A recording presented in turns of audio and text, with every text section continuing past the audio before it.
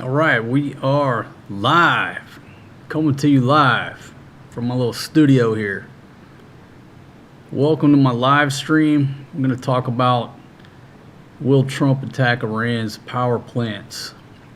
The new deadline is up Monday, April 6th at 8 p.m. Eastern Standard Time. So we got a little countdown going. Yeah, we've been here before. Did a video before just like this and nothing happened. They extended the deadline. So that's what we're going to talk about. So I want to welcome you to my live stream here. Let me make sure I got all the technical equipment up and running. So I'll go over, if somebody can let me know how's the video, how's the audio, and then we will proceed. Hopefully I pushed all the right buttons. It's always a challenge. It's a small miracle that I get these live streams off and running. Looks like I have the microphone on. The video and everything is operating in the green. Nothing is overheated. Boom, checking in from Hua Hin. Barry Rock, how are you? If you don't mind, let me know how is the video and how is the audio. Is it too loud? Not loud enough? Just let me know. Jude, how are you? Willard, how you doing? Mike, how you doing? Audio and video good? All right, thank y'all very much. Spent all day working on this layout. Good evening, everybody. Yeah, spent all day working on this layout. I know it's a little busy. And back when you're designing PowerPoint slides, if you have to start your briefing off by saying, I know this slide is a little busy, but it means it's too busy. But you know, when you're standing up there doing a presentation with your slide, you got about 1 to 2 minutes per slide, then it's the next man. Well, I ain't under any time restraint. So my slide today can be as busy as I want it to be. So anyhow, welcome. What we're going to talk about is what's going to happen when this new deadline runs out. I really wasn't paying attention to the new deadline after I did the last video. But we have a hard date time on Trump's post on Truth Social. Before, he just said, like, whatever it was, we all had to figure out the time. Well, he gave a date, time, specifics on the post. So I think that my counter there is accurate. But if anybody wants to do the math, okay, it should be 3 days, 11 hours, 18 minutes, and counting down until this new deadline. But feel free, somebody please check my math. Maybe the timer's off. It won't be the first time. All right, back to your comments here. Let's see. Demetsi 626, how are you? And Willard. Let's see. Bearden, how are you? Heath, checking in from Tennessee. Out there with Steve, checking in from New Zealand. Robert from Scotland, how are you? See Mac checking in from Thailand. California Bear checking in from San Diego. How you doing, my friend? Then we got I Laugh in the house. How you doing? DeSanti Adventures in Concho, Arizona. Good morning. Good morning. Good morning. Okay, so without further ado, let me go ahead and now it's down there on the ticker, right? Down there on the bottom. I got it going across, but it's going slow. So I'll put the actual, what does he call this thing? Truth Social. Pardon my ignorance, but I'm not on Trump's personal social media stuff. I'm not on any social media. So I can't even log in. I just got to pull it up. But let me see if I can get on my technical stuff. Watch this. Okay, if I do this right, you're going to see boom, boom. Look at that. Look at that, look at that. Okay, so there you go. Can everybody see me in that little box? How does everything look now? Does it still look nice and neat? A nice, neat layout. I'll go back to your comments. Cruise Missile, how are you? Checking in from Florida. Steve in New Zealand. Hey Lance. Mickey from Destin. JD over in Patia. Intrepid from Victoria, Texas. Redneck and P9, how are you? Back in Manila. Okay, cool. At some point, can you give us an update about what's going on down in Manila as far as anything to do with the gas situation? I'll just preface what we observed last week. We ran into one sign at one station that said they were out of diesel. Everything else looked pretty much normal, other than the price went up. Okay, so Mateo, you can see it all. All right, thank you. Pro Media Consultants, checking in from East Texas.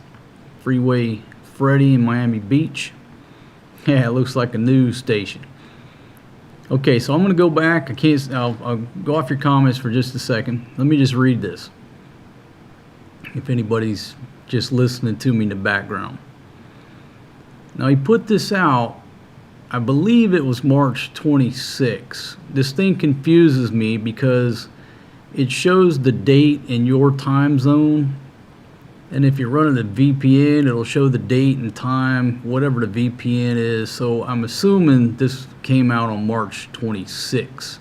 So just disregard that date of exactly when he put it out, because I don't know if that's accurate or if it's on my time zone. And for reference, I'm in the Philippines right now. Right now we're 12 hours ahead of Atlanta time. So it's 8:45 p.m. here on the 3rd, so it should be 8:45 a.m. on the 3rd in Atlanta. We're 12 hours right now. As per Iranian government request, please let this statement serve to represent that I am pausing the period of energy plant destruction by 10 days to Monday, April 6, 2026 at 8 p.m. Eastern Time. So, looks like I got the countdown to April 6, all that correct. And if somebody wants to check the red box, that countdown timer, please let me know if that's accurate. But I think I got it right on the money. Energy plant destruction. It's like he's already branded it. And I think that since energy plant is a compound adjective describing destruction, there should be a hyphen. But I don't know. I'm not an English major. I just play one here on YouTube. Talks are ongoing, and despite erroneous statements to the contrary by the fake news media and others, they are going well. Thank you for your attention to this matter, President Donald J. Trump. And so we've all seen the news where Trump is claiming that talks and peace negotiations, whatever terminology he's using, are ongoing. The Iranians say, initially they said, we're not talking to anybody. But I did see where the one gentleman, I think the foreign minister, said, hey, we are exchanging messages, but we don't consider that negotiating. So the good news is, at least it seems like the U.S., the envoy, is talking to the right people. Because when you take out leadership, the problem is now you don't know who to talk to. Everybody's jockeying for power, and you might be talking to the wrong people. But it seems like, I better knock on wood, it could be totally wrong, but it seems like the U.S. is at least talking to the right people. They have admitted that they are talking, but whether it's negotiations or not, who knows? But that's the basis of the time frame that we have right there. Okay? So I think I got everything accurate, and that's what we're basing the talk off of, because we did a video before with the, what was it, the 48 hours, whatever the countdown was, and it got extended to this 10 days. Okay? All right, back to your comments. Let's see, Max says he left Manila on Wednesday. All good at the gas stations, all open. Okay, that's good to hear. I Laugh says he makes threats he will never do, and he gets called Taco a lot. You know what? I'm so ignorant. I didn't even know what that meant until recently. My buddy filled me in. Anyhow, let's all remember, though, that all warfare, according to Sun Tzu, The Art of War, all warfare is based on deception. Now, if we keep that fresh in our mind, in the back of our mind, wherever you want to keep it, if all warfare is based on deception, then everything is fair. It doesn't matter if he says this and doesn't do this. All warfare is based on deception. The public, you know, we perceive it that, you know, one would be chickening out. I think that's what TACO stands for, right? But all warfare is based on deception. Let's see, 5:46 a.m. in Arizona. Gas almost $7 a gallon in California. Gas $2.88 a gallon March 13th in Arizona. Now it's up to $4.32 a gallon. Overwatch checking in from Waco. Yeah, this could be confused as a members only pleather coat, but it's not. It's a leather A2 jacket that was modified by Big Pumpkin at my request. Check out the video. I'm sure you saw it. But yeah, you know what? Back in the 80s, who didn't wear a members only jacket? Now, if you get caught wearing a members only jacket, you'll be the only member. Anyhow,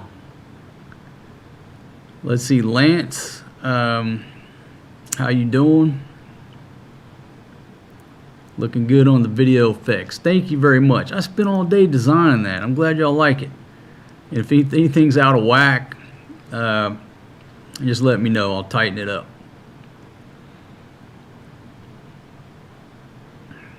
Okay, so Trump surrendered, won't do anything to open the strait. That's his disaster. Okay, so, you know, we all have varying opinions on what's going on. The only person who knows the real plan is the inner circle up there at the White House, right? Okay, where's Big Pumpkin? She's up there with the children asleep. So I spent all day setting up this nice little, the graphics and everything. You know, got kids jumping around. I said, you know what, I'm gonna go live when everybody goes to sleep, where I got some peace and quiet. Let's see, Mets and Knicks fan, thank you very much. Okay, so that's the basis there. So let's just ask the question up front. When that red timer runs out, it'll be 8 p.m. Monday night. What do you think's going to happen? Anybody want to take a stab at it? As we pretty much, I'm sure everybody knows, they just took out Iran's tallest bridge. I think they call it the B1. You know, fairly new bridge. You know, probably sort of a national treasure. I don't know. I'm not living in Iran, but you know, it's their biggest bridge. Obviously, they're proud of it. Sort of a symbol, and the U.S. just took that out. So while I look for the post, and basically what I'm going to do during the show is just use his Truth Social account That way I don't get hit with any copyright stuff. And I'm just going to base everything off of what the president is saying on coming out of his mouth. Not out of his mouth, but it's just coming direct from him. You make the assumption. He's dictating it to somebody who's typing it in. And if we go to the news, they're just interpreting what this guy is posting. And I've never kept up with this before. But just looking at this today, I was trying to just scroll down and find that post. And what I realized is that I was scrolling so long. I'm like, my gosh, how many of these posts does the guy put out on a daily basis? I figured he'd put one out every few days. I mean, since I've been sitting here, he's already put up a new post. There's no wonder that you just can't keep up with the guy. He's moving faster to where he's moving so fast that if somebody dwells on something that might not look pretty, he's already 3-4 stories ahead. So if you dwell on it, you're dwelling on yesterday's news. And this is sort of the strategy that I've been using for years, and what I call it, I move faster than the speed of hate. That's why anybody can say anything they want to on here, comment. It doesn't affect me, because if somebody's going to try to hurt my feelings, by the time they do that, I'm already 2-3 videos down the road. They're trying to hurt my feelings on yesterday's news. I don't have time for that. And that's what Trump is doing. He's just putting out so much information and standing in front of the camera so much that if you take the time to write a story about him, edit it, and publish it, that's yesterday's news. The only way to keep up with him is just to stay watching him live and read what he's putting out here. Everybody else is yesterday's news. And that's why people you don't have the luxury to sit there and dwell on something that's not perfect. He's already 4 or 5 stories ahead. And that's what I do. I move faster than the speed of hate. Okay, so let's just do it. Let's just jump in here. So this is his Truth. I think it's called Truth Social. I just see the word truth with a dot there, square dot. So since I've been sitting here, because the one post that was going to be relevant, so let's just talk about this post and I'll go up there. Our military, the greatest and most powerful by far anywhere in the world, hasn't even started destroying what's left in Iran. Bridges next, then electric power plants. New regime leadership knows what has to be done and has to be done fast. President Donald J. Trump. It's just strange for me, for my generation, to realize that the President of the United States is using a social media platform, which I look at it like this is a video game, to communicate with other countries. It's just strange to me, but this is the state of the internet. So the deadline is Monday, but they just took out a bridge, and now that's 10 hours ago he puts out this, I keep calling it a tweet. I don't know what they call it here. I'll call it a tweet. He tweets this crap out here that is it just more leverage, more pressure to say, hey, y'all better do something by 8 o'clock Monday or I'm going to look bad. And again, folks, maybe he doesn't care. Probably the general perception is if he doesn't do something, he chicken out.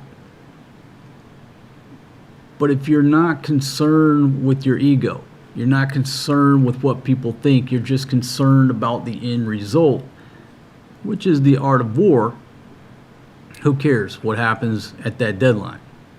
It's just part of the strategy to get to an end result.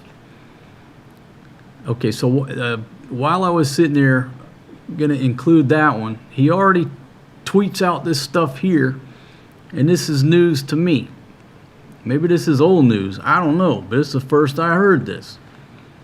Vice President J.D. Vance is now in charge of fraud in the United States. It is massive and pervasive, and the job he will be doing, in conjunction with many great people within the Trump administration, will be a major factor in how great the future of our country will be. We will call him the fraud czar, and his focus will be everywhere, but primarily in those blue states where crooked Democrat politicians like those in California, Illinois, Minnesota, Somalia beware, Maine, New York, and many others have had a free-for-all in the unprecedented theft of taxpayer money. The numbers are so large that if successful, we would literally be able to balance our American budget. Raids have already started in LA. Good luck, JD. Is America so bad that we need a fraud czar? We need the vice president, among all of his other duties, to serve as a fraud czar. I'm not saying we do or we don't. I'm not saying we don't need a fraud czar. Obviously, there's a lot of stuff to be cleaned up. You listen to Elon Musk, his interviews, he basically said they didn't want him to fix the country. And just listen to some of his interviews after he left that position. But now we've got a fraud czar. I don't know, it sort of seemed like the same position that Elon Musk was doing and probably doing a great job at. But according to Elon, they didn't want him to fix the country. All right, I'm going to take a pause. I'll go to your comments. I'm on the wrong mouse. I'm operating a mouse in my right hand, one over here on the left. All right, Sandvin Explorer, how are you? Yeah, shout out to the NASA astronauts. Trip of a lifetime. Absolutely. Ryan, how are you?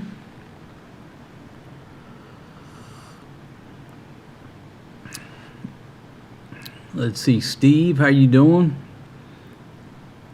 All right, and Intrepid's asking about Bruce Springsteen. Okay, so while I'm looking at your comments, let's see if we can pull that up. So apparently they're in some type of dispute with Bruce Springsteen, and I'm not really tracking on it, but I'll pull up the post because it's rather entertaining. And the thing about it is like I said, ever since Trump came back onto the scene, everybody's views are down. I don't care who you are. Because the most interesting, crazy, dramatic reality show is the Donald Trump show. Everybody's lost views because you're competing with that show. Everybody's glued to the screen to see what Trump's going to do next. They don't have time to watch anything else. Okay, Kevin says, I hope Trump doesn't attack their energy grid. Many Iranian people will suffer while Raytheon and BlackRock are seeing dollar signs. Okay, Max says it's going to happen. Trump's word is his word, and he's not running for re-election. Okay, Trump made it pretty evident that the U.S. does not need oil out of the straits, and that other countries that depend on that oil need to secure that area.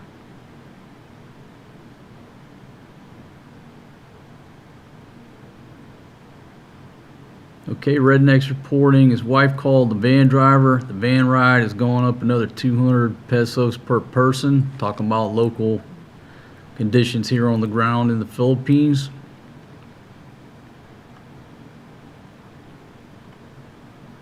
Okay, North Carolina. see your friend in North Carolina said diesel there is now $6.99 a gallon. Hey Maximus, how are you? And then BAH checking in from Norfolk. How are you? Thank you for joining us, my friend. Hope you're doing well in Virginia. Okay, so back to this Bruce Springsteen. I don't know what's going on. I think I saw something, I guess, at a concert. He was running his mouth. I just don't see that as being news, but apparently they're into some type of dispute. So there's another tweet on Springsteen, and I gotta keep going down. This thing keeps telling me an authenticated user. I'm not on here. I'm not logging in. I'm not creating an account. So it keeps telling me that. Something about Davy Crockett, Pam Bondi. Okay, so there's the bridge right there, if you're not tracking. So 20 hours ago, the biggest bridge in Iran comes tumbling down, never to be used again. Much more to follow. It is time for Iran to make a deal before it is too late, and there is nothing left of what still could become a great country. So let me see if I can get this thing to play. I don't know why it keeps doing that. I'm not making an account. So that's the bridge. They say that's the tallest bridge. It don't look very tall to me. That's the tallest bridge. But that's what he posted right there. The biggest bridge in Iran. I would have thought it would have been a little bit bigger than that, but okay, something about the Supreme Court. But we're trying, here we go. Man, I gotta get this off here. This is a mess. So let's talk about Springsteen here for a second. We'll get back to the serious issues. Bad and very boring singer Bruce Springsteen, who looks like a dried up prune, who has suffered greatly from the work of a really bad plastic surgeon, has long had a horrible and incurable case of Trump derangement syndrome, sometimes referred to as TDS. The guy is a total loser who spews hate against a president who won a landslide election, including the popular vote, all 7 swing states and 86% of the counties across America. Under Sleepy Joe and the Dems, our country was dead, and now we have the hottest country by far anywhere in the world. MAGA should boycott his overpriced concerts, which suck. Save your hard-earned money. America is back. President DJT. So I don't know what this dispute's about. I guess it's just he was running his mouth at a concert. I don't know.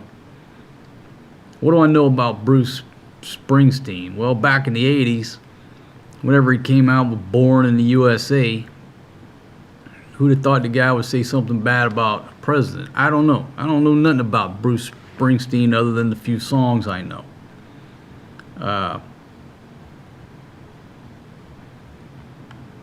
Anyhow, again, very strange for me. First, basically it's the first time I've scrolled this feed, and it is sort of strange for a president to be putting out tweets like that. You know what I mean? I'm not mad at him, but it is strange, right? It takes a little while to get used to this. Somebody hitting back like that. Okay, back to your comments before we move on. Yeah, I mean, it is hilarious. It's hilarious. He's chosen to take the road of hitting back, but it's out of the ordinary, right? It is strange.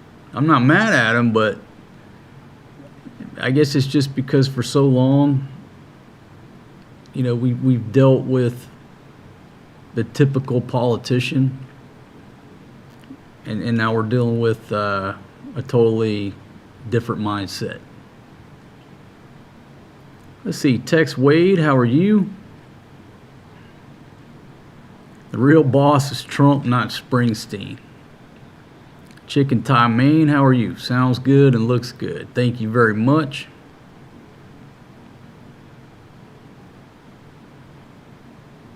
Okay, let's see. Marcos, you passed five stories. One was Trump trying to say your kids will never be recognized as an American.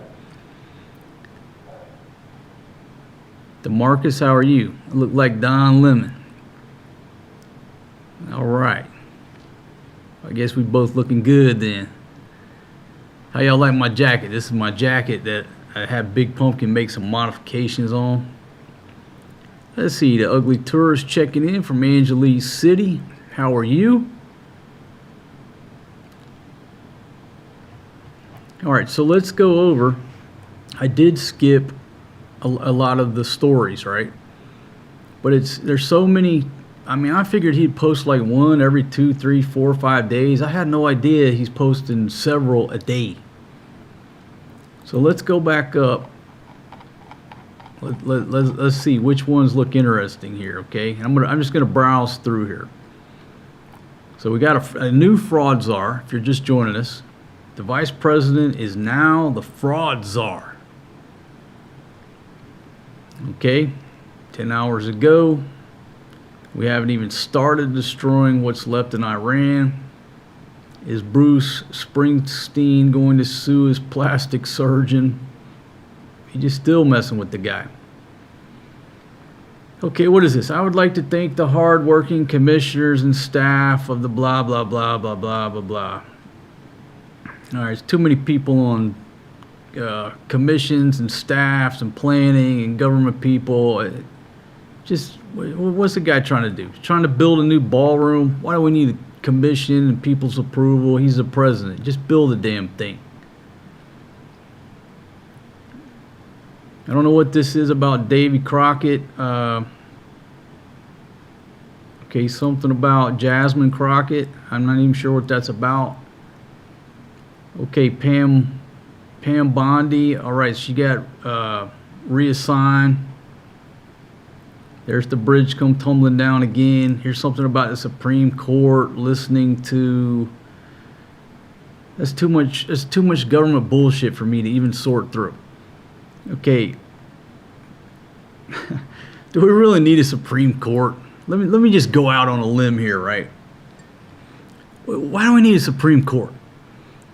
And look, my tagline for many years, and obviously I make changes and update stuff here, but I believe in free speech, less government, and cold beer. All right? Now, when I say less government, I'm not saying zero government. I'm not saying that. I'm saying less government. So you take the United States government, there's 100% there now. I say we can get rid of 95% of the government overall and still run the country with 5% of the U.S. federal government that we have now. I'm not saying get rid of the government and, just have absolute anarchy and chaos. I like the Wild West. I like that, but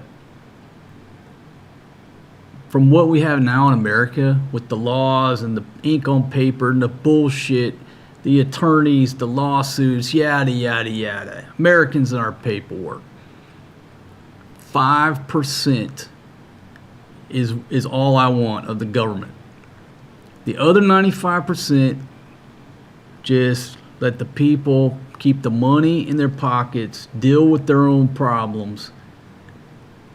So that's my belief.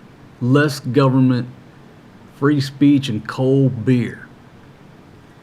But 95% less. That makes sense? Do we really need a Supreme Court? Okay, coming on down here. Here he put together a video, well, somebody did, every year from 1980 to 2024. I don't know, maybe later on in the stream I'll actually play that. Okay, now we go on to this Tucker Carlson guy. Now look, You gotta understand, when I say I'm a 15-year caveman from living in America, I've been on this side of the globe for a long time. I know what goes on this side of the globe. I don't watch the news. I don't listen to the news. I thought this Tucker Carlson guy worked for Fox News, I think. That's all I know about the dude. Wasn't he work for Fox News? Now he don't? I don't know. What's the big deal with this guy? I barely know who the guy is. All right, let's go on down.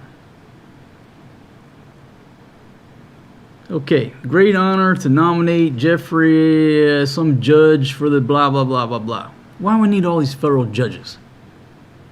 Again, if you have 100 federal judges, let's just keep 5, and I think we'll be good. I don't think we need all these federal judges. Number 2, how does it make sense that some federal judge can overrule the President of the United States? Makes absolutely no sense to me. A federal judge can overrule the President of the United States?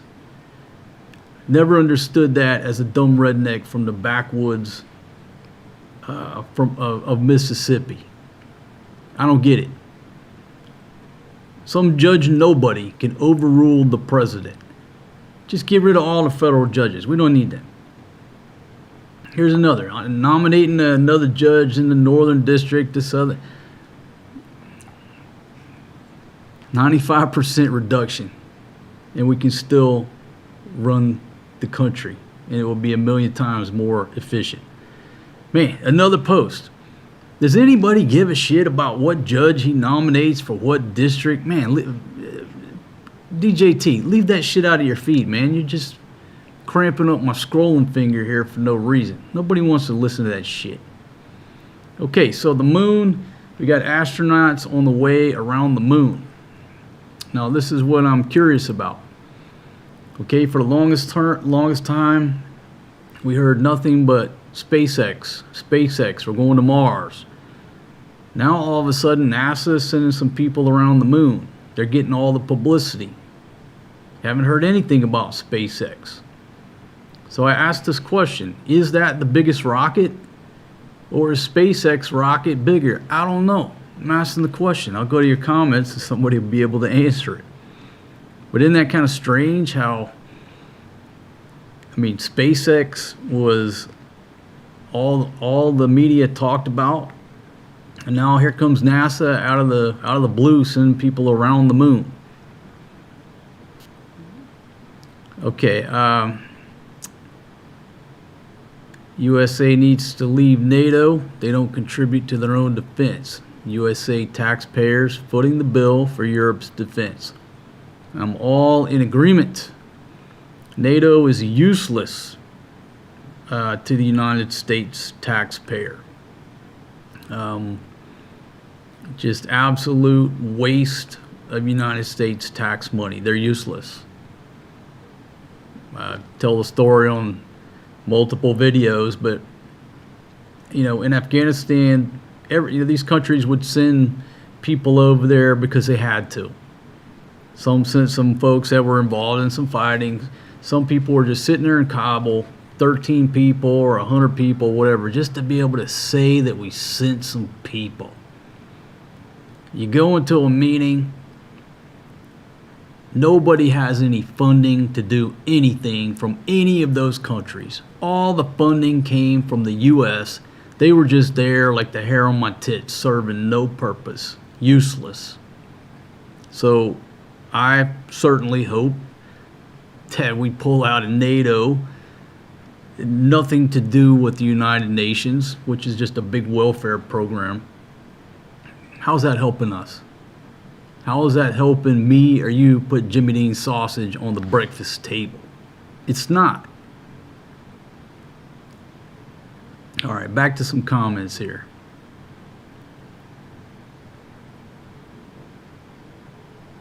Yeah, Kevin, that Cafe Racer jacket is on time. Thank you very much. That's what it... I took an A2 jacket with a big furry collar, which is just too hot here to wear as a daily driver. Okay, I was wearing it while I was traveling on the plane, you know, cold on the plane, the airport.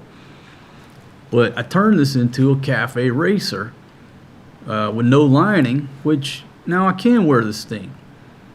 But I'm about to take it, well, I'm 50-50 on taking it one step further, cutting the sleeves off. You know what I mean? I do crazy stuff like that. But yeah, thank you very much. That's what it looks like to me, is a cafe racer versus an A2.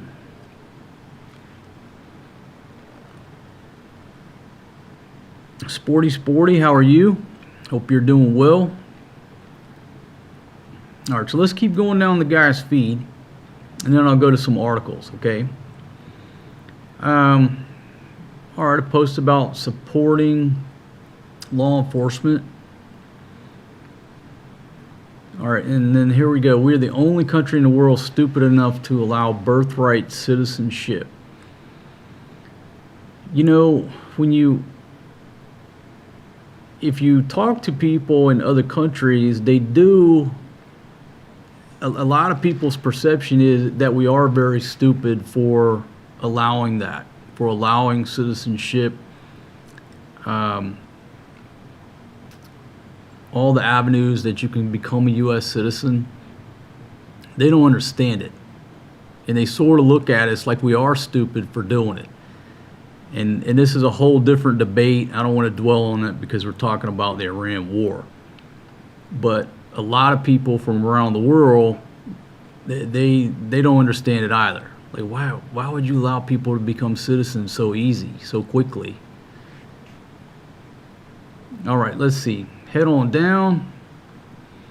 So 2 days ago, Iran's new regime president, much less radicalized and far more intelligent than his predecessors, has just asked the United States of America for a ceasefire. We will consider when the Hormuz Strait is open, free, and clear. Until then, we are blasting Iran into oblivion, or as they say, back to the Stone Ages. President DJT. So there's obviously a lot of mixed messages. You could look at it like that, or is everything just designed to try to bring them to the negotiating table? And again, I don't have the answers. I don't think any of us have the answers. We're not privy to the inner planning, but the messaging coming out is not consistent. But again, all warfare is based on deception. Okay, let's head on down. A couple more, then I'll go to some articles. Let's see. In the ballroom case, here we go again. The judge said we have to get congressional approval. He is wrong. Congressional approval has never been given on anything in these circumstances, big or small, having to do with construction at the White House. In this case, even less so, because the ballroom is being built with private donations, no federal taxpayer money. President Donald J. Trump. So here we go with my argument that why is a judge, a federal judge, able to overrule the President of the United States? Now, pardon my ignorance. I'm not following this case. I know the guy's building a ballroom. There's some squabbles over it. And I guess it's being built with private donations. Why would anybody have a problem with that?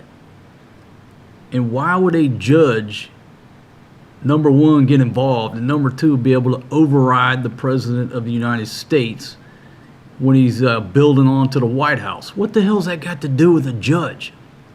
Okay, don't forget that we're paying that guy's salary to sit there and waste his time arguing over something that I don't want to pay you over. I mean, think about it. If I passed around a collection plate with everybody here in the chat and I said, hey, look, this judge is going to spend weeks looking at this case, and we got to pay his salary for the month, whatever it is. Say it's $10,000.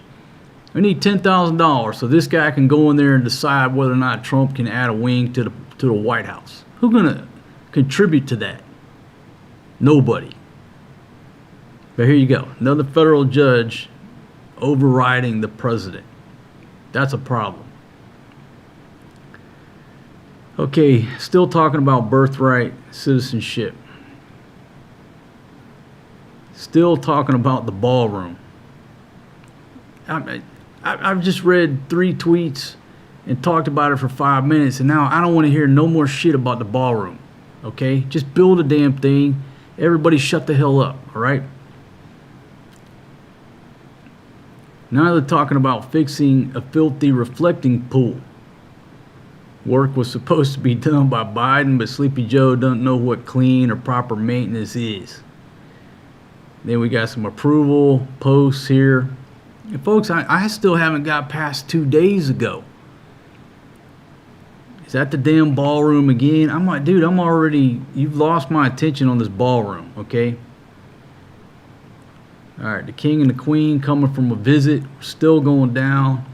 And this is when I realized I was trying to scroll down to get to the tweet about this date, the purpose of the video. And I just kept scrolling, I couldn't find it.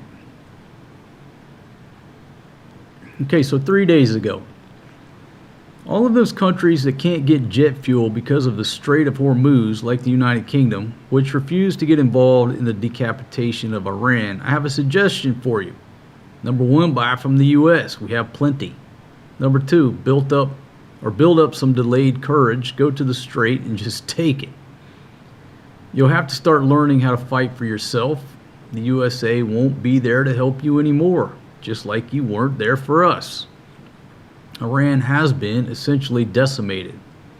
The hard part is done. Go get your own oil. Okay, post another couple videos there.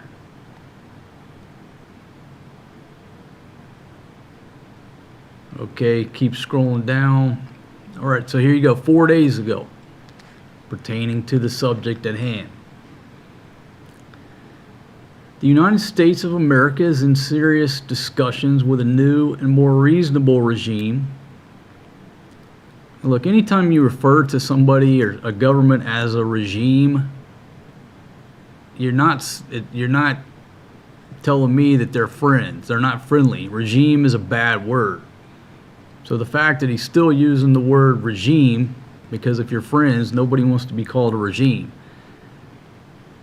A more reasonable regime to end our military operations.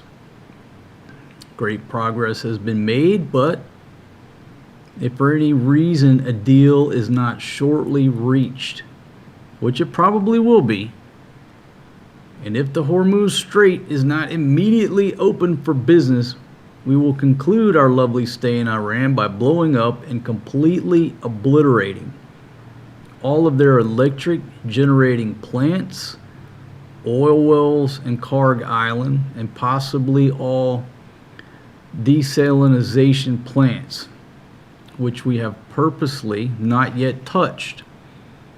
This will be in retribution for our many soldiers and others that Iran has butchered and killed over the old regime's 47-year reign of terror. Thank you for your attention to this matter. Let's see, go back to your comments here. Hey Jerry, how are you? Bruce, how you doing? Let's see. It's not a ballroom, it is a secure bomb shelter with a room being built above it. Okay. Why would any federal judge have a problem with that? Or do we actually need his fucking opinion? Okay, to whoever this federal judge is, how about this? How about you shut the... All right. Okay. All right, so now, Alabaster, how are you? Victoria, how you doing? Okay, so let's go to some of the articles that y'all are bringing up right now. Okay. Talk about some stuff coming out of the Philippines here. Let me get it pulled up.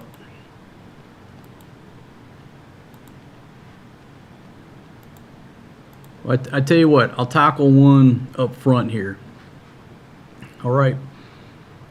And this is coming from the Philippine News Agency. And it's entitled Fake News. Palace says on alleged energy lockdown starting April 20th. Now let me read that as is. Fake news is what they're calling it. Okay, so I'm not here spreading fake news. I'm doing exactly the opposite. I'm telling you what the palace is putting out.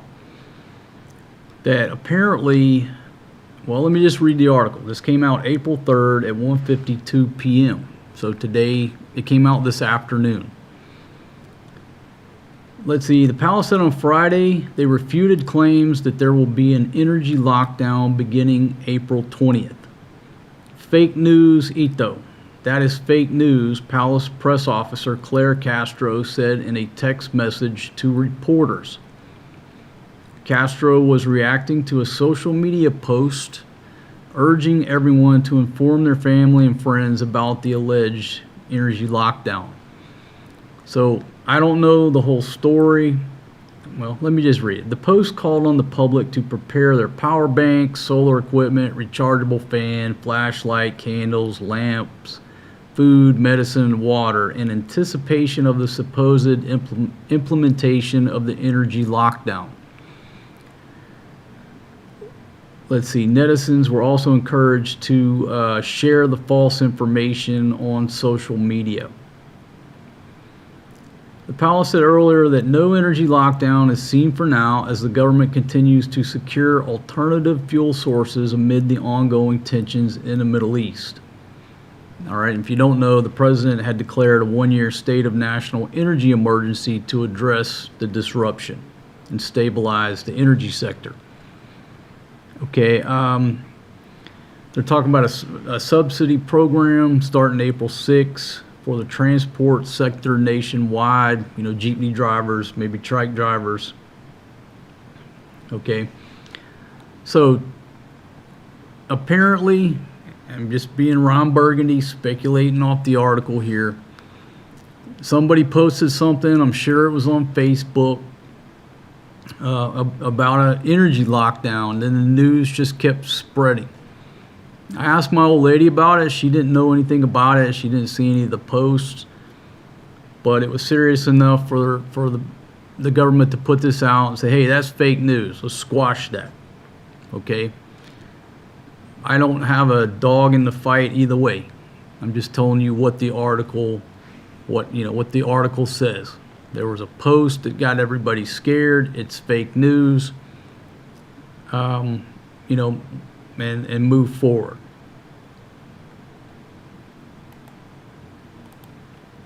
Okay, let me get this pulled up here. There is some good news coming out of the Philippines. So there was a series of articles where the Philippines were asking to what was the term they used? Non-hostile,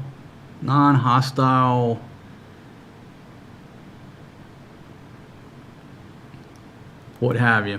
I can pull that article up. But Iran to allow safe, unhindered passage of Philippine ships through Hormuz. This is coming from DFA.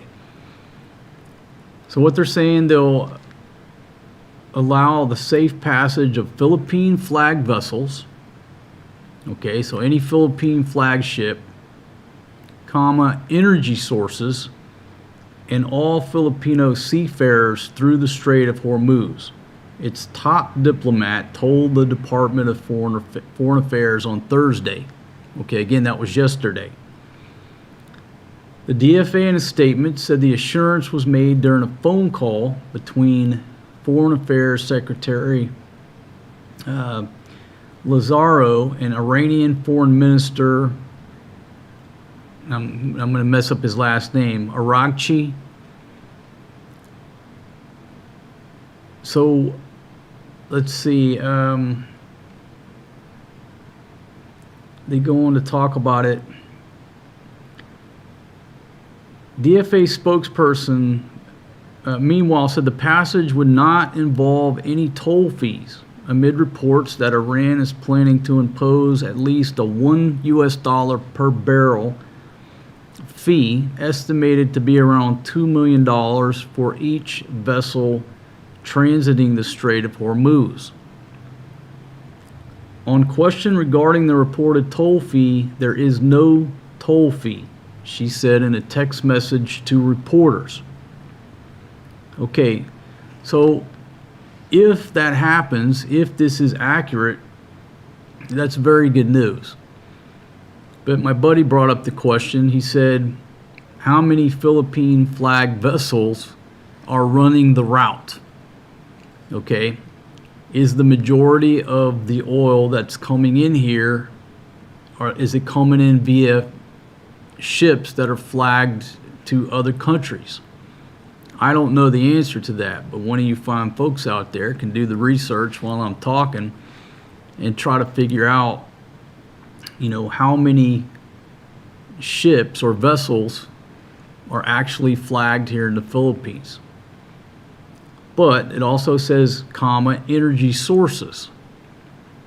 So you would think basically what that would mean is, even if the oil is on another ship, if it's destined for the Philippines, that they would allow it safe passage. Now, I don't know that. I'm just speculating like Ron Burgundy. But that's what it says. The safe, unhindered, and expeditious passage of Philippine flag vessels, energy sources, and all Filipino seafarers. That's coming from the top diplomat. So it looks like really good news. Now, how long is it going to take to coordinate that? Your guess is as good as mine. But I watched a quick clip where this captain was talking about how they got through. They issued them a code prior to them going through, and they got challenged. They gave the code. Okay. All right. But then also they're saying there's no toll fee. Okay, that's good news. What's the time frame of this happening? Okay, but that's coming again from the Philippine News Agency. Okay, let me go back here. Ceiling collapse. Terminal 1 in Manila injures 7 on Good Friday. In a Terminal 1. So Terminal 1, ceiling fell in again. It's not the first time it's happened. Okay, fake news on the lockdown, energy lockdown.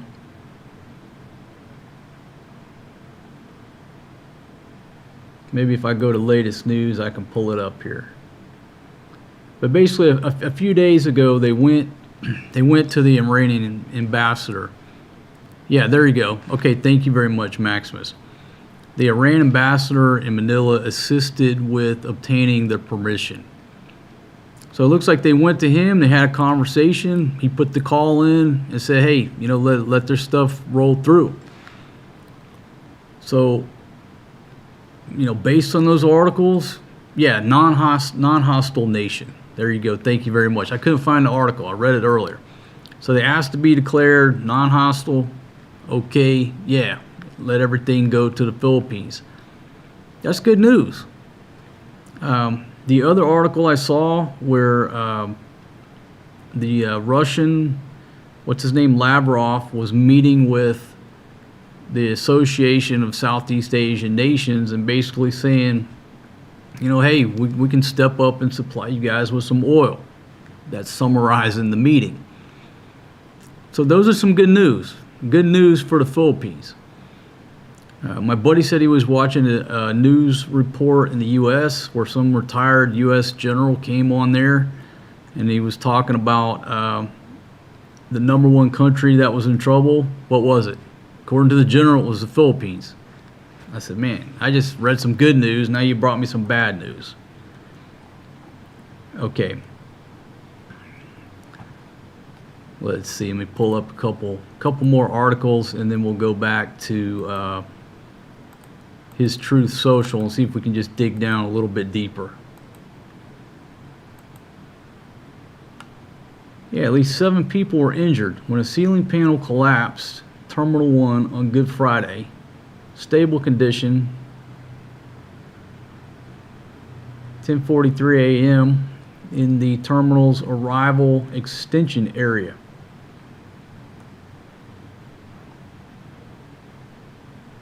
Okay. And again, not the first time that's happened, so that's not really news. Okay, let me just go. Al Jazeera is reporting that a water plant just got hit in Kuwait. So obviously that's not good. Let me get into the article here. If it has any details. I don't think we need any more details. The fact that a water plant got hit in Kuwait is obviously not good.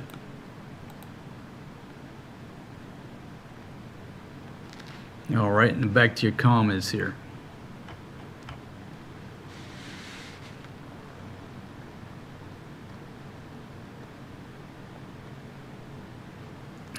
Okay, so iLaugh is giving some history right there.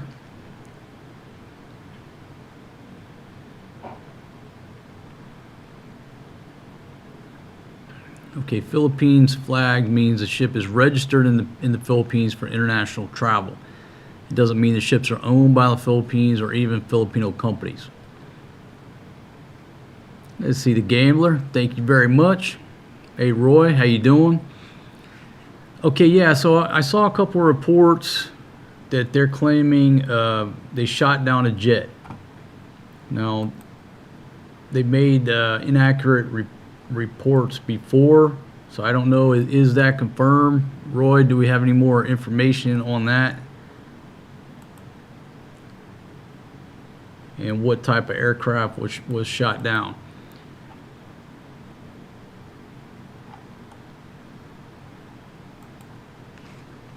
Okay, so anyhow, the thing that just caught my eye is this water plant that got hit in Kuwait.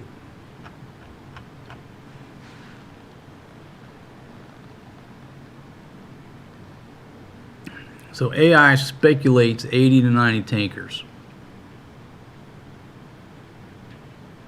Well, hopefully that's accurate information. Hopefully the folks in Tehran get the information down to the people who can clear these ships to get through. Hopefully the flow of information is efficient. Because again, the problem is, this is what me and my buddy were talking about today. When you take out the leadership, what problem does that create? There's nobody to talk to. Number one, there's nobody to talk to. Number two, you don't know who's in charge. There's going to be a lag time to figure out who jockeys for position. So we were talking about, all right, they took out this bridge. Are they going to hit them again? And I said, well, there's two schools of thought. Okay, you hit the bridge, that's an attention getter. You know, Smokey the Bandit won, right? Kicks the kid in the ass, says that's what we call an attention getter. So they take out this bridge. That's an attention getter. And is it an attention getter to say, hey man, all right, look, you got 3 days, 10 hours, and 17 minutes at this point to cut some type of deal, or else, you know, I got to follow through with what I said I was going to do. You know, the bridge isn't the power plants. Now, taking out a bridge is a huge inconvenience, but in the grand scheme of things, taking out a bridge, the loss of life is minimal, but significant at the same time, right? That's an attention getter. Hey, we took out your bridge. Maybe he's just reminding them Monday night at 8 o'clock, something's got to happen, or I got to start hitting your power plants, or I look weak.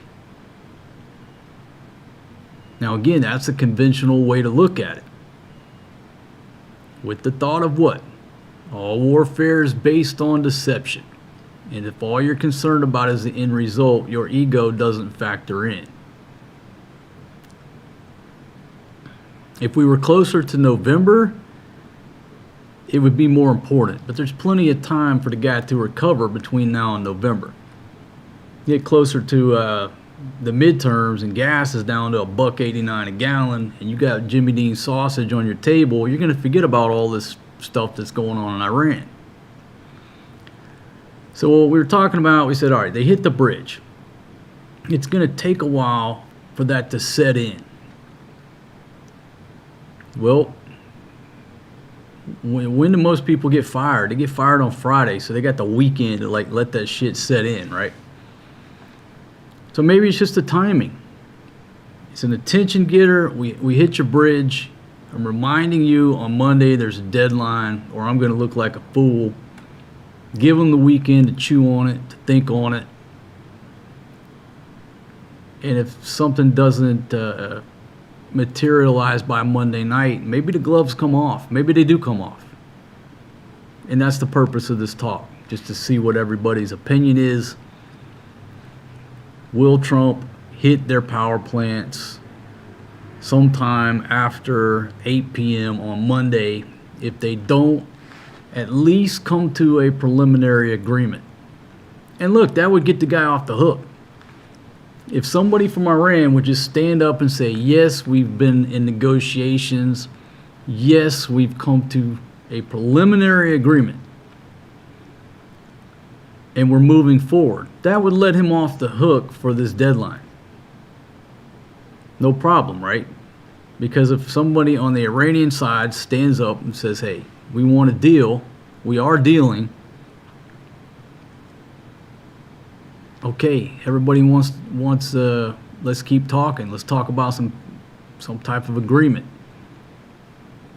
Wouldn't be in his best interest to go ahead and hit the power plants after they stood up and said, yes, we are in some type of negotiations. All right, bridge can be repaired faster than power plants. So if they don't listen now, then we go for the power plants.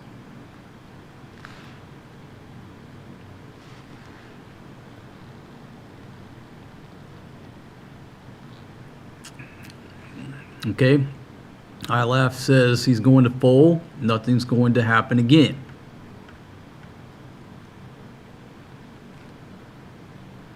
Okay, at what point do you stop?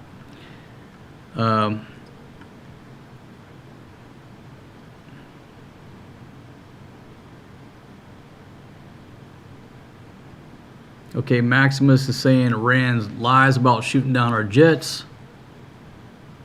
They're claiming that they shot down an F-35 and an F-15 Strike Eagle.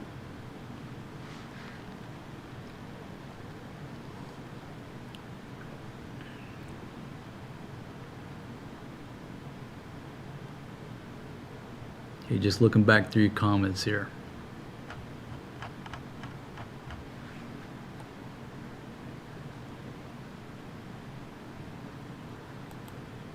Okay. Okay, again, what we've been talking about. If you're only concerned with the end result, it doesn't matter going through it what people think. If we think that he's chickening out, he doesn't have he don't have the balls to do what he says he's going to do. Well, if you're only concerned with the end game, all of the talk and the bullshit and what people's opinion of you are, it doesn't matter as long as you're only concerned with the end game. And again, if the end game works out, people will easily forget about, he didn't do this by Monday, it took him to Wednesday. We have a very short attention span. Let's see. It's Sando time. How are you?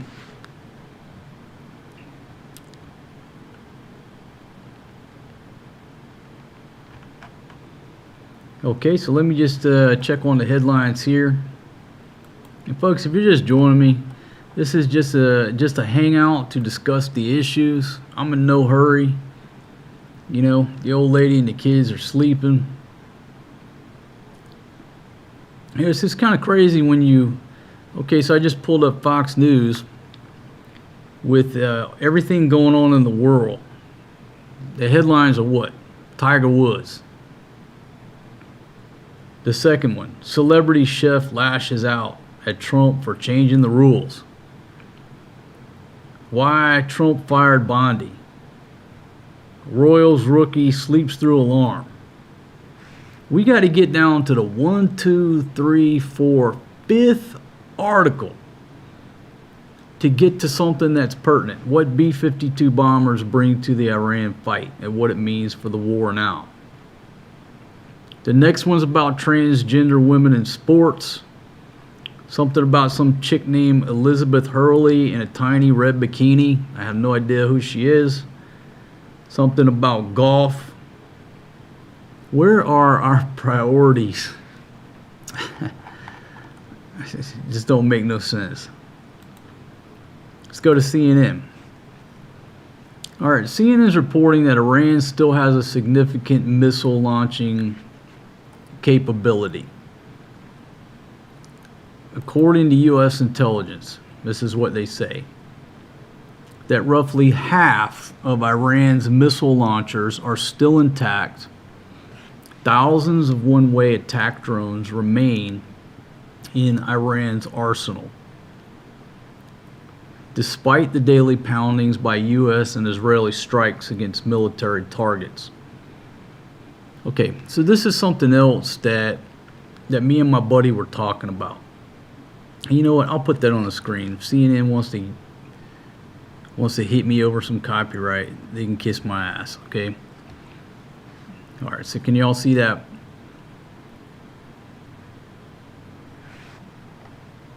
Okay, so there you go. There's the part I'm going to talk about. So even after all these strikes, according to this source or assessment, half of their stuff is still there. Now let's think about this for a minute, right? And it's sort of the same way if you're a big chip bully, you know, playing poker or what have you. If let's just assume they're at 50% right now. If they're at 50%, they're still pretty much, they're still pretty confident. They're still pretty cocky if you still have 50% of your stuff, right? Now, obviously, their navy's mostly at the bottom of the ocean, and the U.S. controls the skies over there. They're flying B-52s around. They're pretty confident they own the skies. But if you still have 50% of your missiles and your drones, you're still pretty cocky. You can still hit back. You can still get your attention. But at what point, when that inventory starts getting depleted, at what percentage do you have to negotiate? And me and my buddy were talking, once you get down to about 30%, at that point you want to slow it up and sort of hold, because you want to keep that 30%. You don't want to just keep going down to zero where you have zero cards at the negotiating table. You have no position whatsoever. So maybe they just stay cocky. They stay cocky. Why? Because they still got 50%. But once they get down to 30, they're going to have to start thinking. Then you get down to 25, it's like, wait a minute. You know, now we got to start talking, because if we run down any lower than this, we're done. It's over. We have no cards to play. We have no position at the table. So obviously they're knocking the hell out of them. But once they start running low, then we're probably going to see a different attitude. And maybe they're just not running low right now. They're just still cocky. We still got 50%. All right, just let them get down a little bit lower.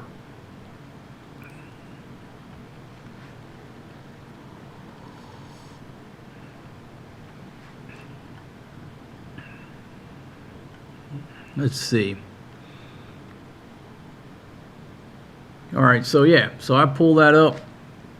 That's a article from CNN. Thousands of Iranian drones still exist, 50%. Large percentage of their coastal defense cruise missiles were intact.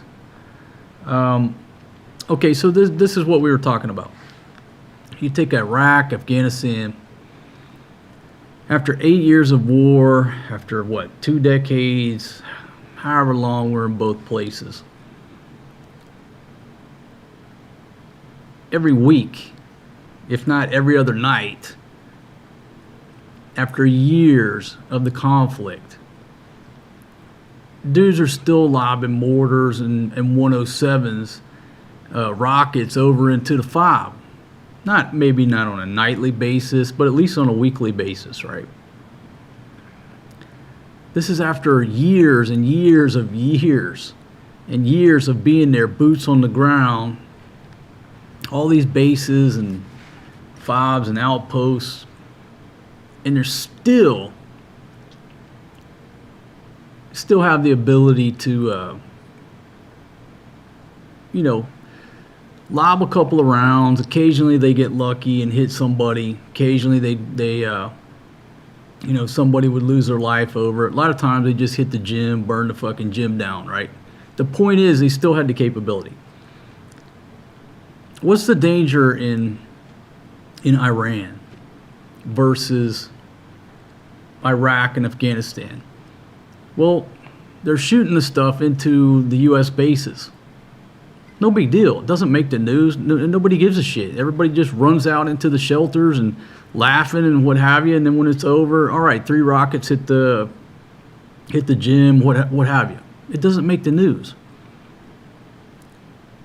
But these drones, if you look at these drones in the sense that they're basically a 107 rocket or a mortar round with a couple 100-kilometer range,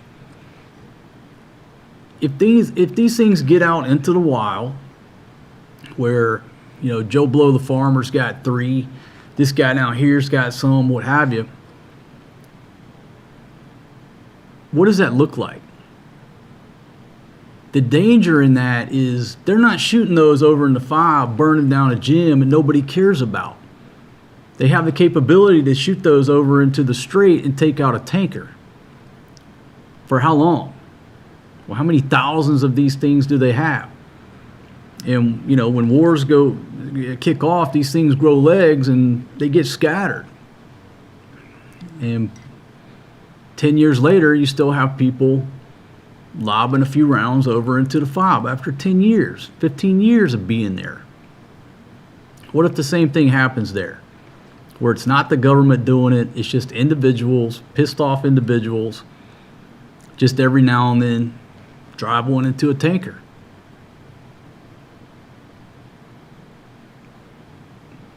That's not a good scenario, but it's a potential scenario, and it just goes back to what this dude told me. A buddy of mine in Fallujah said, a local guy. I tell the story many times. He said, before you Americans came here, I parked my car on the street. I could leave my wallet on the seat. I could leave the windows down, doors unlocked. Nobody would touch that wallet. If they did, they knew Saddam would kill them. They'd be dead. Nobody touched it. You Americans came in here, and now I got to park the car inside the kalat. If we go anywhere, I got to lock the doors, leave somebody in the car. Nobody's scared anymore. So the question is, once the dust settles, is the government going to have the same control over everybody to where this doesn't happen? Or are you going to have all these drones scattered all over the place where anybody who's pissed off, whether they're pissed off at their own government, pissed off at the U.S., pissed off at the world, can just go drive one into a ship going by? That's significant. Whereas in Afghanistan, you take out the gym, nobody cares. couple rounds hit the tarmac. Nobody cares. But they're going to care when a tanker gets hit. So I don't know. I'm just looking years down the road, not of the government, but just of the individuals, pissed off individuals who get their hands on these drones.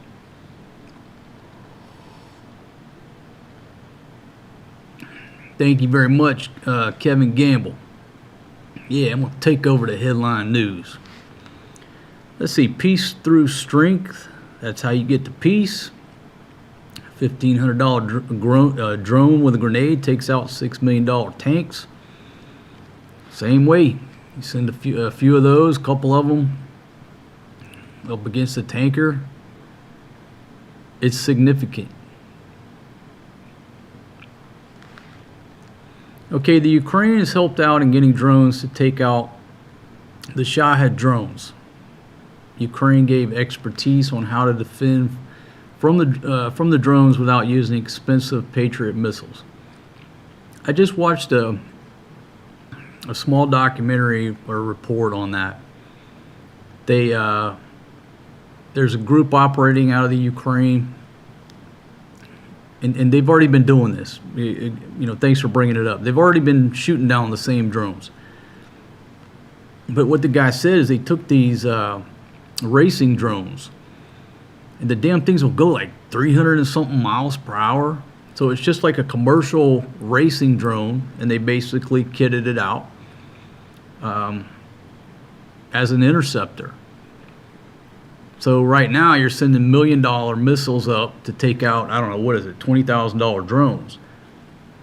But with these little racing drones taking out the drones, now the money shifts, where these things are a fraction of the cost of those drones. The dynamic shifts, the financial end of it.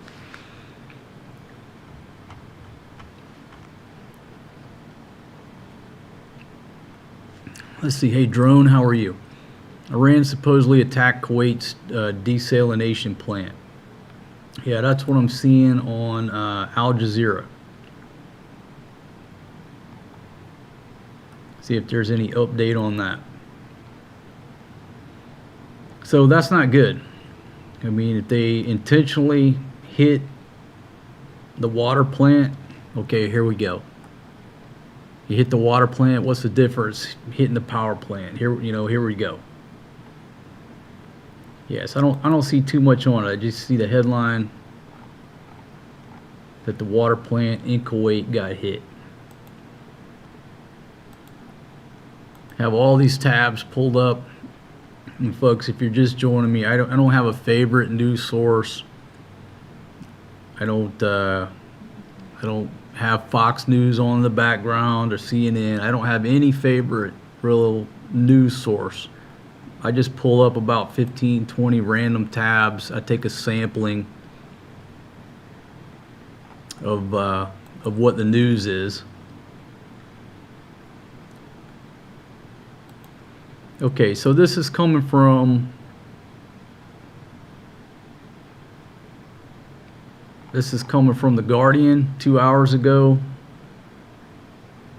Just read the article. Trump claims the U.S. could easily open up the Strait of Hormuz, but needs more time.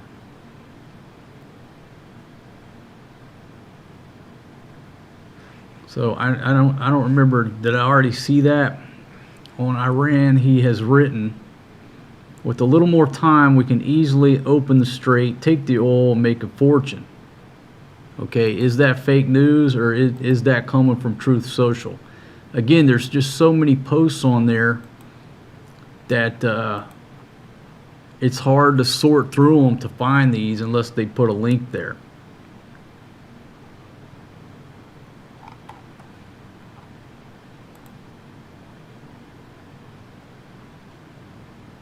Okay.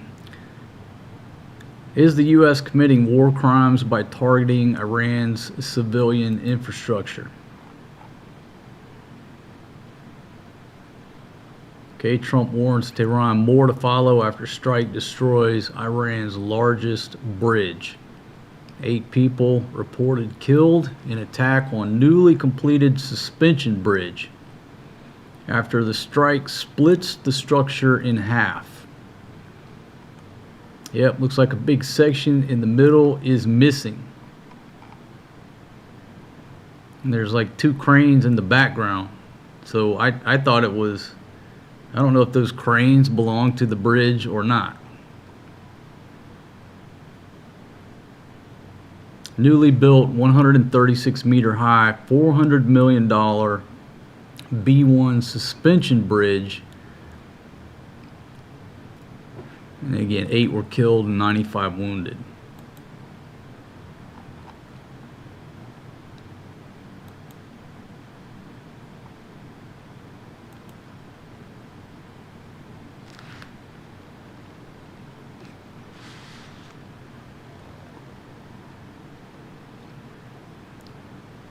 Okay, Maximus is reporting that Zelensky did a Gulf tour to sign treaties with Gulf nations and trade drone expertise and technology for money to win his war with Russia.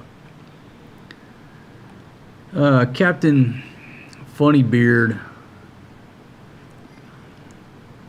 as I refer to him as, he and his merry band of thieves over there, at some point, you know, we were talking, me and my buddy were talking earlier about who's the bear, right? A nation that does not have nuclear weapons going up against a nation with nuclear weapons. Is that really smart? If you just look at it in that simplicity. Nation, no nukes versus a nation with nukes. If it really comes down to it, who are you going to bet your money on? Who would you put your money on? If it really come down to the nitty gritty, who are you going to put your money on? Russia or the Ukraine? The United States and Israel or Iran? Who are you going to put your money on? So Captain Funnybeard, it's beyond the point that that guy needs to negotiate something out with the Russians. But that would cut off the flow of money that's going in his pocket, where he can, I always say he's going to retire over in Dubai. He might choose a different place now. But at some point, Captain Funnybeard and his merry band of thieves will leave the Ukraine with suitcases full of money, and they'll live happily ever after somewhere in a place like Dubai. Maybe he chooses somewhere else now. I would not send $1 US to the Ukraine. 0.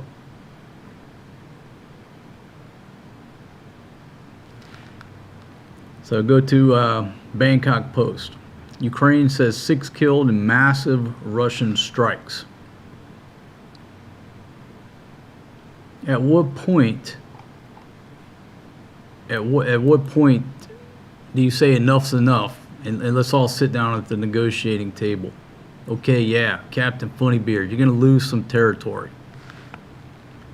You're going to lose more than that if you just keep on and on.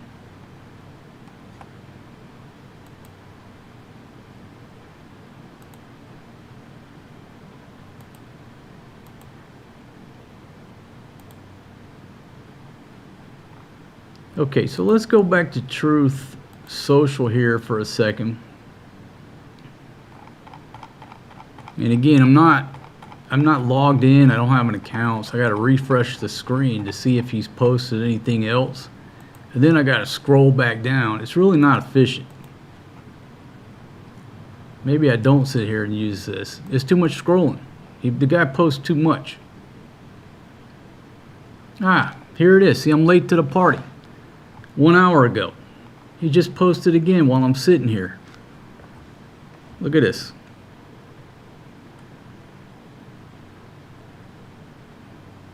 With a little more time. Now look, make sure, yeah, because we just covered the The vice president is now the fraud czar.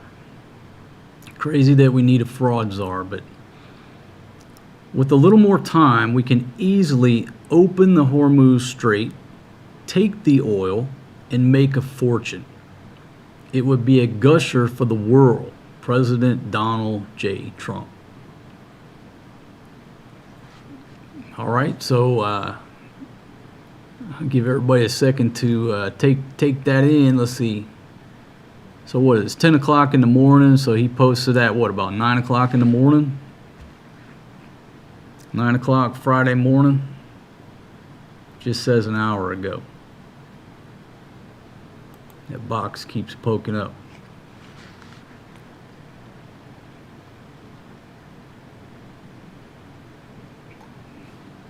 And now I just realized y'all can't see the whole thing because my box is covering it. Okay, so there we go right there.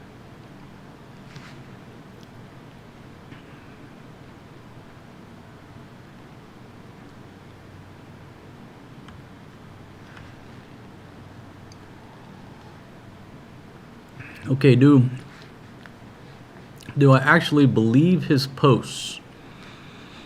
First of all, I don't believe anything any politician says about anything. So I guess the answer would be no.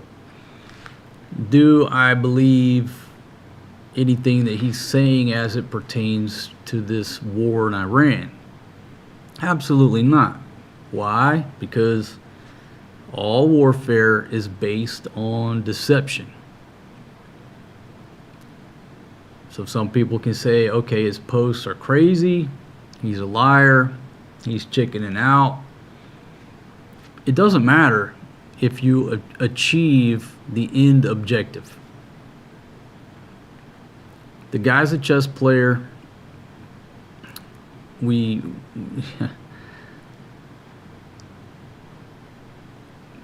seen what he's capable of. Okay? So do I believe his post? Hell no.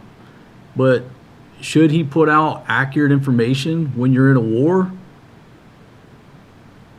No.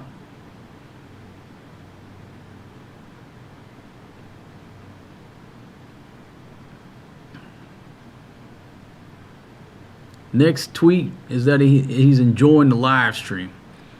You know, I truly believe that he tuned in for that live stream when I was down in that hot tub in Mexico. I really do. You know, that's a long live stream. It was when he was supposed to turn himself in over at Fulton County Jail the next day. I told him, don't do it, man. Don't turn yourself in to Fulton County Jail. Just come on down to Mexico and we'll hide out at the Waldorf. I don't even remember what everything I said in that video, but I do remember a few points and some of the actions that the guy has taken. I think he took my advice. I think he did watch that show from the hot tub. And one thing I think it made it on that video. But what I was talking about is that when he first went up to DC, he didn't understand the river. You know, you can't go up there half-cocked and try to change the river. The river ran his ass over. He got washed downstream. Don't try to change the river. He went up there half-cocked. He was a business guy, but he didn't understand the government, the inner workings of the government. He didn't understand the gangsters that he was dealing with up there. And what I told him in the hot tub was, look, dude, if you went up there half-cocked, you got to go up there. I think I said if it were me, you have to go up there and be 10 times as radical, as crazy, as decisive, stepping on people's toes, because that's where it went wrong the first go round. He wasn't gangster enough. And now this time, what do you see? You see a totally different person. I think he took my advice from the hot tub. Yeah, he's got a sense of humor. And you know, I got a sense of humor. And people who come here and try to hurt my feelings, number one, I told y'all earlier, I move faster than the speed of hate. And that's what Trump is doing. He's moving faster than the haters can respond. He owns the narrative. If he just says one thing and waits 5 days, you know, people have time to analyze it. They have time to create videos against them, posts against it. When you're sitting there putting out 6 tweets a day, going to 3 meetings, talking to the media every chance you get, nobody has time to stop and dwell on an individual piece of information. If you stop and dwell on this, by the time you write an article or do a video, there's already 10 more tweets. It's yesterday's news. That's how he's winning. I call it moving faster than the speed of hate. I'm not brainwashed by anybody, my friend.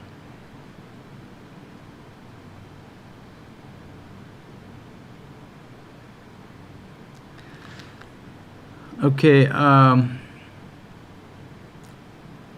here's a comment. The Philippines has increased its fuel reserve days, so like other countries, it's only panic buying that has caused supply disruption. Vast majority of Asian countries have negotiated passage through Hormuz. Okay, and that's the information that's coming out today. If you're just joining us, the Philippines has supposedly secured safe passage. So we'll see how long it takes to exercise that logistical pipeline. We're hoping not too long. The last numbers that I posted, you know, again, coming from the government, this was last week, the president had said we have enough fuel until June 30th on average. But then the Department of Energy came out and gave an average of almost 51 days. Nice round numbers. Let's see, what was it? Gasoline was about 2 months. Diesel was a month and a half. And then LPG came in at like a month, like 30 days. It was the lowest. But all I can tell you is what I see here. Boots on the ground all week. It's been very quiet. Now it's Holy Week going on here, so it's very hard to gauge. Next week, when things get back to normal, I'll be able to gauge things better on a normal week. But it gets quieter and quieter every day on the roads. And we saw one sign that said diesel was out of stock at one gas station. The other, 4 that we walked by seemed to be business as usual. They did change the sign, diesel, I can't remember what it was. There's another price jump. But as far as anything else here in Angeles City, no shortages, no problems. I'm going to knock on wood. It's just getting quiet, eerily quiet, reminiscent of 2020.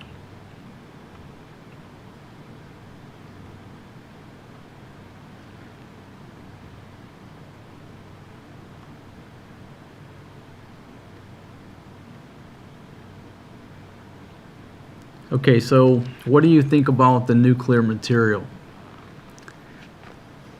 That's a good question. Man,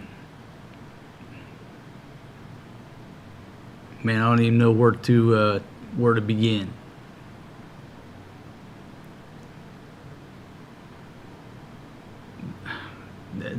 I don't even know. I don't even know where to start. That's sort of so, like, what do you do about it? It's sort of like all the possibilities that could happen if they try to take one of those islands.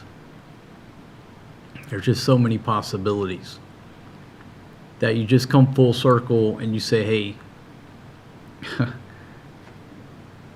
the best outcome at this point seems to be what? Some type of negotiated settlement to end the hostilities. But we'll see.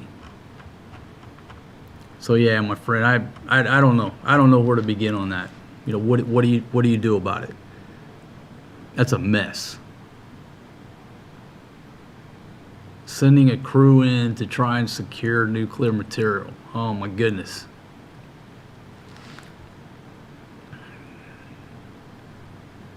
Okay, so Maximus is saying today was really quiet. Took a drive around town, barely any cars or scooters on the roads. Okay, it's the same thing here. It is so quiet in the neighborhood. It's like we're the only people here. Now, today what we started to do, and not too far from here, they have the where the Kuyas actually nail themselves. They get nailed to a cross. They do it every year, not too far from here, and we started to load up and go. Why? Yeah, it's close. We weren't doing anything. It was a once in a lifetime deal, right? They actually put like 2-inch nails through their hands. They're nailed to the cross, hands and feet. And then I thought about it and I said, you know what? We're just going to stay here. We're just going to hunker down at the house. No need to take the kids over there to watch that event. And so we just stayed at home all day. But it's just so quiet.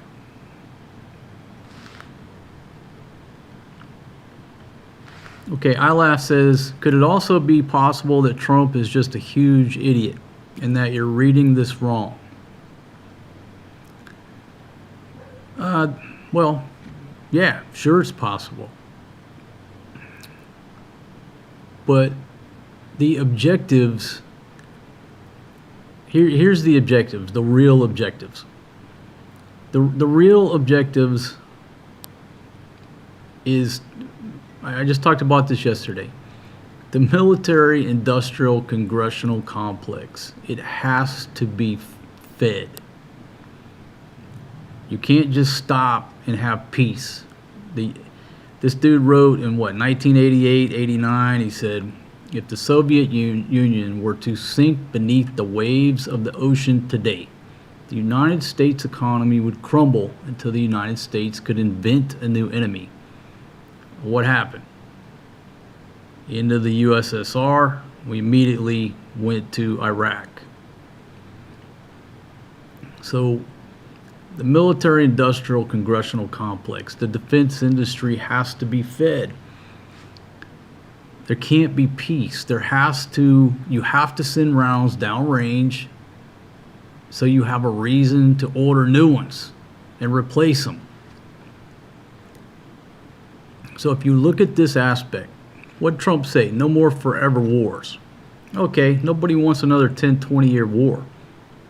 But the military industrial congressional complex has to be fed. Is he crazy or is he a genius? What he just did in 30-something days, they went over there, expended some of the most expensive, munitions, rockets, missiles in considerable numbers. Not just one or two. They sent a lot of stuff downrange. Guess what? That's expensive stuff. The Tomahawks, I think they're like 3-point-something million, depending on how they're configured. And as time goes by, they're just going to get more expensive, right? All those things have to be replaced. All the equipment that was damaged, okay? I'm just sort of going off of memory. The one radar system, was there like 6 in the world? 1 got destroyed. The other radar system, there's like 10 in the world, 4 got destroyed. Very expensive pieces of gear that have to be replaced. Guess what? Raytheon, or whatever they're calling themselves these days, Lockheed, everybody, because of this little 1-month, 2-month excursion, have got orders and contracts for fucking 10 years. At least. look at number two. Look at all the deficiencies and the problems and the gaps that they just identified dealing with the drones. If you're in the drone business, you're about to get a big infusion because obviously we got to play catch up dealing with the drones. Look at all the contracts coming that way.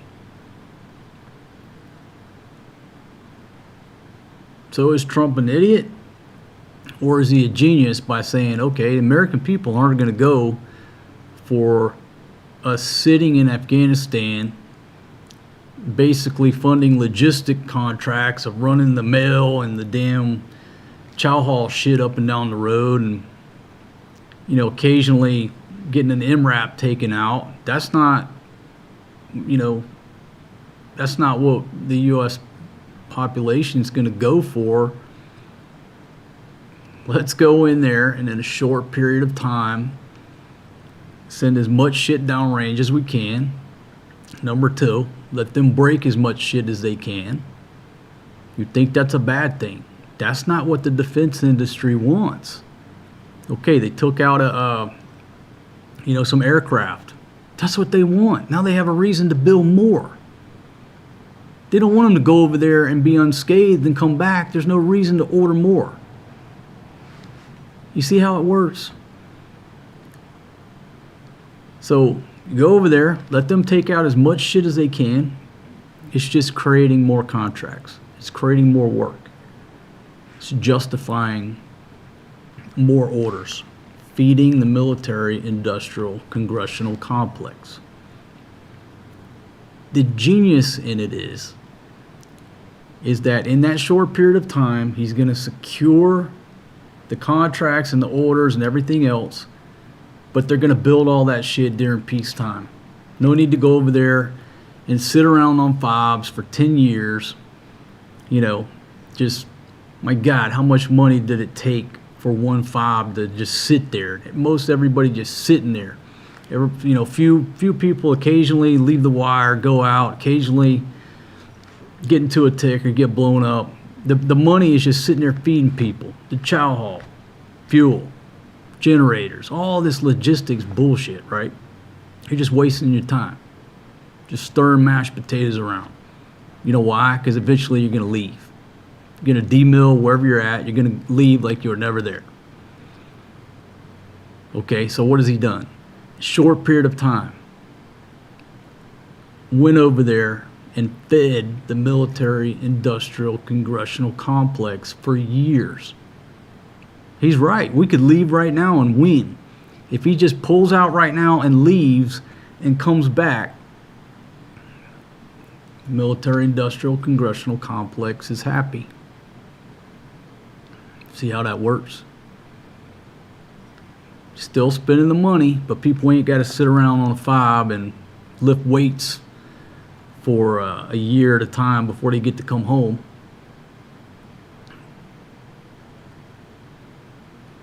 So again, crazy or genius?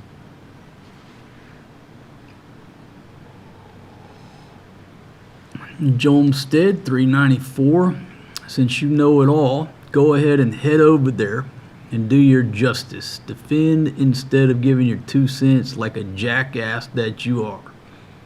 Thank you very much for joining us, my friend. Hope you're doing well.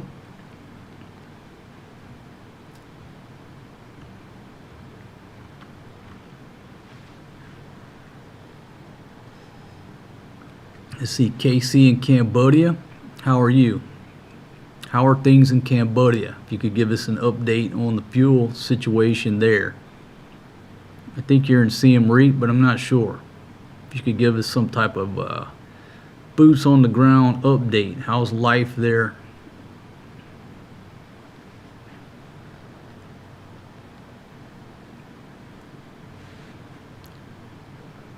Yeah. Jay Perry says he's smart. You spend the ammo, expend the ammo, you have to replace it with newer, upgraded versions, more expensive stuff.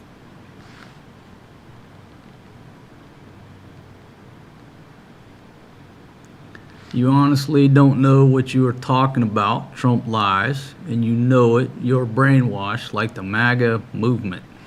Again, thank you very much for the comments, my friend. There you go. Drone War is a Racket. Written by Smedley Butler. Absolutely. That's what it's about. It's a racket. They tell us when we're young, well, they tell it every day. You're fighting for freedom. Not exactly. We're fighting over oil, but we're also have to feed an industry.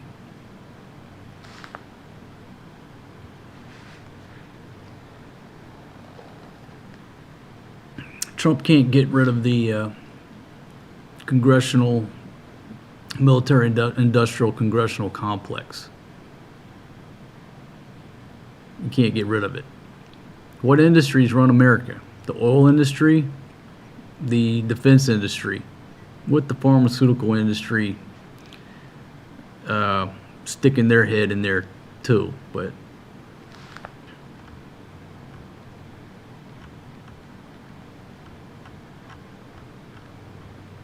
I mean, do you think that you have any chance getting elected going up against those industries?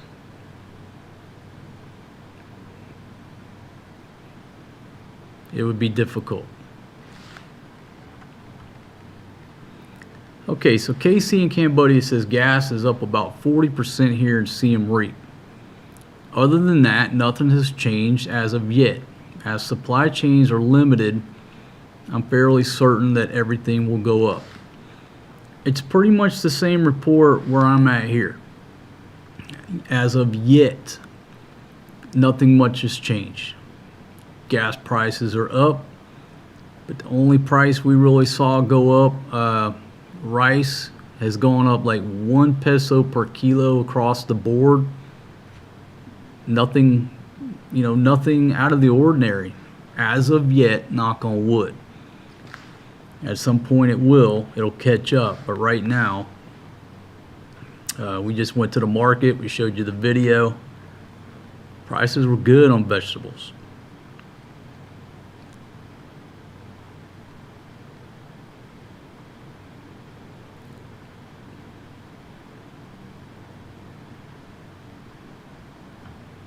David, how are you?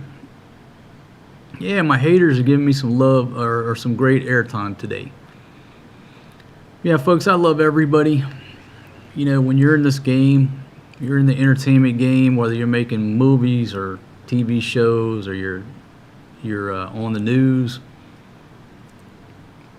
When you're the man in the arena and you hit publish or you write a book or a poem, whatever, you're the man in the arena. Everybody else's job is to be the critic. And if you don't understand that relationship, then maybe being in the public realm is not for you. A lot of people take it personal, but anybody who comes here and thrashes me, who's watching, I love it. Thank you for being here. The only way that you can hurt me is by not watching my show. If you just go away and never come back, that's how you hurt somebody. But by being here, you can say whatever you want to say to me. I appreciate the hell out of you being here.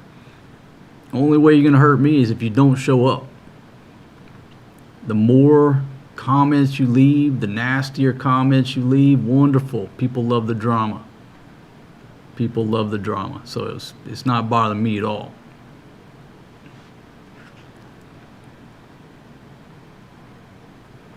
Okay, so you use the word won, if we've already won. Well, winning is very subjective, and it's whatever mission that you have in your mind to define the word winning. Or, we won. The military industrial congressional complex is very happy. It's a win for them. What I always say is, you know how they do this pizza tracker over at the Pentagon, right? And they know when the pizza orders go up, there's an operation, everybody's working late. I always said they should look at the sales of champagne. You know what I mean? People celebrating. You would see spikes in the sales of champagne in DC when all these things break out. People are just celebrating. Oh yeah, there's another 4 years of contracts. There's another 5. There's another 10 years of contracts.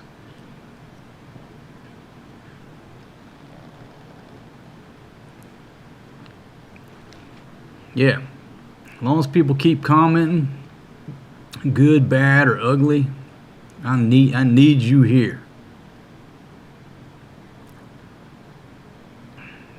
Let's see, Klinsky, how are you, my friend?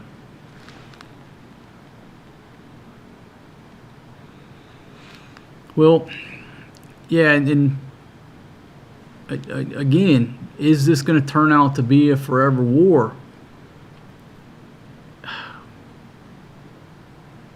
You know, the American people, they don't have the attention span, the stomach for it. Everybody right now is worried about putting Jimmy Dean sausage on their table. But let's go back to Vietnam. People were tired of Vietnam.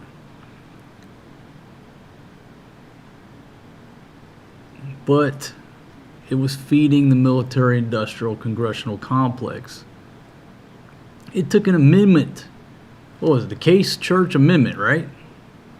I drink a lot of beers, so sometimes my history is skewed. I'm not looking at any source material. It took the Case Church Amendment to get out of Vietnam, right? So after the experience in Vietnam, where are we going next? They're sitting there scrambling up there in DC. Where are we going next? We got to go somewhere. We got to feed the complex. They sat around and they said, the American people aren't going to go for anything. Where can we go? And somebody had the great idea. They said, aha, let's declare war on drugs. It's an inanimate object. Every drug's bad. Everybody can get behind that. We'll spend a lot of money on this.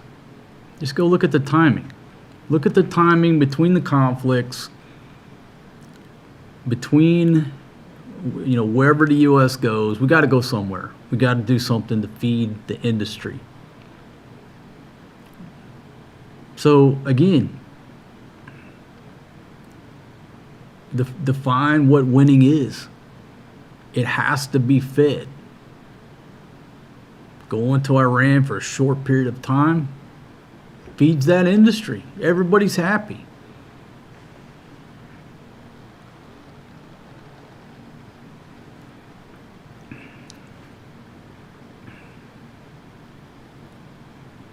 Okay, the Middle East is a forever war, period. Been fighting for thousands of years. You know, we humans are always going to fight over resources, especially if there's limited resources. We talked about this in a recent video. Somebody Googled it. How much fuel in years are remaining? How much oil in years is remaining? The known reserves. And I think somebody come up with 50, like the lowest number was 50. Isn't that crazy to believe that metric? That there could be only 50 years of oil left? Now, if you look at different sources, it's 100 years. And these are known estimated reserves. Obviously, it's a very, it's an estimate. But just type it in right now. Just type in Google, how many years of oil are left? And put it up on the screen.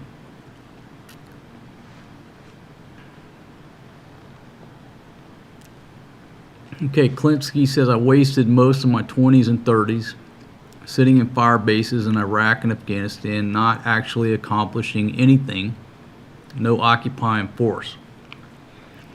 Yeah, I mean, what What was the objective? You're just going to sit there and hold some ground until we leave? We always leave.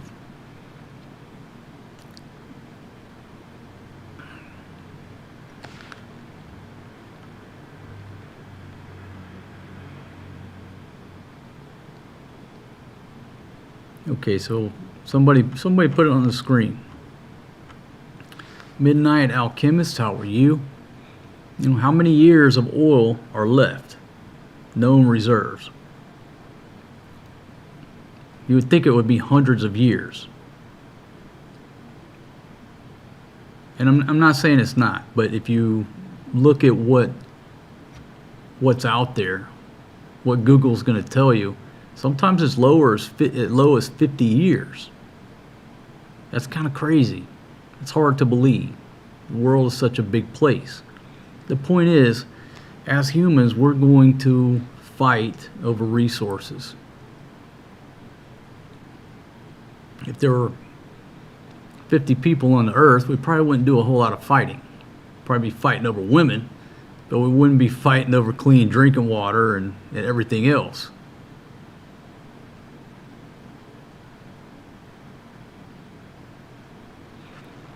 Let's see, Hector. Meanwhile, Xi Jinping is thinking, never interrupt an enemy when they're making jackasses of themselves. Okay, was that in The Art of War? I read that over and over. I'm not sure if that's the exact verbiage, or is that Confucius? I don't know. Never interrupt an enemy when they're making jackasses of themselves. Okay, so Overwatch, his search came back between 47 to 56 years. Isn't that a number that's almost impossible to believe? You mean to tell me that there's an average of 50 years of oil left? Now look, I get hit all the time because I talk about movies and TV shows. And no, I don't believe everything that's on a movie or a TV show, but it does a good point to invoke thought, right? Billy Bob Thornton on that Landman show. What he said, his character said, that this stuff is going to run out before we find a replacement. And he said, pointing at the windmill, if Exxon thought those things were the way of the future, they'd be putting them everywhere. Well, isn't that true? If windmills were the damn way of the future, they'd be everywhere. Hell, I'd own 10 myself, right? They're profitable. Yeah, let's get a windmill. But what he said was it's going to run out before we find a substitute. And even if we had a substitute today, we don't have enough time to build the infrastructure. Yes, a character on a show said that. But think about it. You come up with some new energy source today to replace the oil. How long does it take to, retrofit, change the factories that manufacture the engines? How long does it take? Could you get everything up and running in 50 years if you started building right now? I think China could. China can build a hospital in like 3 days. How long does it take us Americans to build a hospital? It's like years of planning.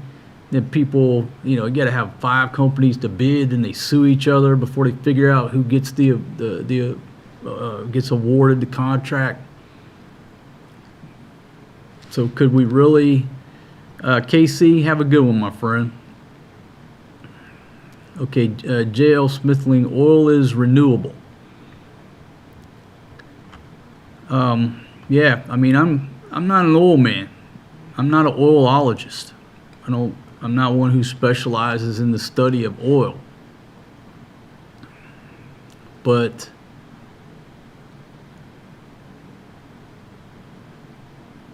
is it really renewable at the rate that we use it? Okay, the windmills only have a 10-year lifespan when they get buried. And then Overwatch, I think the Earth will have a reset before then.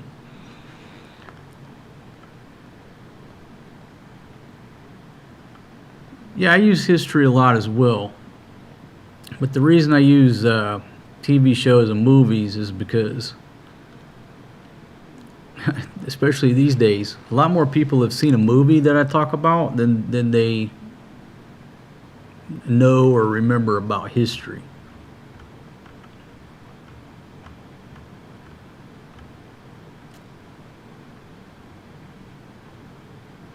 Okay, the Earth having a reset. So at this point, humanity has the ability. Well, once we developed nuclear weapons, we had the ability to destroy ourselves and destroy the planet. Now, with this AI stuff going on, I just saw an article today that said one company in China, their factory is about to ramp up where they can produce 10,000 humanoid robots per year. I guess I should go back and read it closer, but one company can make 10,000 humanoid robots in 1 year. I don't know about this AI stuff. For me, you just take the battery out and the thing goes dead, right? But then I saw a video where a humanoid robot is low battery. He walks over and recharges himself. So with all these options of how humanity can get wiped out, what is the reset button that needs to be pushed where humanity is assured to continue? Is it a massive EMP that wipes out every piece of electronic equipment on Earth? That'd be a pretty good reset button. Imagine that. Everything with a chip in it gets fried. Everything. We start over. But then with the knowledge, how long would it take us to just get right back on the same track? Would it help? It'd just be a race to build the shit back, right? I don't know. Yeah, in the 70s they said the ozone layer was running out and we would be too populated. Yeah, what happened to that? Back when we were growing up, that's all you heard about was the ozone layer, destroying the ozone layer. You can't have spray on deodorant anymore, killing the ozone layer. That was the environmental flavor or topic of the moment. We don't hear much about the ozone layer. What did it do? Magically heal itself? It's just the marketing moved on to something else. But yeah, I remember that too. You couldn't go 1 day without hearing about the ozone layer, scaring the shit out of you.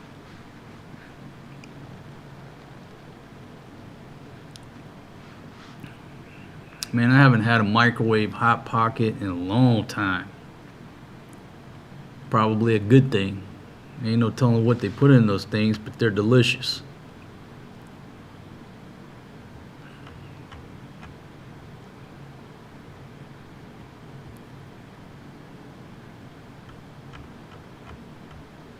Yeah, I hadn't had them things, man. Like somebody bought the kids, I think Cameron bought the kids some Pop-Tarts one time. And they loved the heck out of those brown sugar Pop-Tarts, I think it was. But we just don't buy much stuff like that. We don't, most of our diet, believe it or not, other than the kids eating chips, you know, they get a small bag of chips when we go to the Sorry Sorry store. We're pretty much just meat and vegetables, little spices. We don't eat much processed food at all. We don't buy frozen food. Yeah, I'm probably going to live a whole lot longer, the fact that I don't eat Hot Pockets anymore.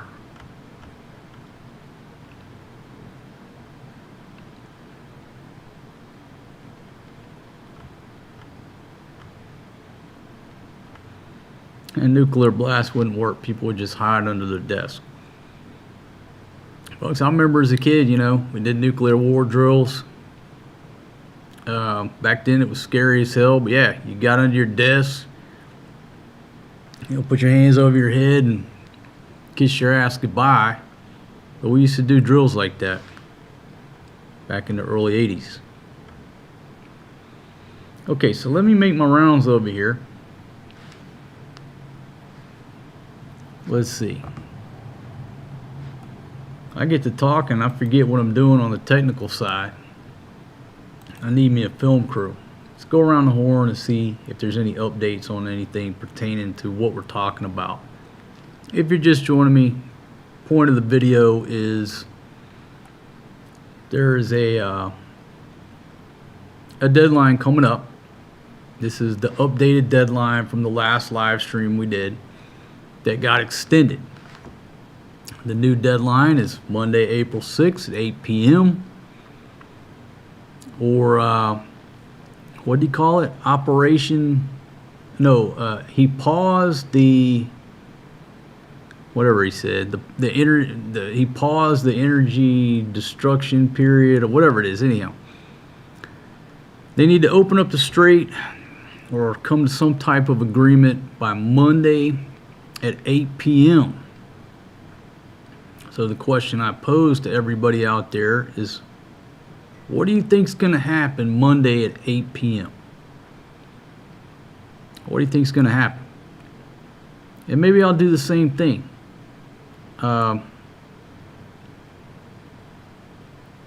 Maybe I'll just fire up the same live stream.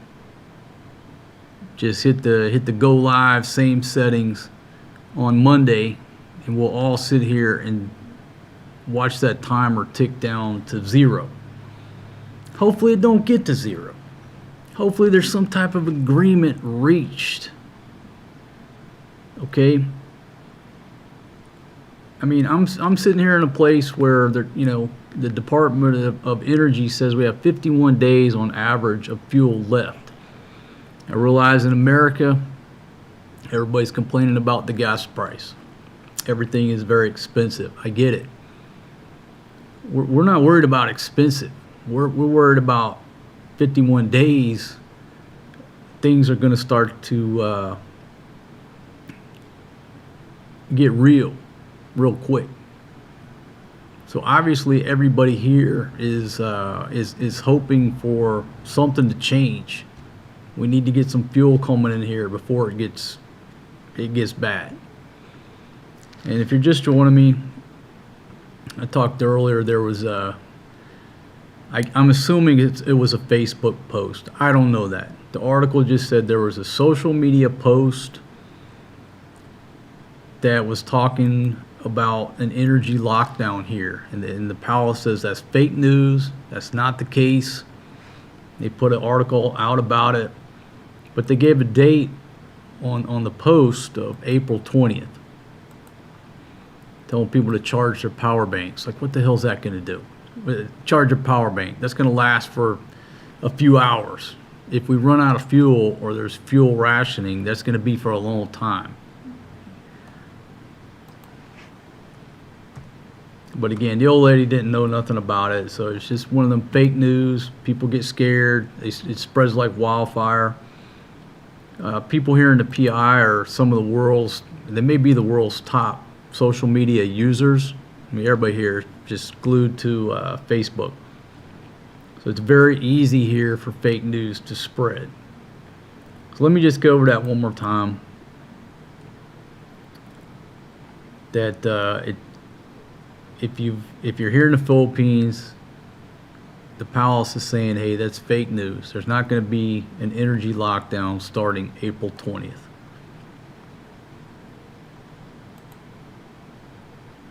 But let's talk about a normal progression. Okay, you use any place, right? If the fuel starts to run low, there's a progression. What's the progression? Well, the progression is only vehicles that need, for to transport food, to transport water, emergency vehicles. The general public gets cut off first. And I'm not talking about here, I'm talking about any country. The general public gets cut off first. Emergency vehicles, vehicles that are transporting food and stuff like that, will be able to fuel up. But the average Joe that's wants to drive over to the mall is not going to be able to get gas. Pretty much the same here in the lockdown. The only people that could drive on the roads were what? People that had a need to do so. And that's what you want. Because, look, I don't need any fuel to walk to the market. I can walk my ass up to the market. We do that already. But the onions and the tomatoes can't get there unless that truck's got enough fuel. So I'm all for it. If shit starts to get low, shut everybody's ass down except the trucks bringing the food. I will gladly walk to the market like I did during the lockdown with my backpack, and I will walk 8 kilometers back to the house with a backpack full of vegetables. So even though this was fake news and it was a rumor floating around, it's the natural progression. Does that make sense? And I'm all for it. Let's just make sure we got enough fuel for the vegetables, the meat and the vegetables to run the roads. Everybody else can sit at home or walk. Okay, I'm gonna go to Truth Social here and see if this dude has posted anything new. It's in the middle of the day over there. Nope, we're still batting the let me put it up there. We're still batting the a little more time. We can easily open the strait, take the oil, and make a fortune. It would be a gusher for the world.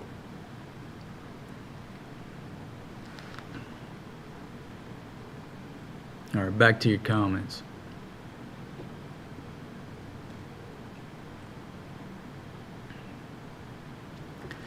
Yeah, there won't be much food to buy if trucks can't deliver.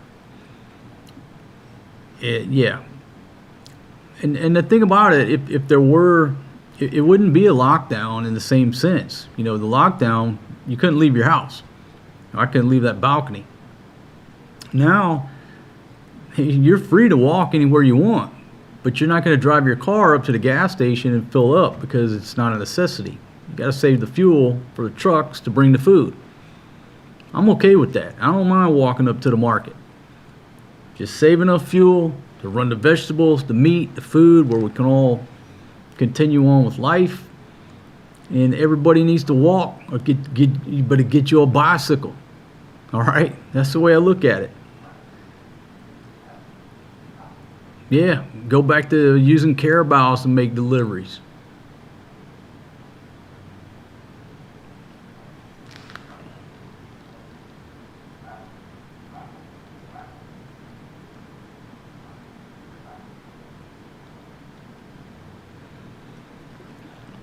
Let's see, I did see a couple of articles about the fertilizers, which is obviously a huge problem as well,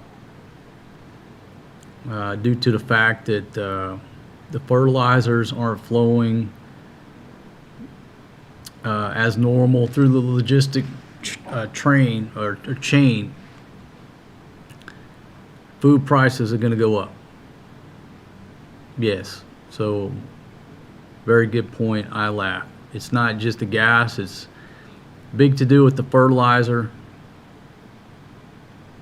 which means food prices are going to go up for a while.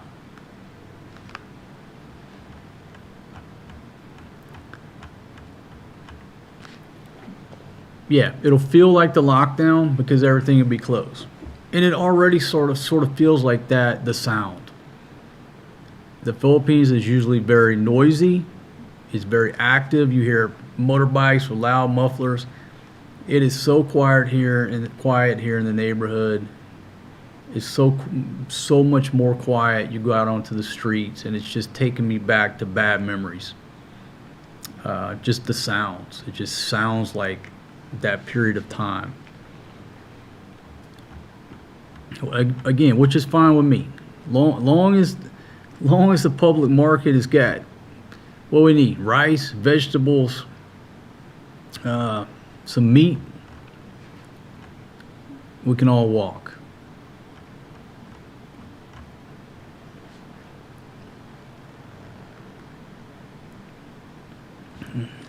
Okay, LPG, that was the lowest availability that the Department of Energy reported, right at 30 days.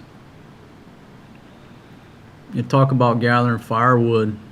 Y'all have seen the village videos, right? And Grandma and everybody are still cooking with wood. And Fatima, till she met me, she'd been cooking with wood every day of her life. So if we have to go back to gathering firewood and cooking with wood, this girl did it for 19 years of her life. Ain't no big deal. Okay, the question is, how do we end this?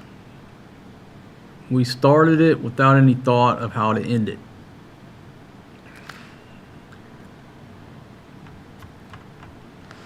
Trump said that he could just leave right now. Okay, I'm not saying that's what he's going to do, but let's just explore different courses of action.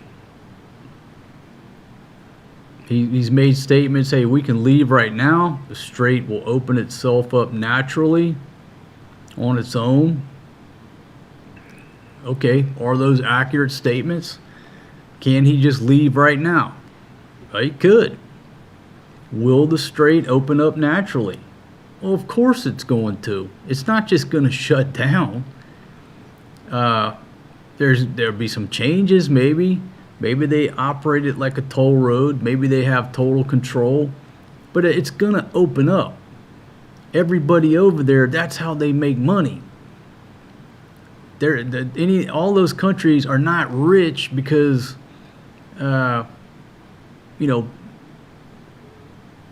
people love their, name a product.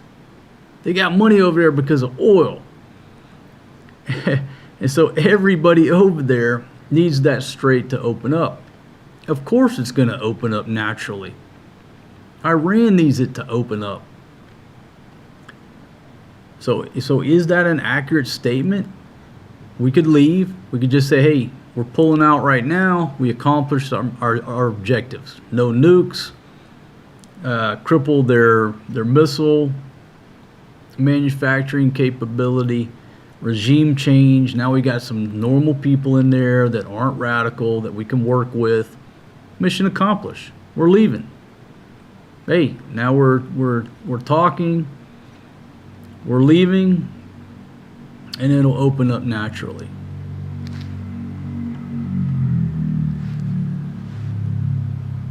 Let's see. Among Us basketball. How are you?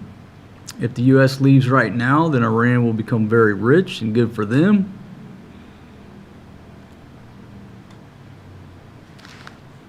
Hey, Radar. Yeah, it feels like the lockdown. It's starting to feel like that. Sounds like it. Like I said, when everything opened back up and you got back to hearing those loud jeepneys and loud trikes and loud buses, it was the sound of freedom. Because the sound of silence was like being in prison.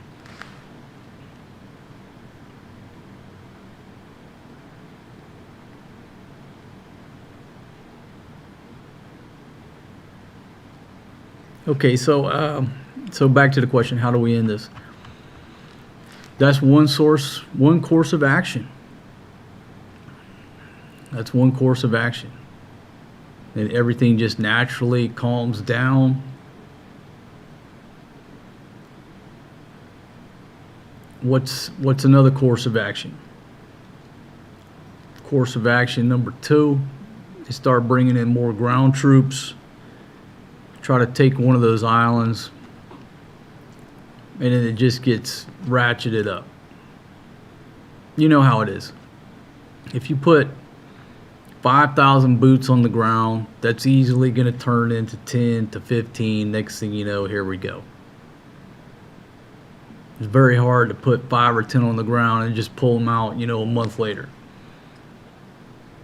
I don't think anybody in America wants to see that. And if that is the course of action that he takes, you're going to pay for it in November. So with that said, if we reverse the timeline, Trump knows November's coming up. What's the most important thing coming up is the lead up to November. Do we not give him enough credit that he knows this and that he's planning for this?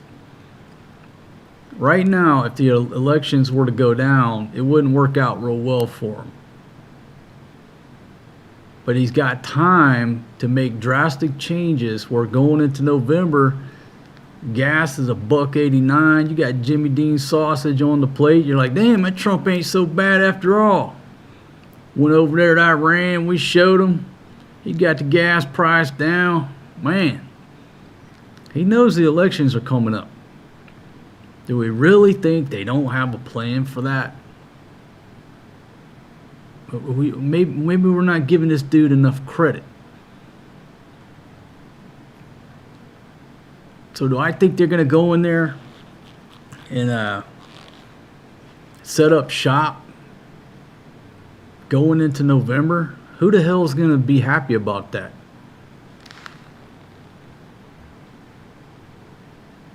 I don't know if, I mean, I'm not there in America. I guess I'm asking the question.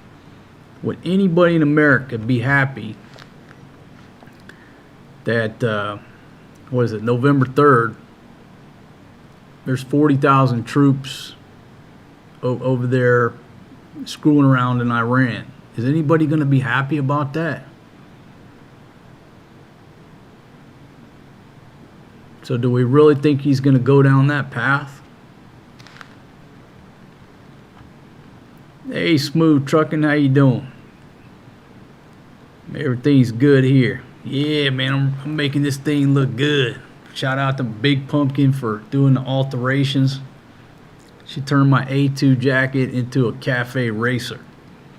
And look, I like the A2, but it's too hot here to wear it on a daily basis. But now this thing is just a light, unlined leather jacket.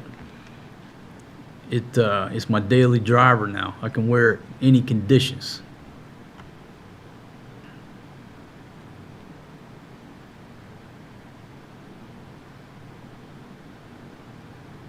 Okay, so Hector, that's what Trump says, but ask anyone if he can be believed.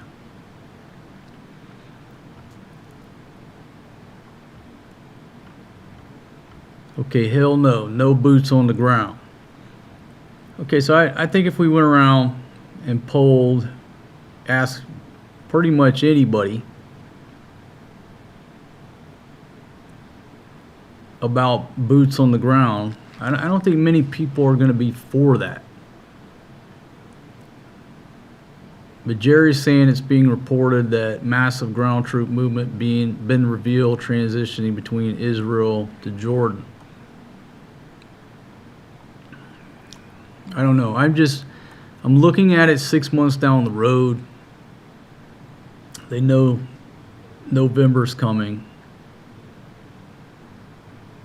If gas is $1 million a gallon, it's not going to go well for them.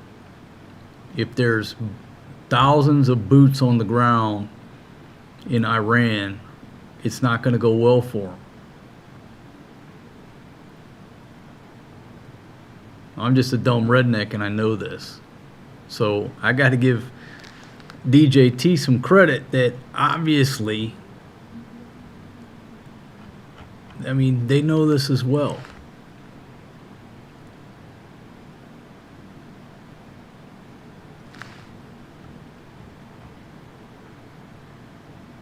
All right, let me go around the horn here. I'll refresh this because I'm not getting like notified because I'm not logged in. I don't have an account. I just got to refresh the screen. Nope, still that last tweet right there. In addition to, the vice president is now the fraud czar. My goodness.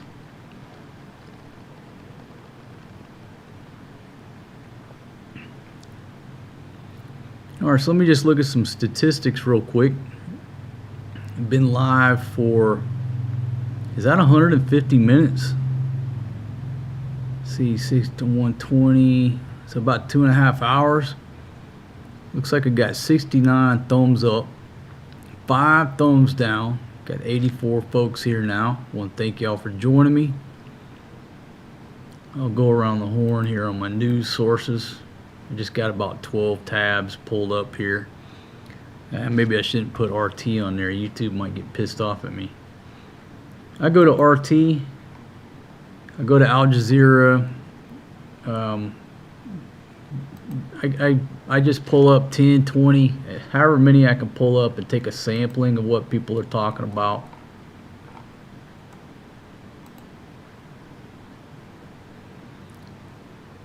Okay, so let me put this up on the screen. CNN might get me, but here we go. Okay, U.S. fighter jet shot down over Iran, U.S. sources say. Video appears to show search and rescue efforts underway over central Iran. There we go right there.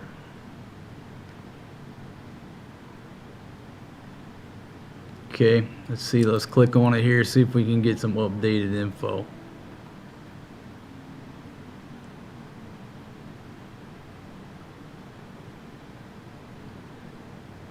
Okay, here's the latest. The U.S. fighter jet has been shot down over Iran. 3 U.S. sources said. And I'm gonna take that off of there. CNN be trying to get me for the copyright. Let's see. 3 U.S. sources have confirmed Iranian state media reports. U.S. forces launched search and rescue efforts. CNN analysis of images published by Iranian media matches that of an F-15 aircraft. So that's coming from CNN. Now obviously they put out false information before, but CNN's claiming 3 U.S. sources have confirmed it.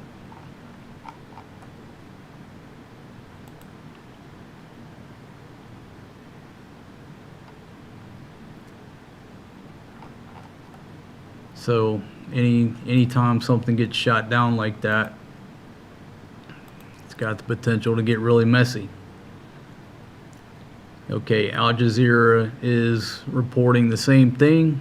U.S. fighter jet downed over Iran. Search is underway. This is in central Iran. So it's not near the coast, near the border. They're in central Iran, which makes it that much more difficult and risky.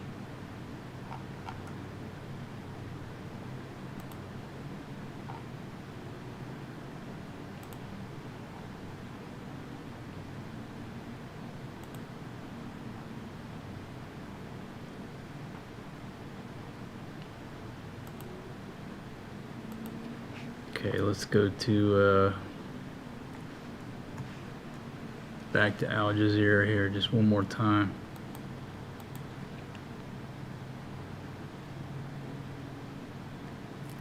Yeah, I saw some reports earlier that it was another it was an F-35, but they're reporting now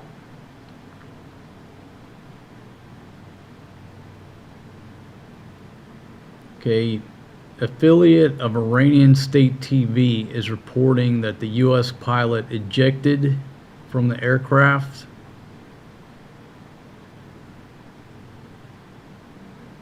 I'm going to put this up on the screen just briefly here. Here we go. Let's see. Can you all see that?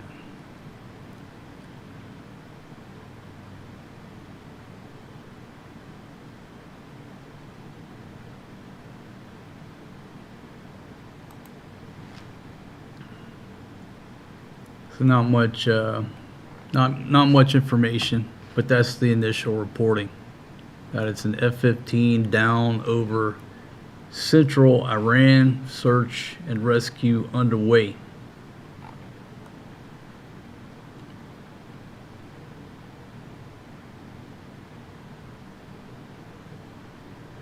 And then and that's what, the pilot safely ejects. Now they have a prisoner. If they don't get that pilot back.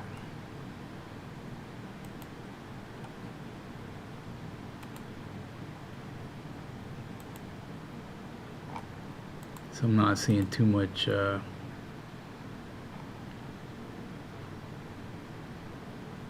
same thing. All they're reporting is that it seems that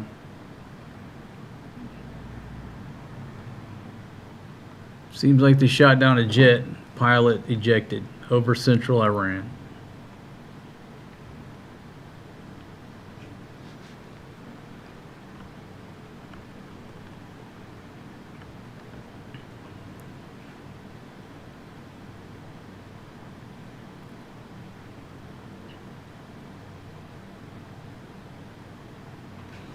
Okay, let's see. Images of a tail fin and other debris were released by Iranian state media earlier on Friday, with an initial claim that an F-35 had been hit over central Iran and the pilot probably killed. Aviation experts said the wreckage pictured was in fact from an F-15E from the U.S. Air Force's 494th Squadron, based in the UK, though it could not first be confirmed when and where the pictures were taken. U.S. officials familiar with the situation later confirmed off the record that an F-15E had been brought down and the Pentagon was scrambling to find the crew. But there was no official comment from the U.S. military about the incident. Subsequent footage filmed from Iran showed a U.S. C-130 Hercules, HH-60 Pavehawk helicopters flying low and at one point refueling together, accompanied by fresh Iranian speculation that the plane crew may have ejected and survived.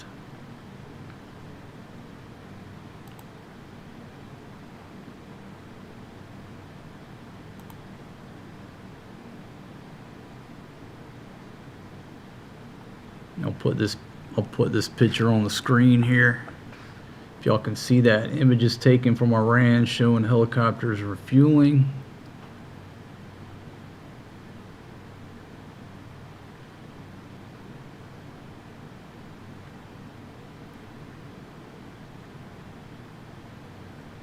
Picture of an ejector seat posted by the Revolutionary Guards.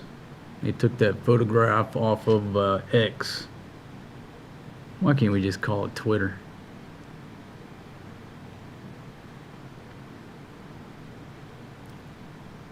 The presenter on an Iranian TV channel urged residents to hand over any enemy pilot to police and promised a reward for anyone who did. Okay, and I'm getting this from The Guardian. I'll probably get a bunch of copyright claims. Let me go back here. I showed y'all the pictures.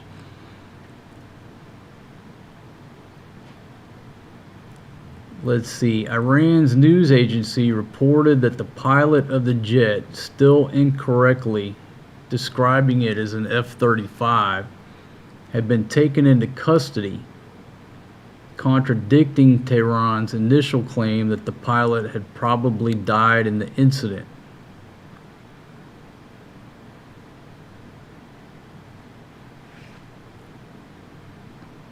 Up to now, no U.S. fighter jets have been lost over Iran during the 5-week-long conflict, though 3 F-15Es were shot down by a Kuwaiti air defense system in a friendly fire incident on 1 March. Then an F-35 had to make an emergency landing after sustaining damage from the ground. And then the U.S. E-3 Sentry was destroyed at the Prince Sultan Air Base in Saudi on 27 March. Alright folks, so it's a developing story. You know what? Let me see if I can put it up here. I'm going to change this text here. I got to stay up. Let's see. US F-15E confirmed shot down over Iran.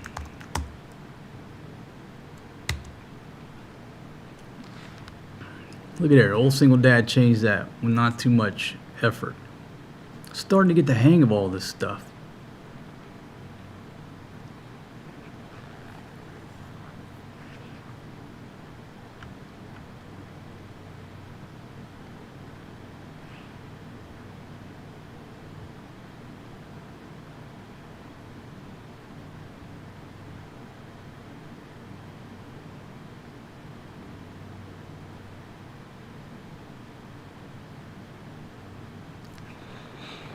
Okay, Smooth Trucking brings up a good point. Funny how we can obliterate a whole country, but we can't control a 30-mile wide waterway. And so, like what I was talking about earlier, when you use the word insurgents, it's a crazy word. But when dudes over there would lob a couple of mortars or fire some 107 rockets at the FOB, they were doing that a decade after we'd been there. Still couldn't stop them. The difference is with these drones, it's just like a mortar or a 107 that just has an extended range. So even though the waterway is not that wide, man, just look at how far away they can launch the damn things from. A whole lot different than sitting there, okay, how far can they launch a 107 or a mortar? It's the same thing, it's just they've increased their range and accuracy. So at what radius do you have to draw to control that much ground? And they'll still launch it. Again, been over there for a decade, and not every night would they launch them, but depending on where you were at, it's once a week after 10, 15 years.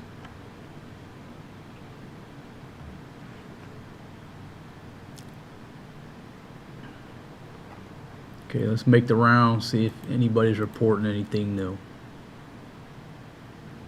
But if you're just joining us, it looks like an F-15E has been shot down over central Iran, and the pilot has, they think, ejected.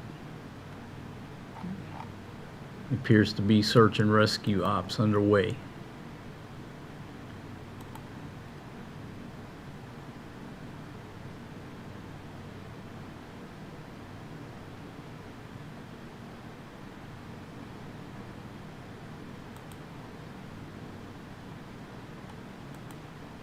And here's the question. Here's the question is, how will the civilian population react if they do come in contact with that pilot? If you study John McCain's story of when he got shot down over Vietnam, what was I'm a big history buff. So, now this was years ago. I don't know what's going on over there in Vietnam right now. But years ago, you could go to the Hoa Lo prison in Hanoi, the Hanoi Hilton. And the majority of the prison was already tore down, but they kept a section of it for the museum. I'm assuming the museum is still there. I don't know because I ain't been there in years. But at the time when I went, John McCain's flight suit that he got shot down in was there on display at the prison, the Hanoi Hilton. It's called the Hoa Lo, if I say that right. But what was also just crazy, interesting, neat, there's a picture of John McCain in the prison looking at his flight suit on display that he had been shot down, that he was wearing when he got shot down. Craziness, if you're into history.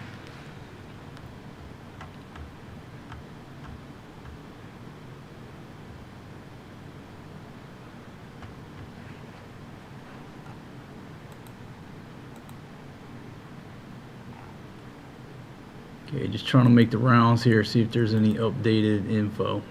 And folks, if you got the news on in the background, you probably know more than me. I just go off of articles. I don't have Fox News or CNN on in the background.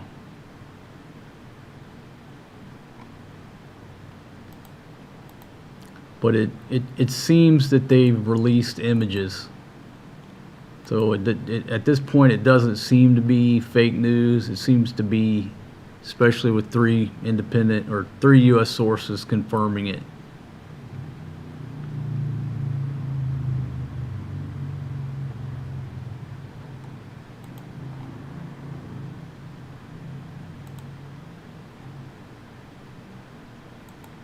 There's an article on X, but I'm not logged in, so.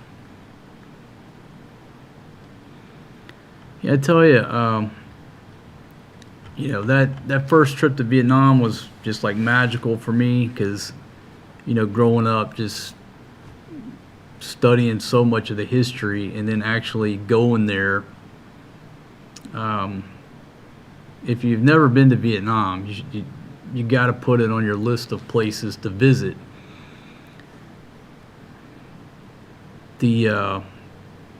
The military museums that are there are just awesome.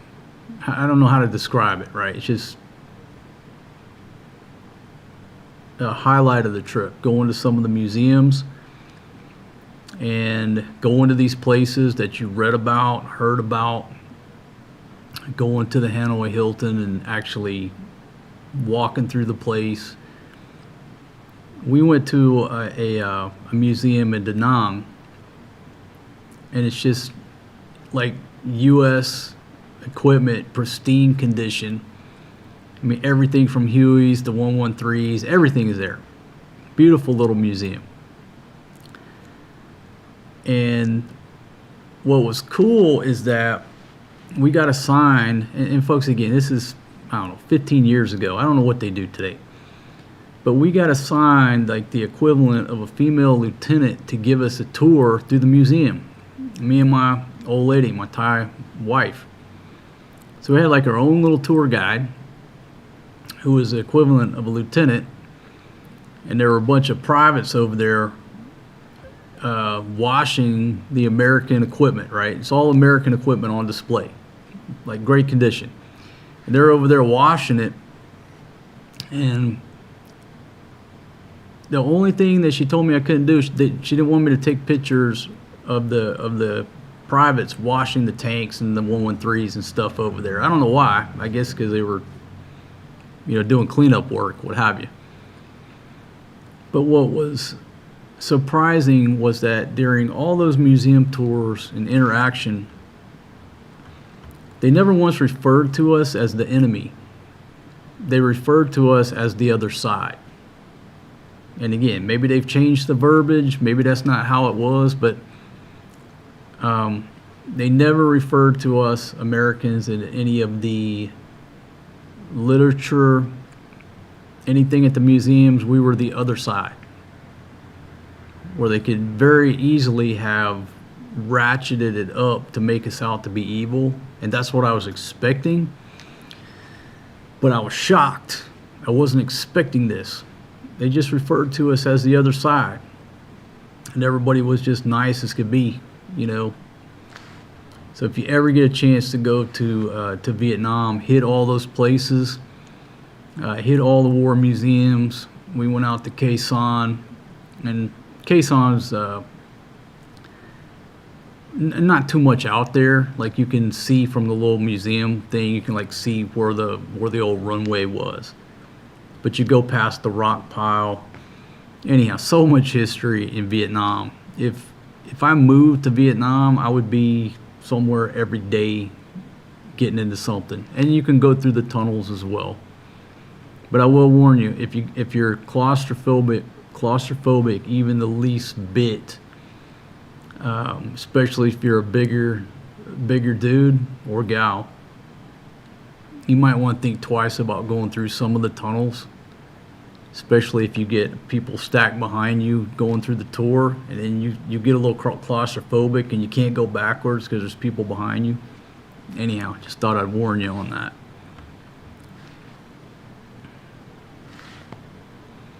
Okay, so got 80 thumbs ups now.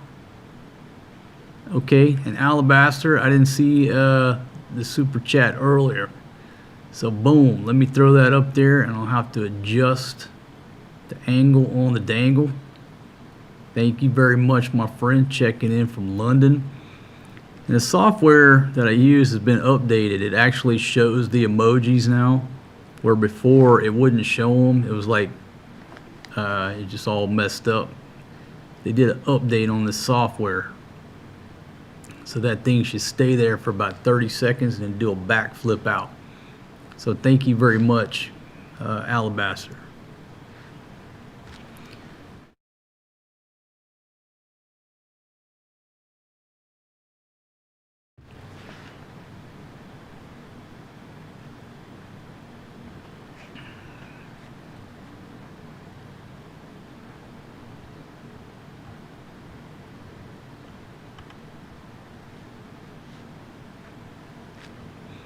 Let's see, Jerry says, even if you disagree with Marcos's TDS syndrome because it's bad, we can all... I'm not suffering from any syndrome. I don't even really know what that means anyhow. But I'm not suffering from anything. I just take situations, I look at it from a big picture view and the most simplistic thing that my redneck brain can get around. So when you factor in the basics of what's going on, the military industrial congressional complex has to be fed. Okay? All right, they're feeding it. It's ugly. But it's always ugly. Iran, fourth largest known oil reserves in the world. Venezuela, number one. We already went down there and sort of got that place under control. Obviously, we want it under our control and not the Chinese. Look at the list of the top 10 places that have the most oil. Okay, Iran's number 4. We went to Iraq, we went to Afghanistan. What's in the middle? Iran. So if there were no oil in Iran, we would not be there. I think we could all agree on that, or maybe not. If there was no oil in Venezuela, we would not be down there kidnapping their president. Why didn't we go to any of those other countries where that's involved in the cocaine trade? We did not go down to Venezuela, abduct their president and his wife because he sent a few kilos of coke up to America. It's not what happened. Number 1, largest oil field, oil reserves, the Orinoco oil belt. I'm just a dumb redneck. If I scratch my head and say, why did we go down there to Venezuela? Why didn't we go to any of them other countries? Ain't there a country name? What's that? Ecuador, Colombia, Peru, Brazil? Why didn't we go to Brazil? Why did we go to Venezuela? Orinoco oil belt. Why are we jacking with Iran? Well, if you look on the list, it's about the only country left that we haven't jacked with. Number 4 on the list.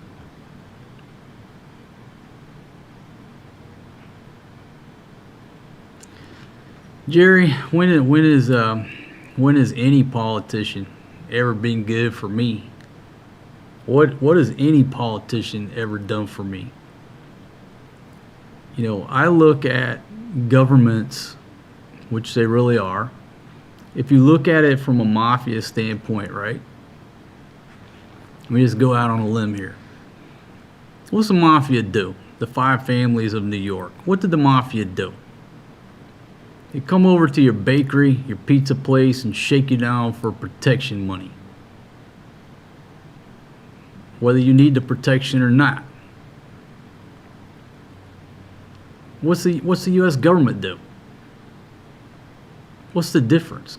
Governments are just the biggest gangsters in that area. If you look at it like that. They take money from you, they give you nothing back in return, they tell you it's for protection. It's the U.S. federal government crime family. It's the state of New York crime family. It's the state of California crime family. It's the San Diego County crime family. They're all taking money from the people. They're just the biggest gangsters in that territory. The criminals are down here. The government is up here. Just look at it like that. When has anybody ever helped us? When has any politician ever been good for me? I guess I asked the question. When somebody got elected, at any time, any point of your life, did your life get magically better the next day? The next day, did you magically wake up and have $1,000 extra in your pocket? All these promises that these politicians make when they are running for office, has any of them ever really come through on what they say, what they said they're going to do? Getting elected to an office is a popularity contest. You're propped up by the people who you're going to do favors for or adhere to their agenda. The oil industry, the defense industry. Now you got to win a popularity contest. You're going to say what you got to say to get the votes, to get the W. When you're running for office, if you don't win, it don't matter what place you come in. You're a loser. They're going to tell us anything we want to fucking hear, so we go down and vote for them. It's all bullshit. And then when they get elected, what are they going to do for us? Nothing. You know what I mean? That's the way I look at it. War is a racket. Exactly right. General Smedley Butler. War is a racket. That's all it's about.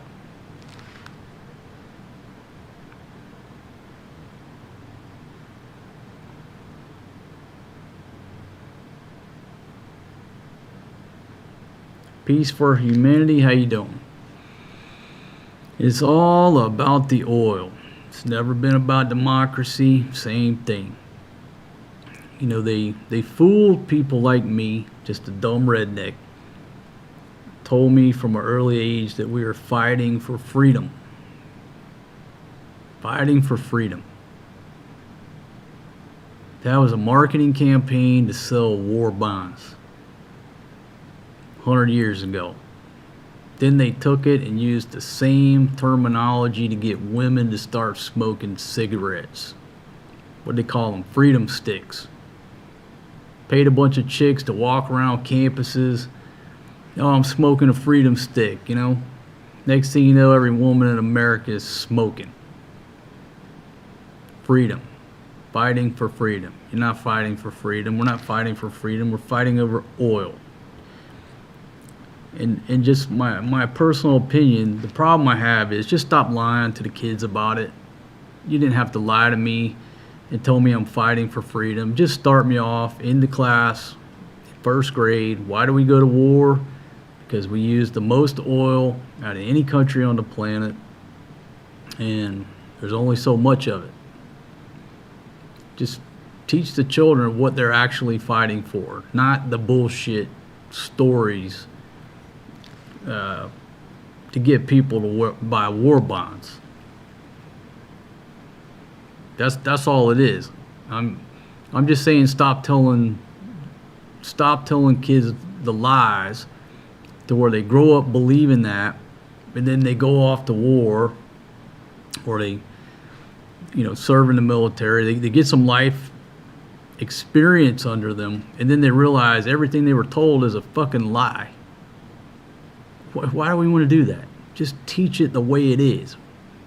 We're not going to Venezuela for drugs. We don't give a shit about a few kilos. My gosh.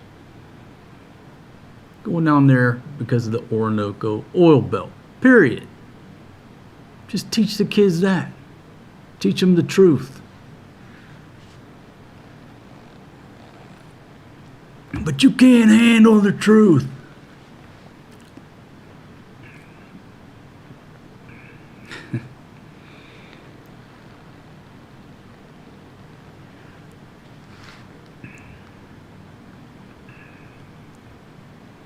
Let's see. What about the Epstein files? I don't know much about the Epstein files. I did that one video, and I learned more doing that video, listening to you guys. I don't know nothing about that. But I mean, how far do you want to go back? Want to talk about Kennedy and Marilyn Monroe? I mean, all I care about, I don't want to say all I care about, the main thing I care about is putting Jimmy Dean sausage on the table for my two kids. That's all I care about. And going down that list of when on his Truth Social, talking about this federal judge trying to block him from building this, I don't want to pay that federal judge's salary. You're wasting our money arguing over a fucking building. Why does a federal judge even need to open his mouth and try to overrule the president? Shut the hell up. Get rid of all them federal judges.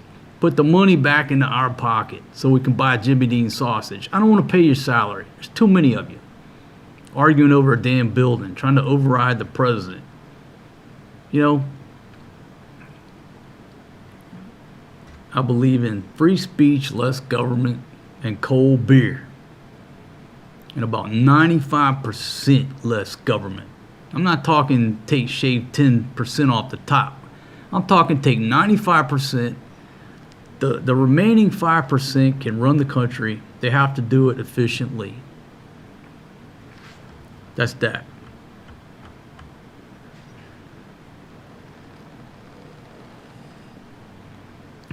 Hey Steven, how you doing? But I mean, really, what do we as old single dads really care about?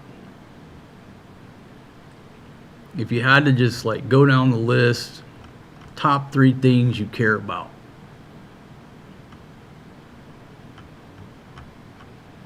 What do you really care about? Care about all these issues? I mean, like, you know, like I said, I went to Fox News, right?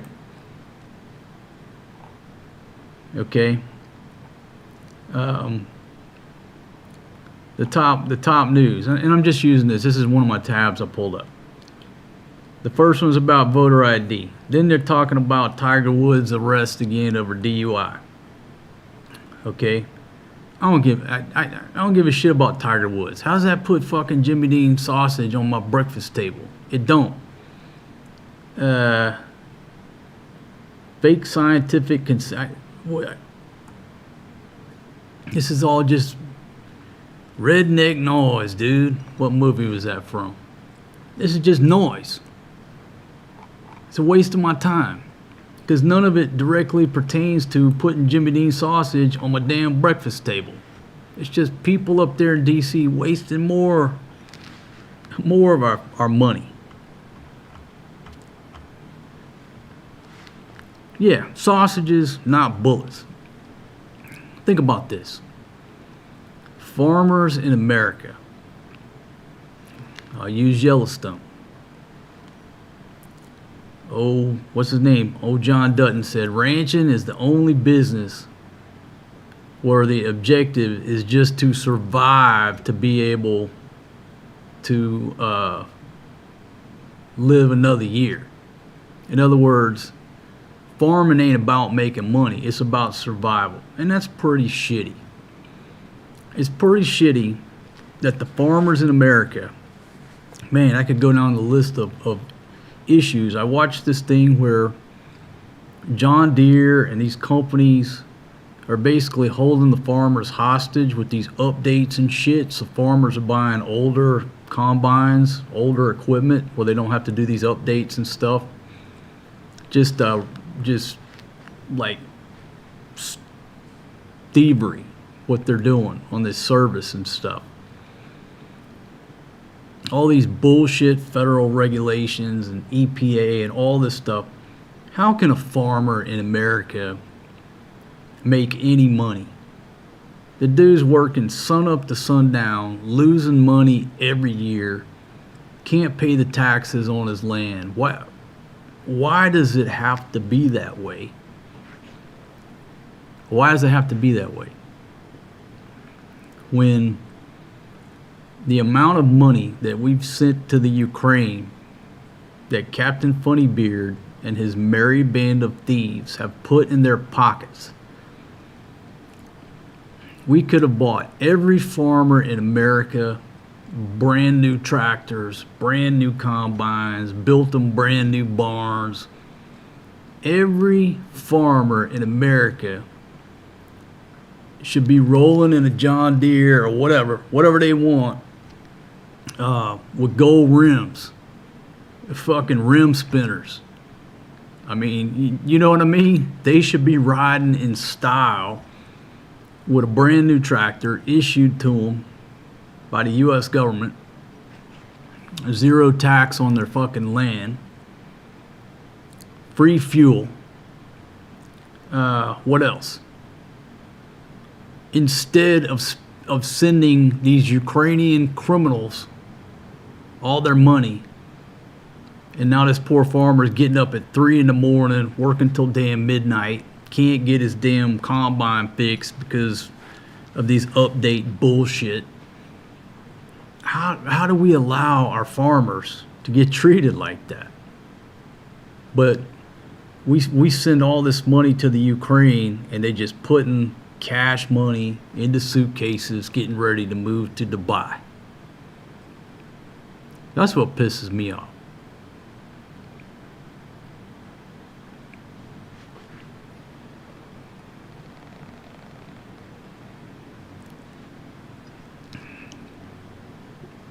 I mean, look, here's the thing.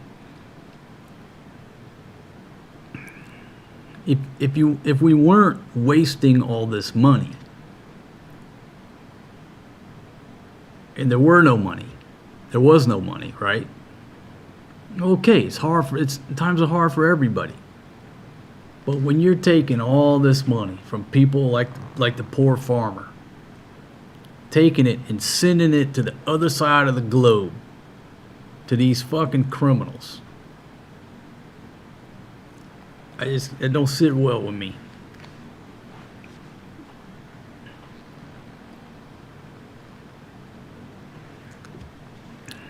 Smurf says you are witnessing the end of an empire. I don't disagree with you. We are certainly witnessing a decline. You know, if you study the Roman Empire, or most great empires, right? They're not conquered, they implode from within. And what did the Romans do to get everybody's mind off of it? Just keep throwing these sporting events, right? Supporting bigger and bigger sporting events. Keep people's mind off of it. What keeps your mind off of things in America? Fucking football. What's the difference? Too busy going to sporting events to be too concerned that they're driving the country into the ground. And I blame myself.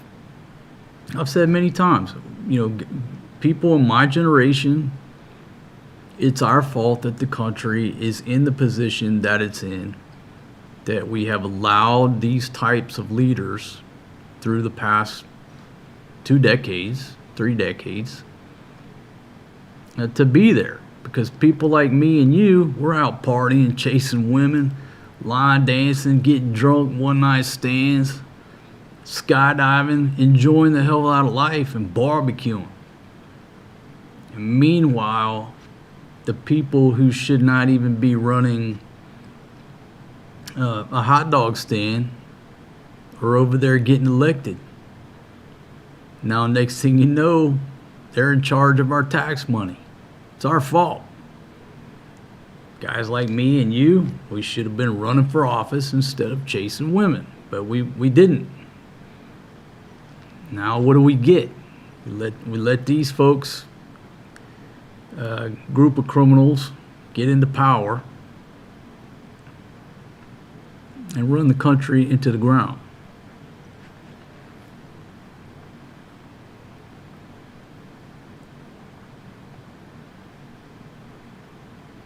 See, farming is the most socialist business in America, with all those subsidies and rescue dollars for failing farmers. Well, where would you rather your money go? To a dude who's working sun up to sundown trying to grow some food that you can buy and eat, or send that money over to some criminals on the other side of the globe in the Ukraine who are going to put that money in a suitcase and live happily ever after in a penthouse condo in Dubai?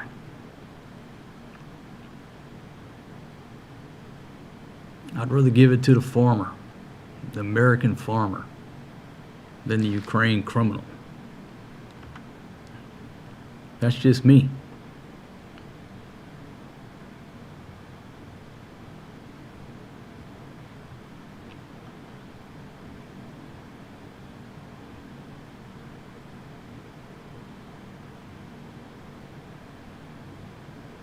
John says the word efficient and government should never be used in the same sentence. Yeah, those are 2 words that just don't go together.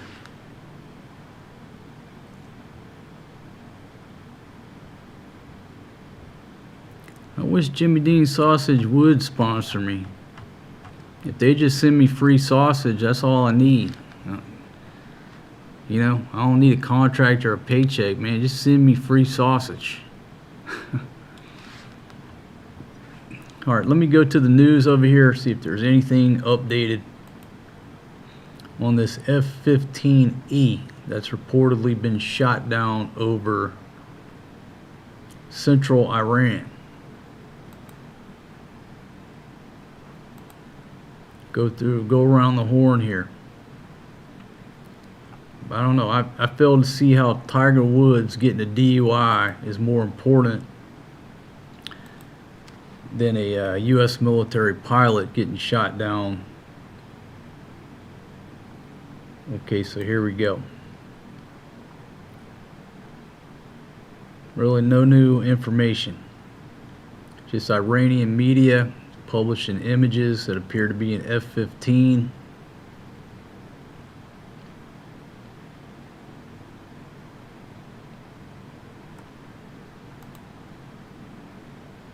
Rescue efforts underway.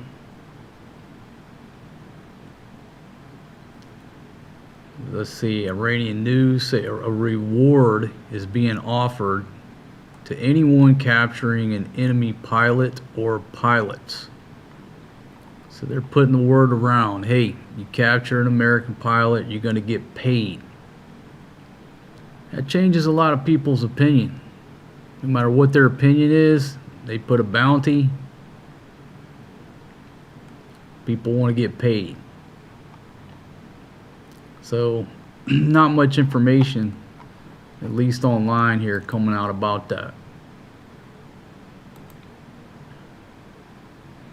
And usually that's what that's why I don't watch the news. Somebody will talk about the same thing for an hour, and it's basically a paragraph of information.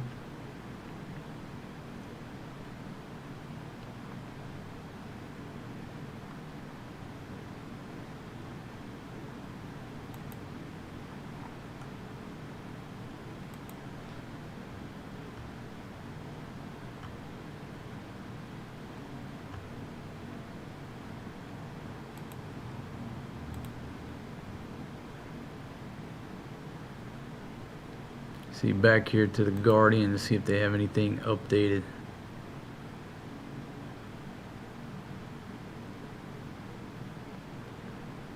And again, they've got a picture of, I already put those pictures up there, so nothing really new.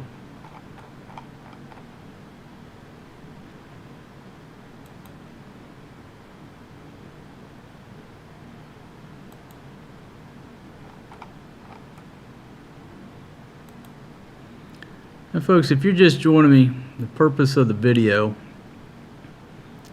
let me just start over if anybody's joining us.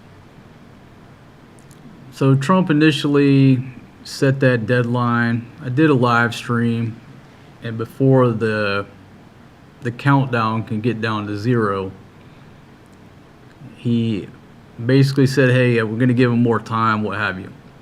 Then he set a new deadline.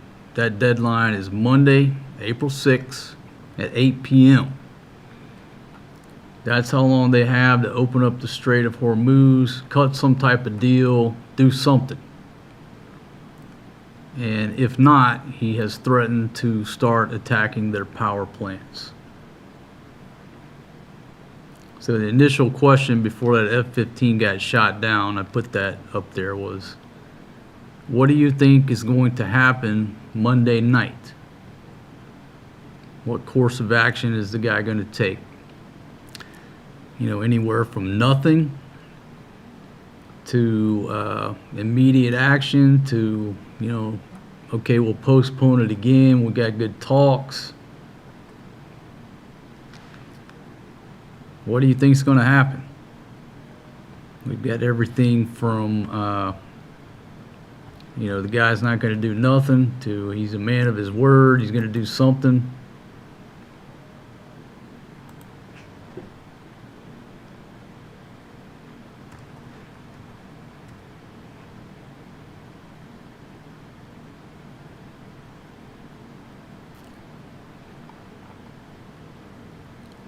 Okay, so let me see if I can put this graphic up here for just a second.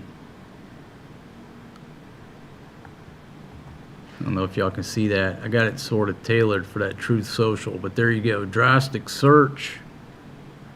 Iran shoots down U.S. fighter jet, puts bounty on missing pilots as rescue mission launched.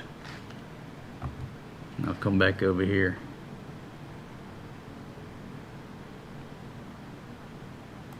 So let's see if they have any other information here. This is from New York Post. Again, I don't have any favorite news organization. I just start pulling up tabs.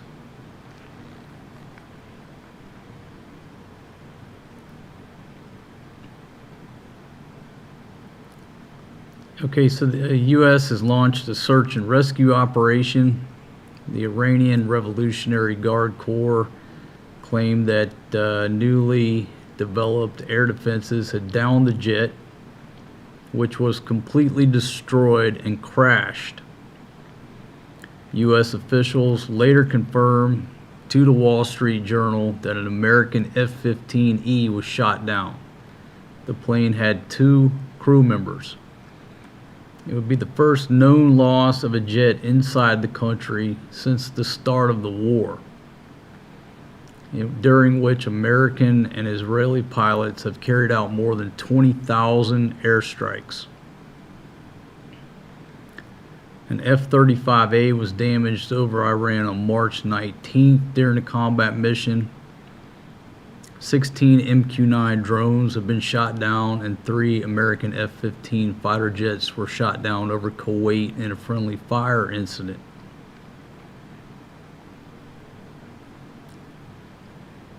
The anchor of a local affiliate of the state TV broadcaster urged Iranians to hunt down the enemy pilots.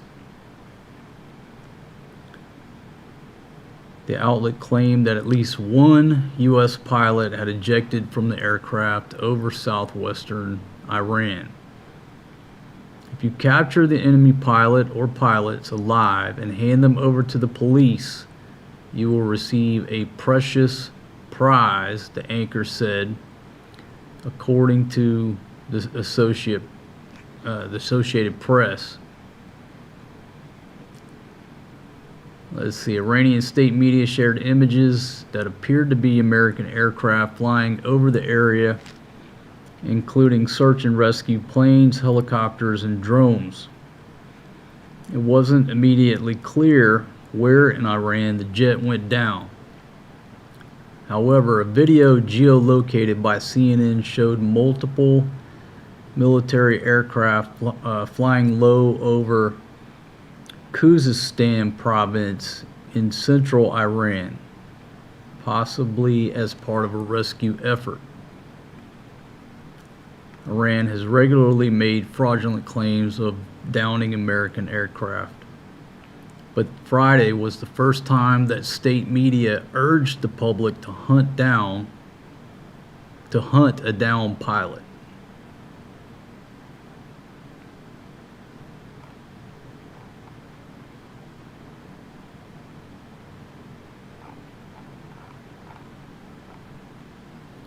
Let's see what they said to the Wall Street Journal here.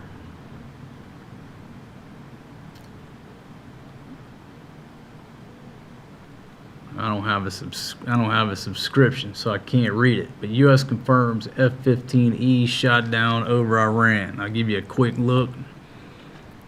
There you go, right there. I don't want to leave it up there too long. I get in trouble with the Google squirrels.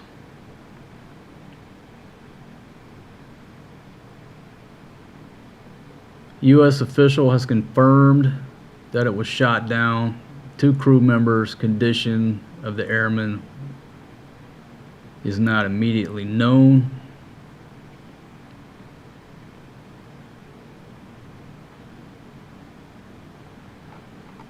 Okay, so that's what's going on. Hopefully they get that crew out of there.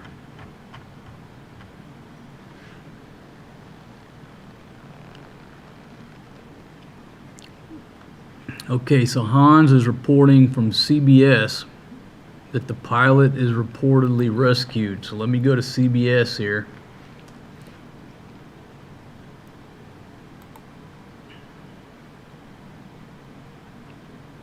And what I got to go to? CBS.com? No, CBS News.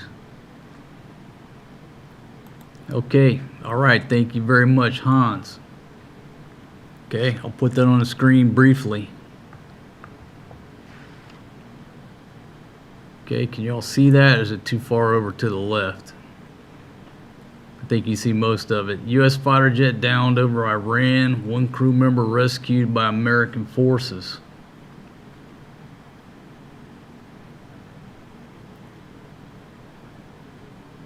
Okay, so not much update other than 1 crew member rescued. Leaves 1 unaccounted for. 9 minutes ago, President Trump, well, the article's 9 minutes ago. Trump briefed after U.S. fighter jet downed over Iran.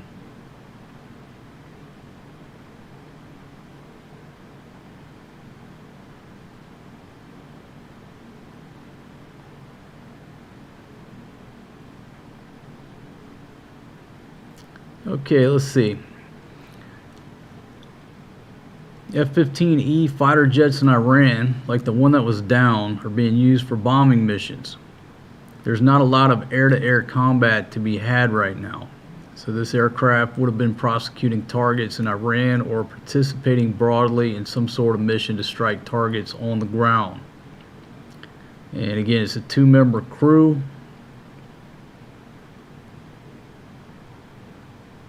One of the crew members have been rescued according to reports. So I can change this, change my text here, right? Confirmed shot down in Iran. Watch this whole single dab. One crew.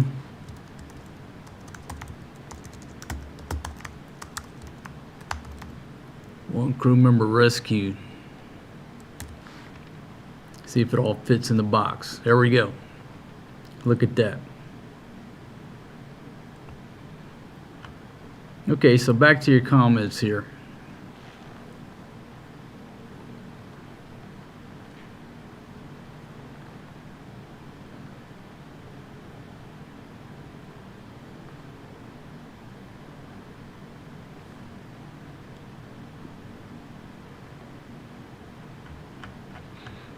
Yeah, folks, I've been doing this game for a long time, but I'm not really up on what I can put on the screen and what I can't.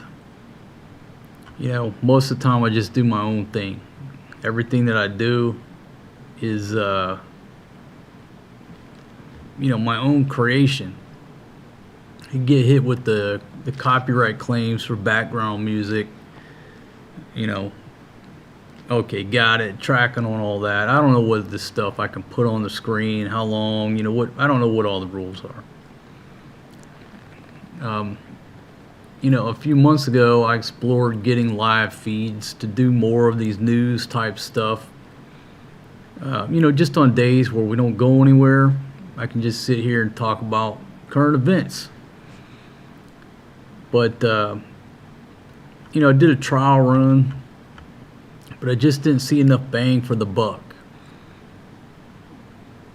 Well, if I was doing the trial run now with everything that's been going on over the past 30 days, obviously all those live feeds would be very valuable. But on a slow news day, a slow news month, you got to decide, is the juice worth the squeeze? And back then it wasn't. So most everything, we just do on our own. And somebody asked me the other day about AI. I don't use no AI. I need to be clear about that. I don't use any AI, and I don't know how to use AI. I don't know how AI can even help me.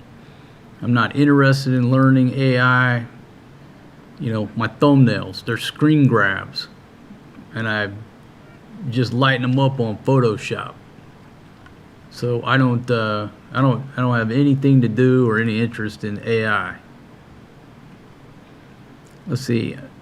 No, the software that I use is called Ecamm. Used to be called Ecamm Live. Now I think it's just called Ecamm. And they may just be for Macs. I'm not sure. But I run Macs, Apple. I'm an Apple person.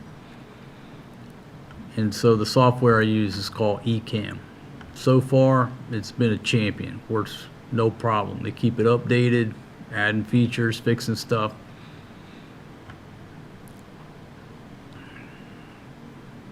Okay, so BAH is reporting that one of the pilots, let's see, before I put out, I don't see any indication of that. All I see are the reports that one crew member has been rescued. Hey, take care, Johnny. We'll see you on the next one, my friend. Yeah, Calzone. I don't want to watch anything created by AI. I don't want to see a thumbnail created by AI. I don't want nothing to do with it. That's just me. I'm not interested in it. People have sent me songs and video clips and stuff. I'm not an AI person.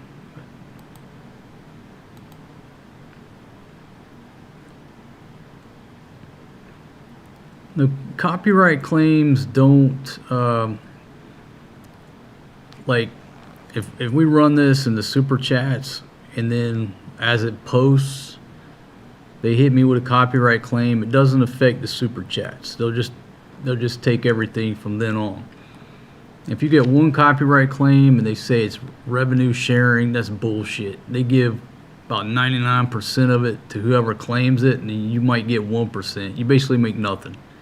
So if you ever do get a copyright claim, just cut that audio out. There's tools. You just go in there, click, take it out. It may screw up the flow of your video, but if anybody wants to do sharing, it means they take all your money.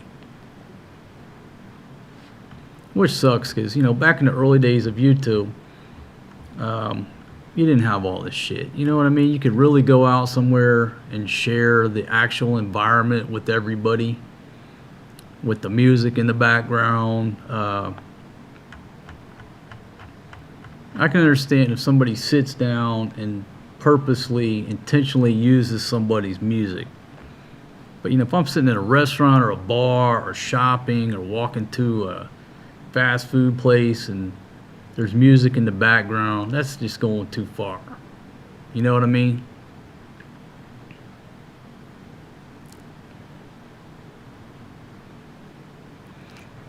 Let's see, Living Blank, how are you? U.S. is the only country strong enough to keep everyone in line. If we didn't get involved, China would take over the world. All other countries would be destroying one another.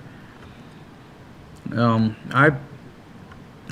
know, personally, for me, the CCP is the world's enemy. They're the only ones that I worry about, and especially because they're right out here. I mean, they're right out here off the coast of the Philippines on a daily basis, screwing with the Philippines. For me, they're the world's problem. The CCP.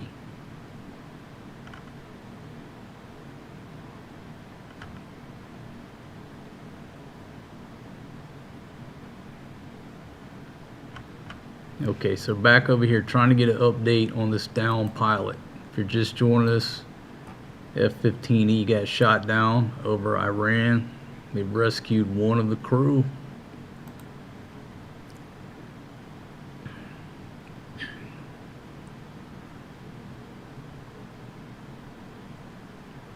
Okay, India Today reports a pilot is in Iranian custody. Okay, let's go to India Today.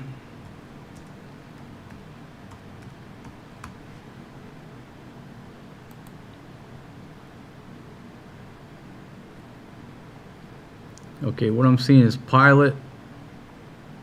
Let's see, one rescued. The hunt is on for the other.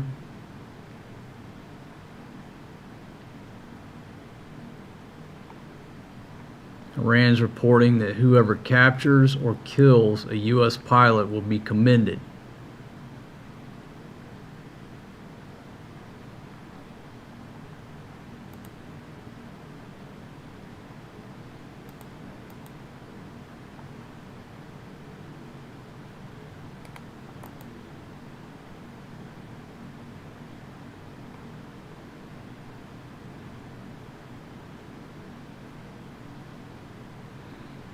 Alright, so yeah, 2 crew members of a U.S. Here, I'll put it on the screen for a second, just so you can see what I'm reading. Here we go. I'll leave that up there for a second so you can see the graphics, and then I'll read it. Alright, 2 crew members of a U.S. F-15E that was shot down on Friday had ejected over Iran. Some reports suggested that one of them was in Iranian custody. Others suggested that a race was on to locate the pilot.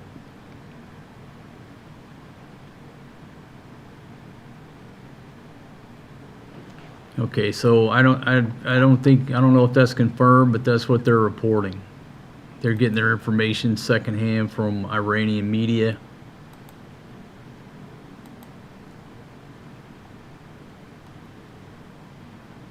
Okay, so now we're seeing the top story on Fox News.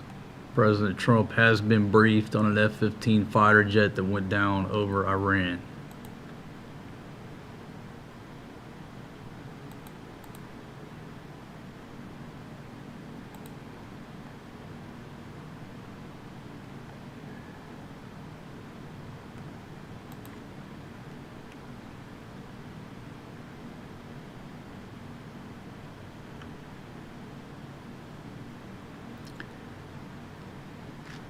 Yeah, I think it's a little bit early. A little bit early to confirm anything. Folks, we're just reading what the media is putting out. It looks like everybody's trying to get their information from Iranian state media, which is not always 100% truthful.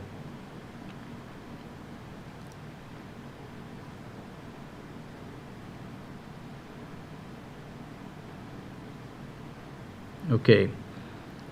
All right. And again, this is coming from the Iranian media.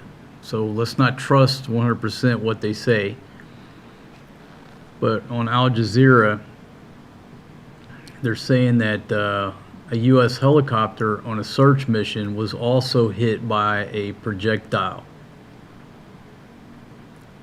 Again, that's very early. You don't know what to believe if it comes out of their media. But it looks like, you know, in any incident like that, it has a chance to just spiral into something much bigger. Iran's media says a reward has been offered to anyone who can locate any U.S. crew member. And again, CBS News is now reporting that one crew member has been rescued. The governor of, I'm going to mess up this name, the governor of Kogiluya and Boyer Ahmad province said anyone who captured or killed the crew would be specially commended.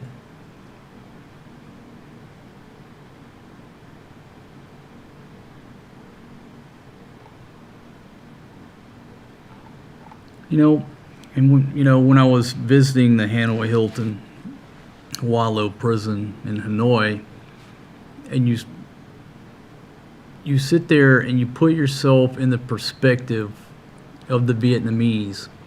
You know, they're getting bombed, they shoot down an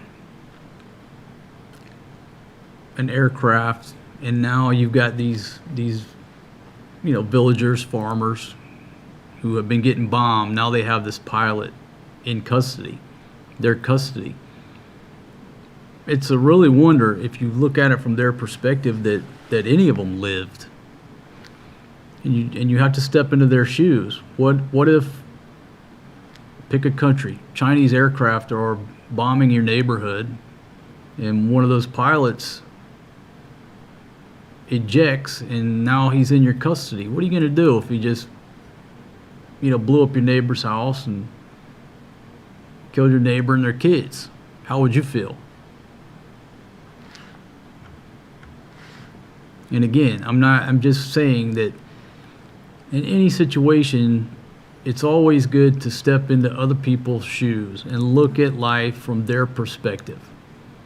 Doesn't mean you agree with it. It allows you understanding to understand human nature about why they would do what they would do. If that makes sense. I always look at everything from everybody else's perspective. That's what I try to do.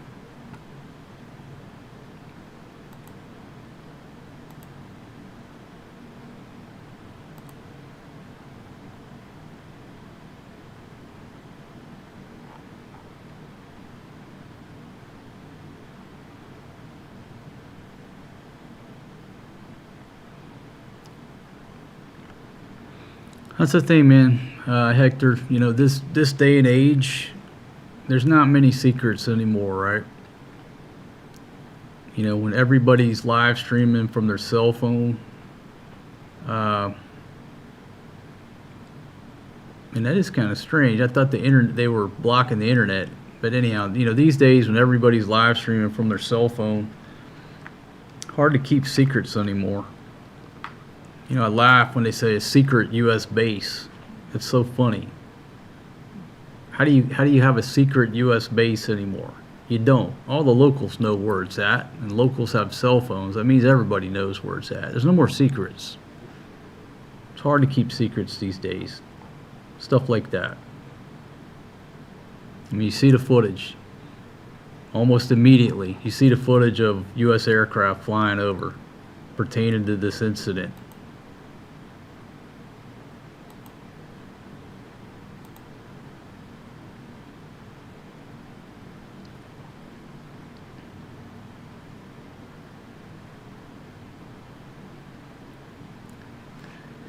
Okay, let's see. I'll just shoot this on the, I'll just put this on the screen for a second there. From Fox News. Let's see, the president has been briefed. Went down in the mountainous region of central Iran.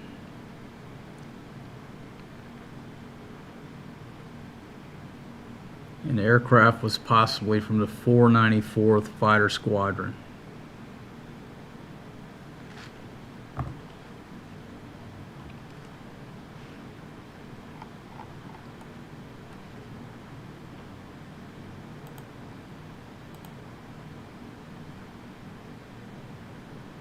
Okay, and just quick, we'll go to the BBC. That's what they're reporting right there. Oh, bubble a little bit. Search underway for U.S. fighter jet shot down in Iran. Nothing new. That's the top story on the BBC right there. See if they have any different information.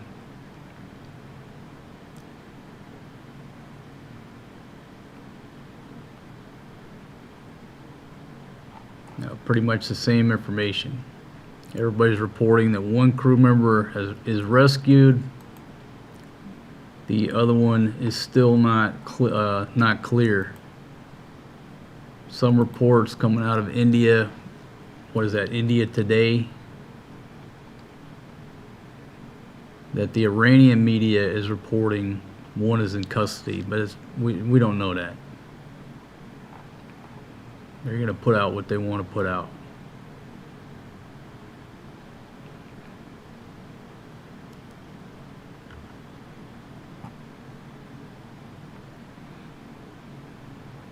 Okay, so Iran's only blocking the internet outside the country, not a full shutdown.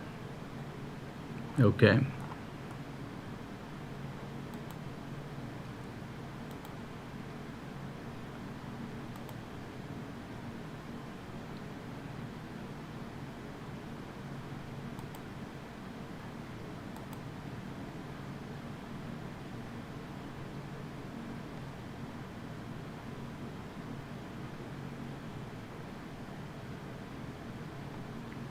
So 12 minutes ago, they're saying 3 killed in a strike on a residential area in Tehran. So again, you know, how would we expect a local population to react to a downed pilot in any country? If, you know, 3 people just got killed in your neighborhood, you capture the pilot, whether he dropped the bomb or not, right? You're going to take it out on him.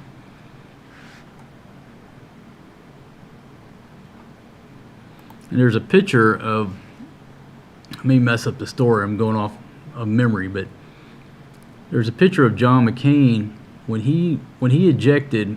He landed in a lake or a pond, and there's a picture of the locals pulling him out of that pond. And I think they, just layman's term, they tuned him up a little bit.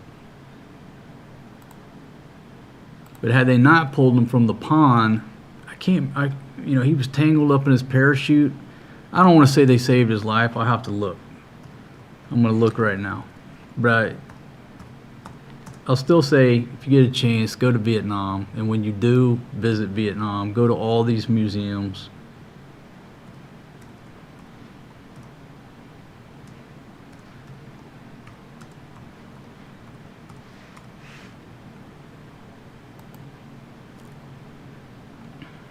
Let's see. See if I can pull up some facts. I mean, I messed up the whole story here.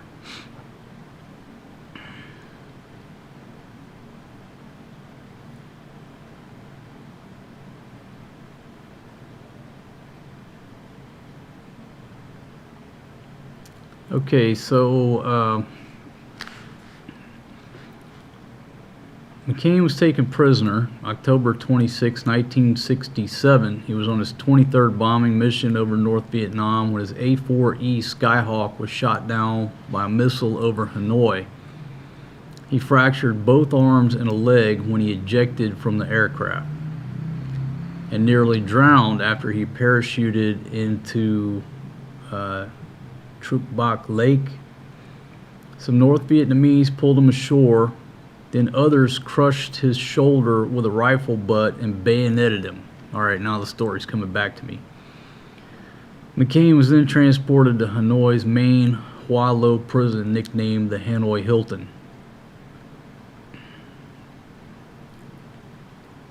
Although he was seriously wounded and injured, they refused to treat him. They beat and interrogated him, and he was given medical care only when the North Vietnamese discovered that his father was an admiral. His status as a POW made the front pages of American newspapers. So when he punched out, broke both arms and a leg, almost drowned. And then when he got pulled ashore, he got butt stroked in the shoulder and bayoneted. But again, just a second. I think if you put yourself in their perspective, in their shoes, the fact that they took him in alive is actually quite surprising.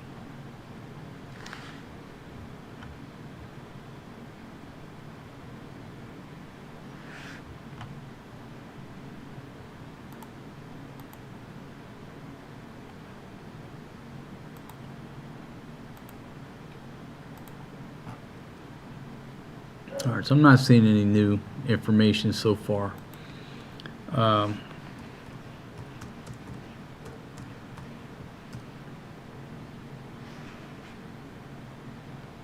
me see if I can pull up the photograph of John McCain.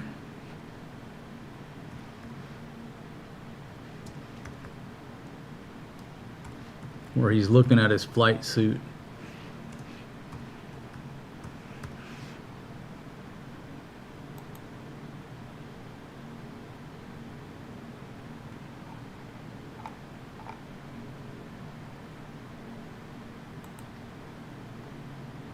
And folks, if you're just joining me, the original purpose of this live stream was to talk about what everybody thought about this countdown. Not a countdown, but the deadline on Monday. And basically Trump, he he says they asked for 7 days, he gave them 10. And that deadline is up Monday, April 6th at 8 p.m. where basically they're supposed to open the strait or come to some type of agreement, some type of action, or else he's going to start attacking their power plants. So that timer in the red box, what is that, 3 days, 7 hours? So a little over 3 days is another deadline that is coming around. So the question was and is, what do you think is going to happen Monday night when this deadline comes up? What do we think is going to happen? Do we think that he's going to follow through and start targeting the power plants?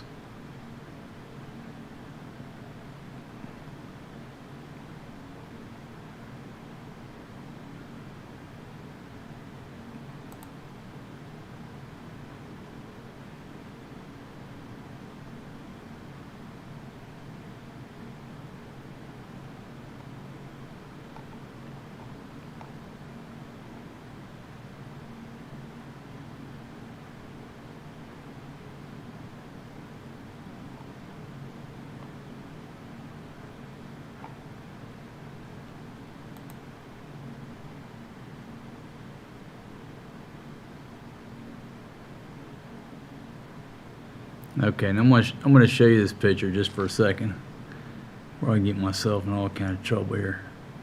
Let me just. I think this is the picture. The picture that they had at Wallow wasn't the same picture.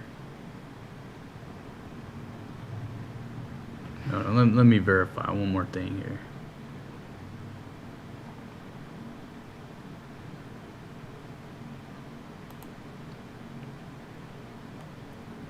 Okay, I found an article.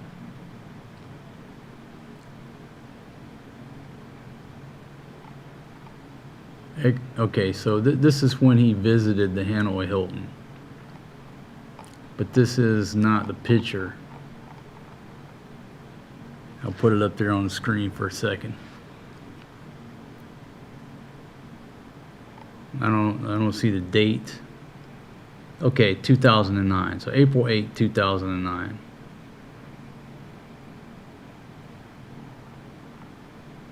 He visited where he was a POW. But anyhow, they got a picture of him. At least they did. Sitting there looking at his flight suit. I think I'll show you right quick.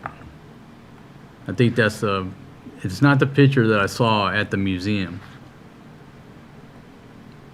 But how crazy is that?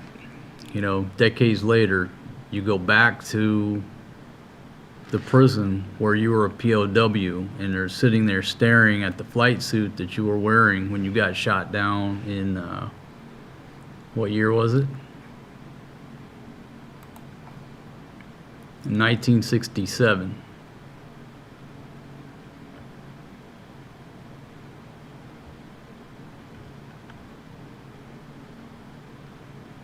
Let's see, Tail Drag, how are you?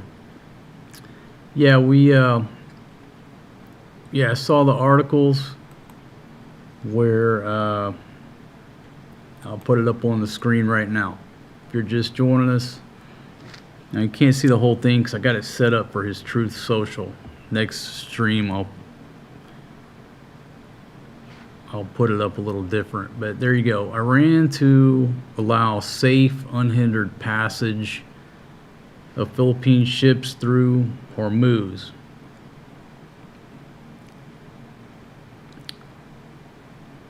The safe, unhindered, and expeditious passage of Philippine flag vessels, energy sources, and all Filipino seafarers through the strait. Its top diplomat told the DFA on Thursday. So they were talking to the Iranian foreign minister, according to the article. So it looks like they were talking to the right person. The ambassador, according to you guys, was involved. But they actually got a phone call in to the foreign minister who said, yeah, you're good to go. And also there's no toll. They're not charging them any toll or anything like that. I guess they're at this point considering them, what was the terminology, a non-hostile country. So all of that right there is good news. The question is, how long is it going to take to A, get everything approved on their end to where, okay, you're good to go, and then how long is it going to take to get some full ships over this way? But yeah, absolutely good news. Hopefully things start happening sooner than later. And Hans says, I don't think it will change anything after the deadline. It will be like it is now.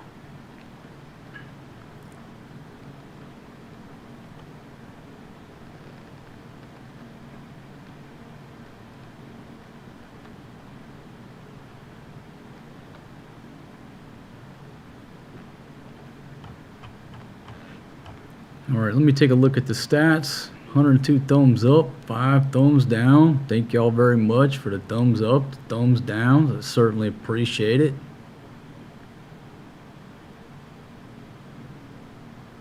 Been live for, what is this, 234 minutes? Man, my goodness. How many hours is that? 6 into, what is it, coming up on 4 hours? Is that about right? Everything still seems to be operating in the green.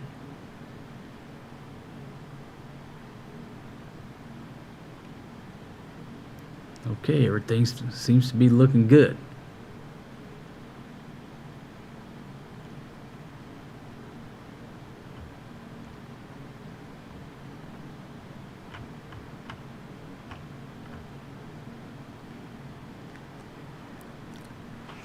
Okay, now what's strange is that at the beginning of this stream, and I was referencing a couple of articles where they were talking about how,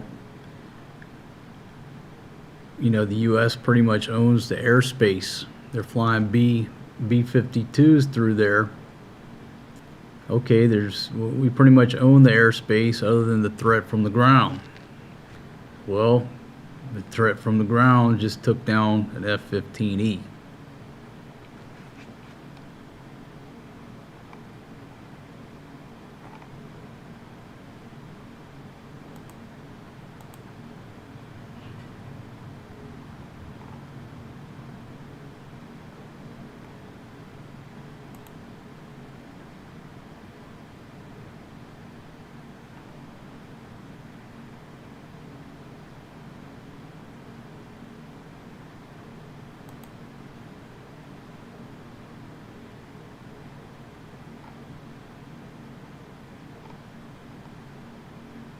Okay, still nothing though.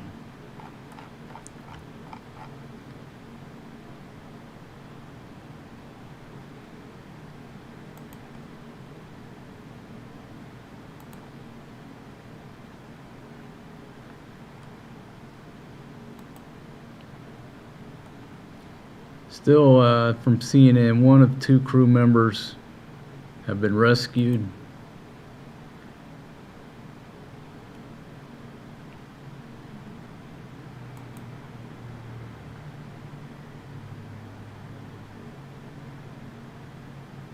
Okay, so who's reporting that? Turkey? Turkey is reporting that, let's see. Let's go over there.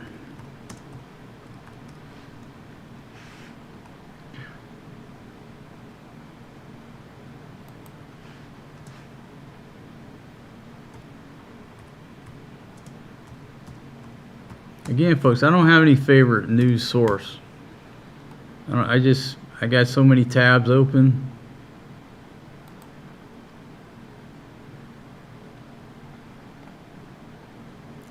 And see, and I hate to put this out there, but all I can show you is what I'm looking at, okay? Just a quick search. Maybe this is a bogus site. But, you know, I don't believe anything, but some people do. So what they're saying here, and I'm not saying this is correct, I'm just telling you. This is what I pulled up. Supposedly a Black Hawk was shot down. Armed tribal groups have fanned out across mountains and plains searching for the pilot of a U.S. fighter jet. Let's see, the pilot ejected after the jet was hit by air defenses and landed inside Iranian territory. So we have a, let me get this video, see if I can get this video up here.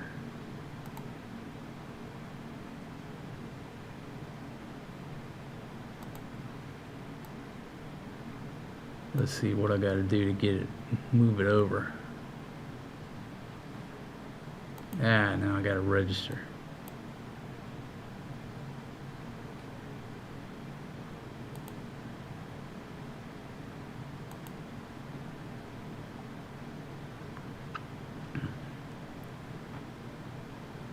Okay, here we go again. We'll try it again.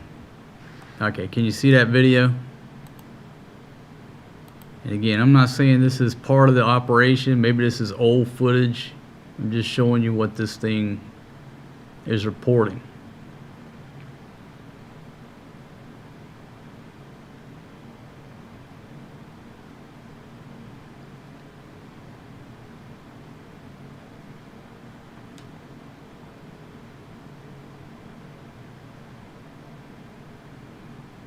let's see, coming from the Iranian news agencies, they're saying that the search area was unusually wide, suggesting that U.S. forces did not have a precise fix on the pilot's location.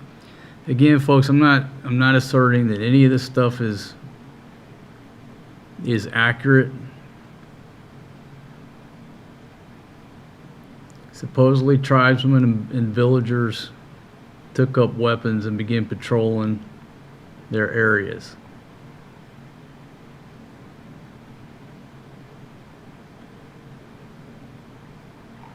So there you go. That's what that article.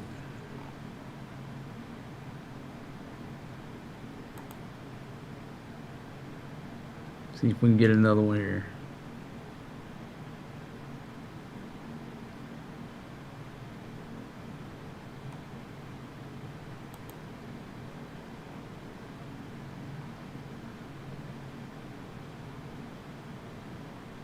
Again, Iranian state television aired a statement urging civilians to capture the enemy pilot or pilots and hand them over to authorities in exchange for a reward.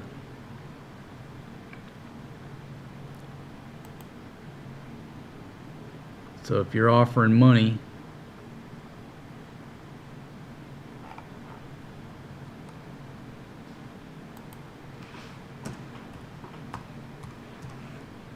folks are going to be out looking for them.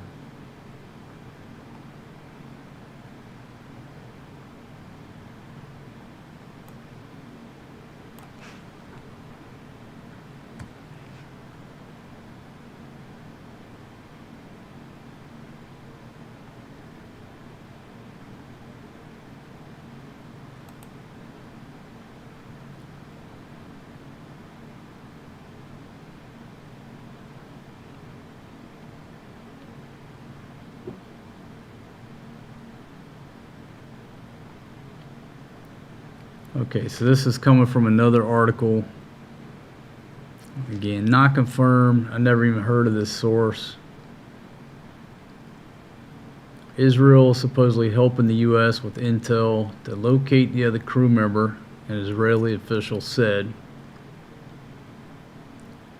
Iran is also hunting for the crew, has asked civilians in the area to join in the search, offering the reward. An Israeli official said Israel canceled planned strikes in Iran so as not to hamper the search and rescue efforts. Iranian media was first to report that a jet had been shot down. State TV told Iranians that anyone who located the U.S. troops would be rewarded by the government.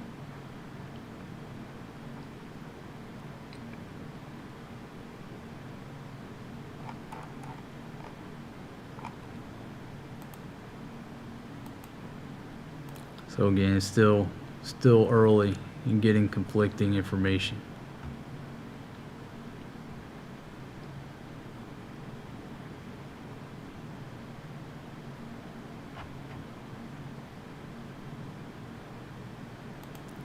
You know, kind of strange. RT is usually pretty early on reporting on stuff like this. Still haven't got anything on their side about it.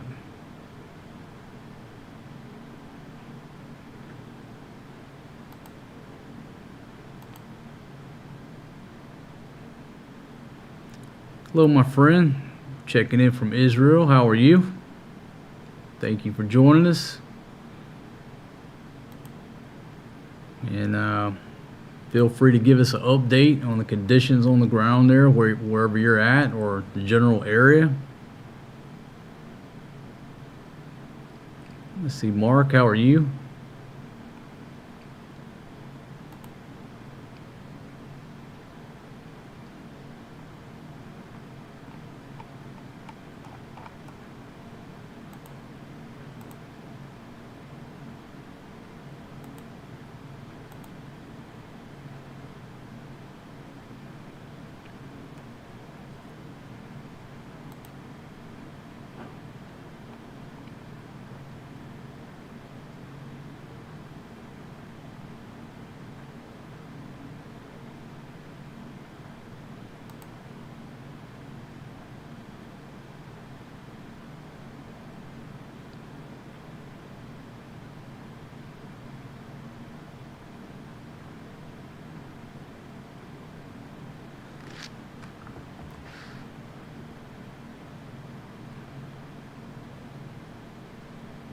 Okay, so there's the latest from Al Jazeera. Nothing new.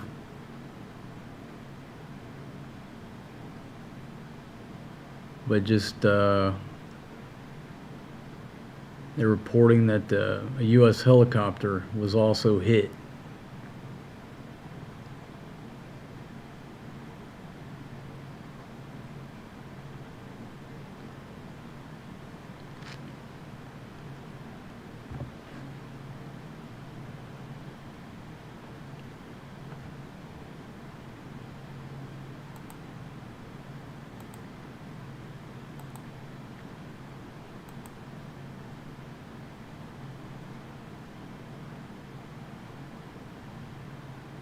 Okay, BAH, they got something on, we'll go over there.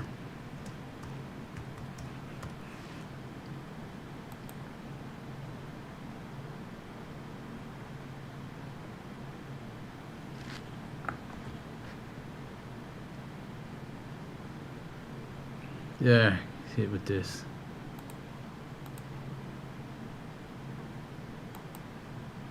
Okay, there we go right there.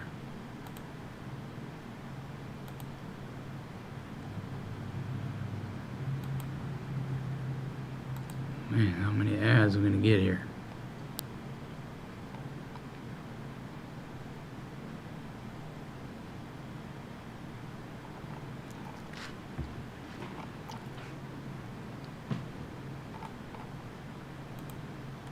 Okay, I'll take a break from that till we get some more information. Let me go to your comments. Again, if you're just joining me, the question is, got kind of away from it, but what is Trump going to do on Monday at 8 p.m. when this deadline comes up? You know, we did a live stream where he gave him some time. Before the time ran out, he extended it. And this Monday, April 6th, is the end of the 10-day extension for them to open the strait or to come to some type of agreement. Or else he's going to start attacking power plants. We just saw that the U.S. took out their tallest bridge. I think more symbolic. An attention getter to say, hey, Monday night's coming around. 3 days and 7 hours.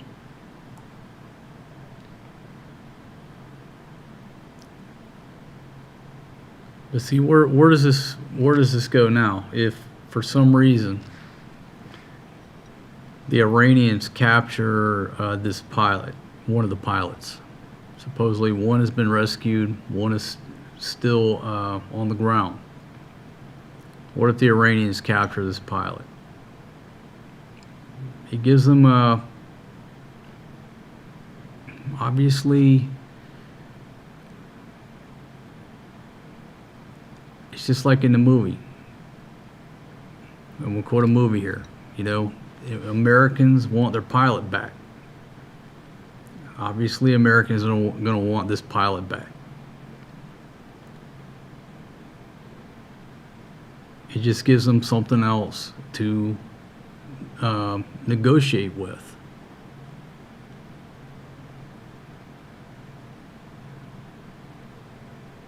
So this deadline that we're talking about, Monday night at 8 p.m., this incident here could very well change what they were planning to do.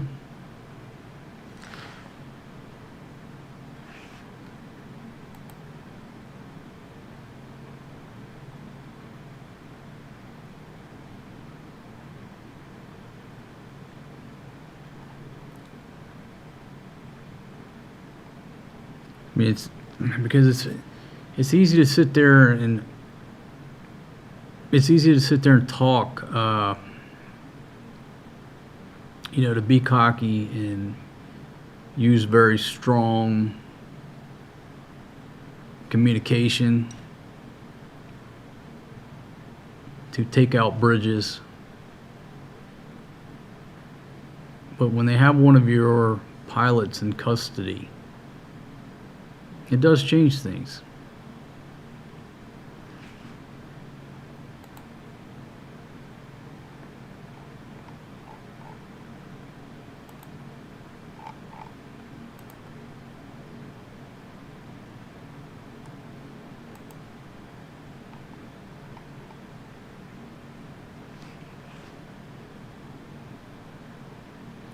All right, so let's go to Trump's Truth Social. I'm going to put this back on the screen for a minute. Okay, that's the Truth Social post that I based this live stream on.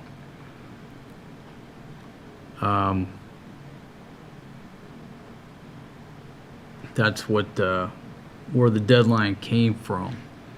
At least this time he gave us an exact day and time.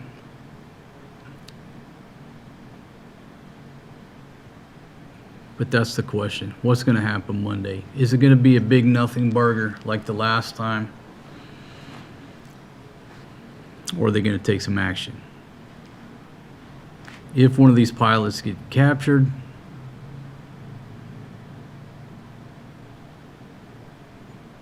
you know, what then?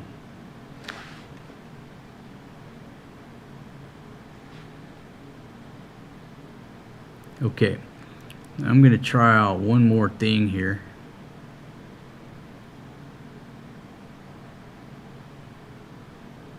Let's see, where is this at?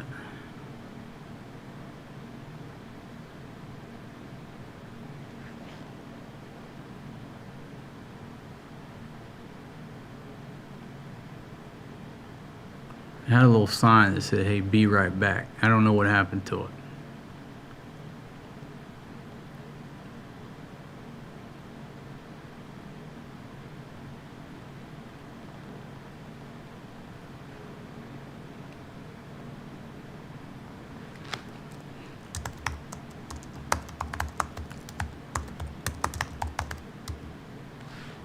All right, here we go. Be right back. Taking 5-minute, that should be hyphenated, 5-minute break. Look at that right there. How do you like that? Old single dab.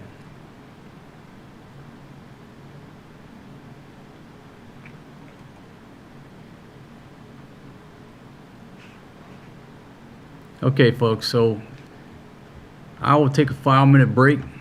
I'll be right back. I'm going to leave that up on the screen. Feel free to carry on the conversation.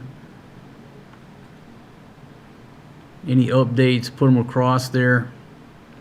I think that's self-explanatory, right? Be right back, taking a 5-minute break. Everybody cool with that? I hope so. See, I can't turn that camera off. Yeah, I'll just leave it like that. You know what? Hold on. I'm going to test something here. Hold on a second.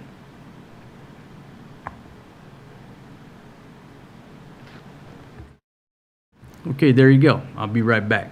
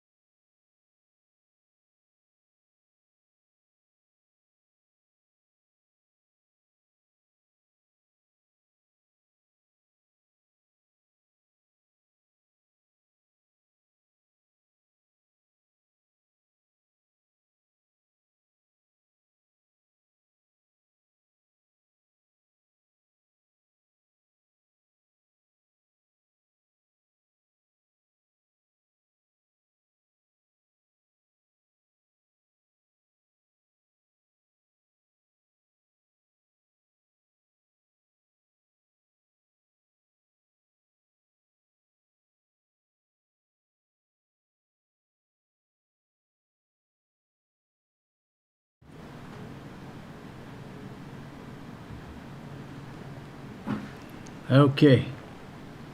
All right, I'm back. Let's see, where were we? All right, let's see. Tail Drag, how are you? Mark, let's see. My friend from Israel. Can you guys still hear me? I think I hit the right microphone. Yeah, I think I hit the right microphone. Let me know if the audio and the video is still okay. Old single dad had to go take a break. Hey Lee, how are you, my friend? Hope you're doing well. So now that I had a little break, get a little rejuvenated here, let me hit the Zulu with some water. That thing is a champion. Got that at a thrift shop in Montana. You get them at Walmart. They're not that expensive, but that's the only thing that still survived in a little over, well, I guess it's been a year and a half now. Brought back a bunch of cups like that. They're all broken except for the Zulu. Okay, all right, so everything looks good. Okay, if you're just joining me, let me just start over. I know a lot of people come and go, but that Truth Social post right there, put out by DJT, is what I based this video on. There's a deadline coming up Monday at 8 p.m. That's the 10 days he gave them to say, hey, you don't open up that strait or we come to some agreement, I'm going to start hitting your power plants. Now we just saw they just hit a bridge. They took out the biggest or tallest bridge in Iran, which is fairly new. If you look at a picture, there's two cranes in the background. I don't know if they're on the bridge. I can't tell. But, okay, I should change this. I'm not taking a break no more. So, a lot has gone on, and while this stream has been going, a U.S. fighter jet got shot down. We're getting reports that one of the crew members have been rescued, and one is not accounted for.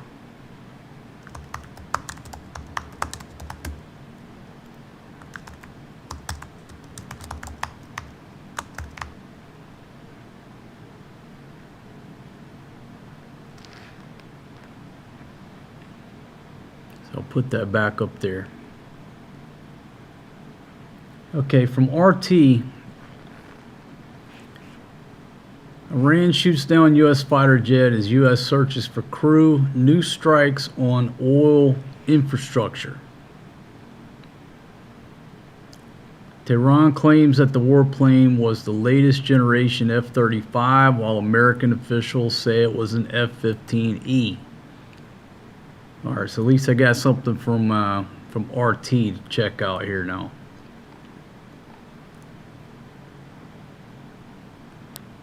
All right, so I'll put that up on the screen for a little bit.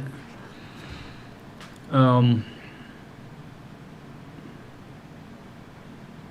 to Reuters and CBS News, U.S. officials have confirmed that a search and rescue operation is underway in Iran for the crew of a downed F-15E. Iranian strikes also hit Kuwait's oil refinery and caused fire in several operational units. They also hit a water plant, according to an earlier article, in Kuwait, a desalinization plant.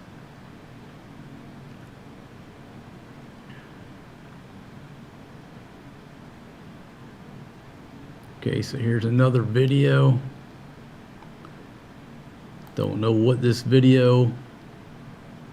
Okay, that's the same video.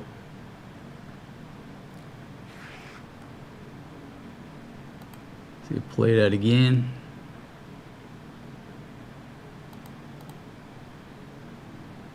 This short clip there. If the U.S. proceeds with its threats regarding Iran's power plants, immediate retaliatory actions will be taken,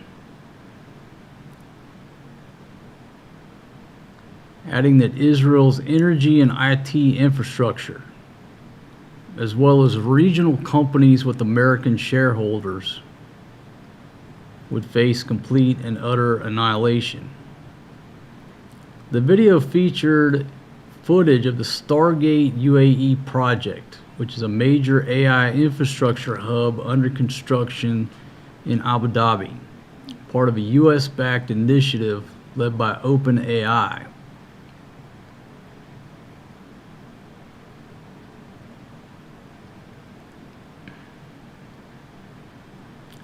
Trump has urged Tehran to make a deal before it's too late.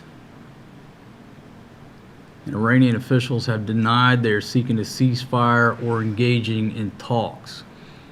Now, from what I heard, folks, was that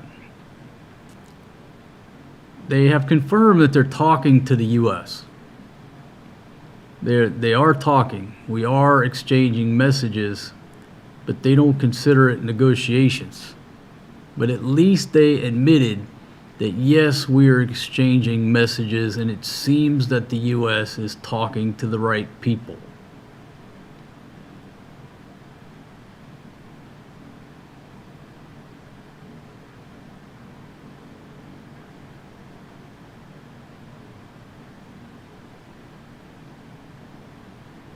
Okay, so in other news,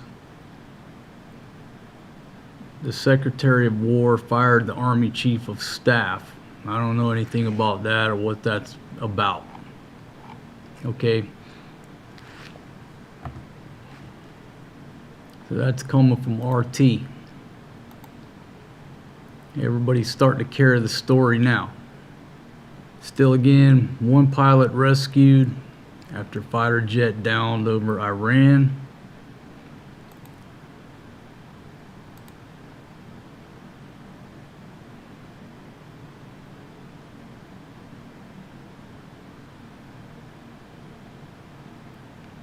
Sources say one of the two-person crew is in U.S. custody and receiving medical treatment.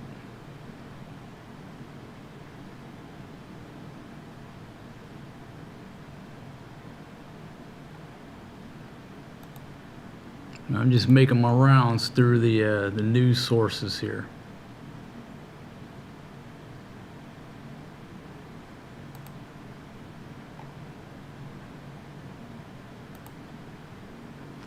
Go to your comments here. Is anybody seeing anything different?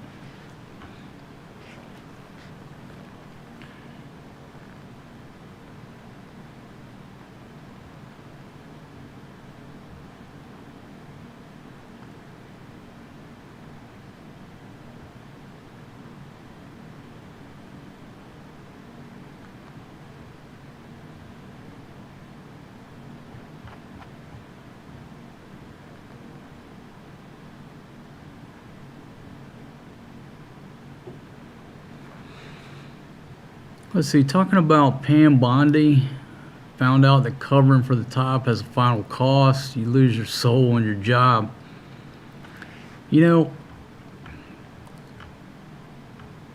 it's almost like, I don't know, you know, I don't follow this stuff as close, but it's almost like, I don't know, does it seem like he sat down with all these people and said, hey, look, as long as you stay loyal, you're good, but at some point, I'm probably going to have to replace you. It's just the way things are. At some point, I'm going to fire you. But you're not out. You're just getting replaced. It's like you almost know if you go to work for Trump, at some point you're getting fired. But if you stay loyal, you still got a job, you're just going to get a different job. Is that the way it seems, or am I way off base here? As long as you stay loyal and stay on the team, okay, you're good. And then it's almost like you're briefed, hey, I'm going to make you Homeland Security Secretary, but you're only going to do it for a year. After 1 year, I got to fire you because all of the dirty laundry that accumulates over that year, it's time to put a new face. So it's almost like they go into it knowing, I'm going to get fired in a year, but I'm going to get a different job. Just all part of the plan. So nobody's really getting fired. Just getting reassigned.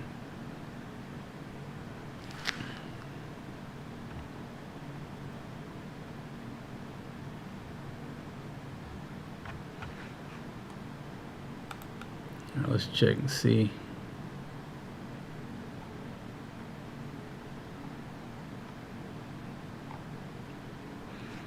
All right, so again, those are some of the images that are supposedly circulating.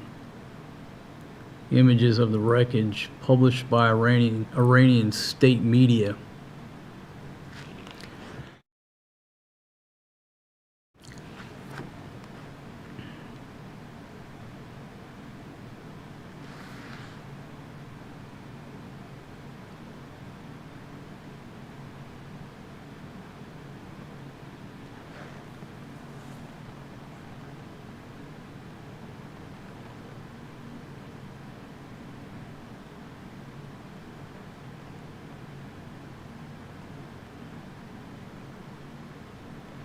Okay, Lee's reporting that a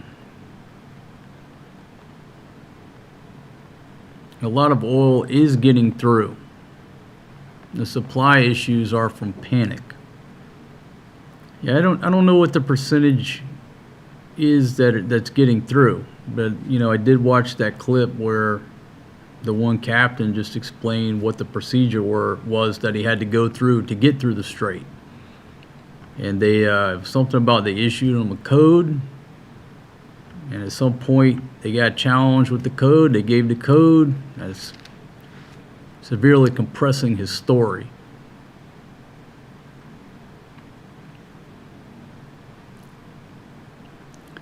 Okay, Tail Drag is reporting that a McDonnell Douglas ejection seat has been found by residents in southern Iran. And can you tell us what source you got that from? And I'll try to put it up on the screen.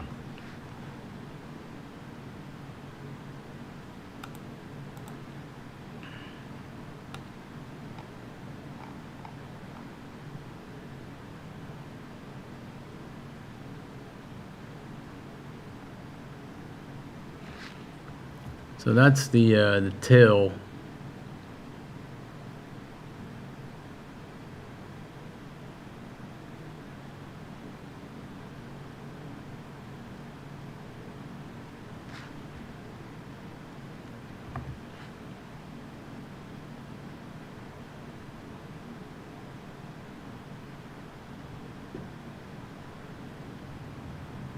See if I can find, let's see.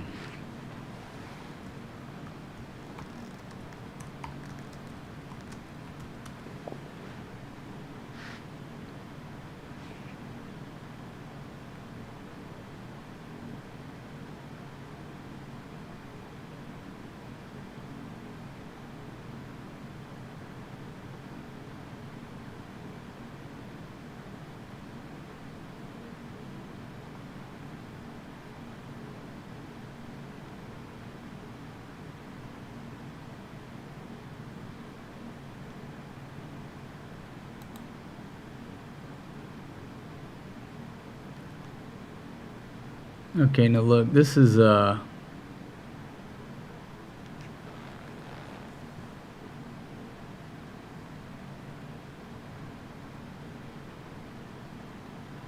from 3 hours ago. I'm not even sure if I want to put it up there. They're claiming it's an ejection seat from an F-35.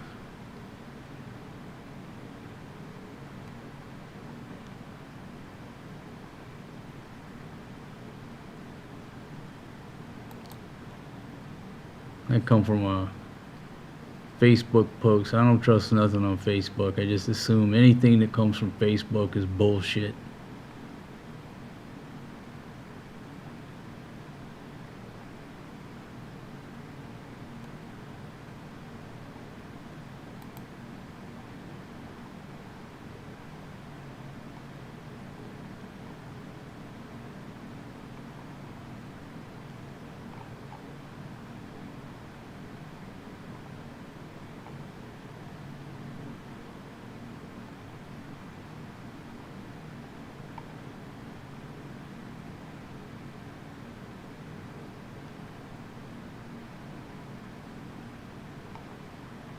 Okay, I don't know. Some of these news sources I never heard of. I don't know if they're bogus.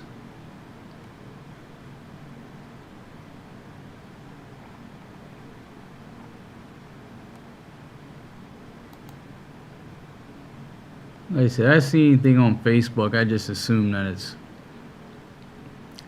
bola.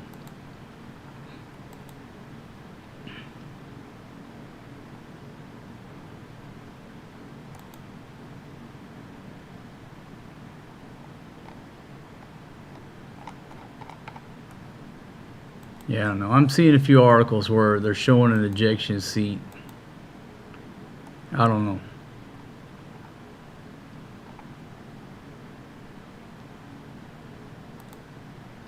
Okay, but now it looks like it's making rounds. Now it's up on Fox News. Hey Gary, how you doing, my friend?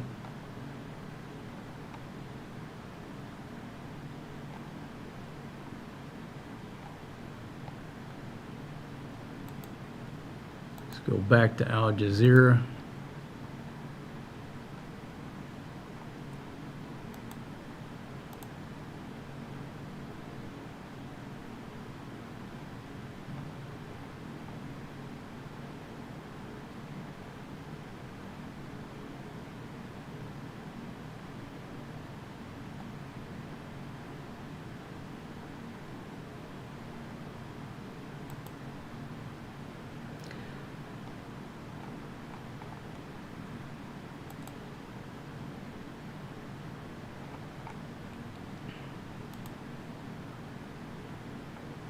Yeah, I mean, especially when stuff is just coming out, you don't know what to believe, what not to believe, what's a AI pick, what's.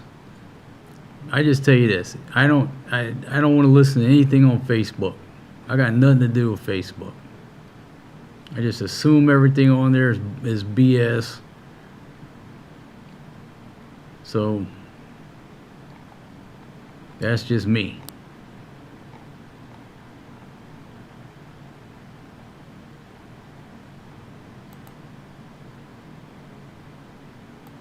Okay, again, here's another video.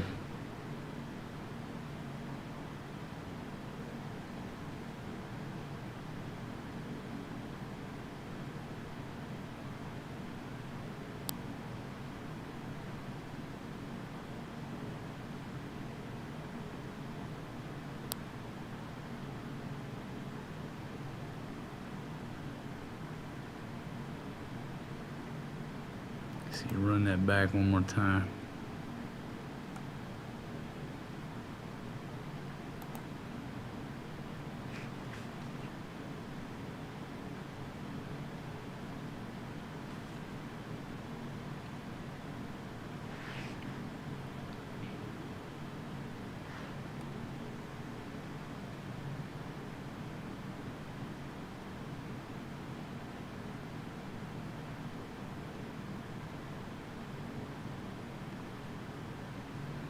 I don't understand it. Why do people film this TikTok, Facebook style?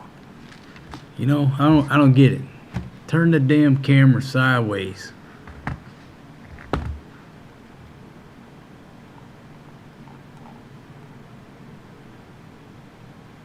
Okay, here's another one here. I think we've already seen that one. Another angle.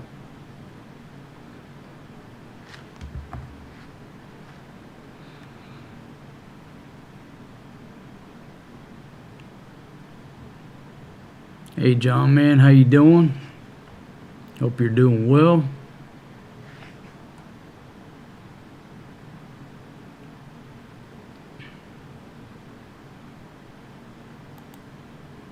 Yeah, man. Mark, I don't trust nothing on Facebook. Not on it, don't use it, don't want to use it, not interested.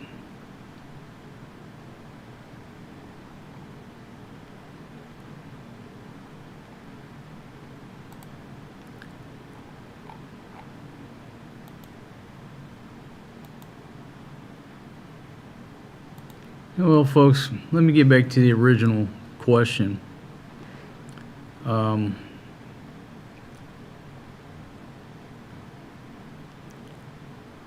So are you talking about this Alex Jones guy? That's the dude who got kicked off of all the platforms.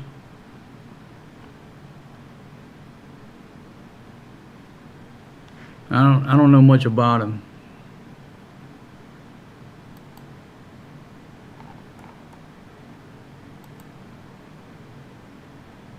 Let's go to the Guardian and see if they got anything. Yeah, Barry. Nah, Lefty. I mean, here's the thing.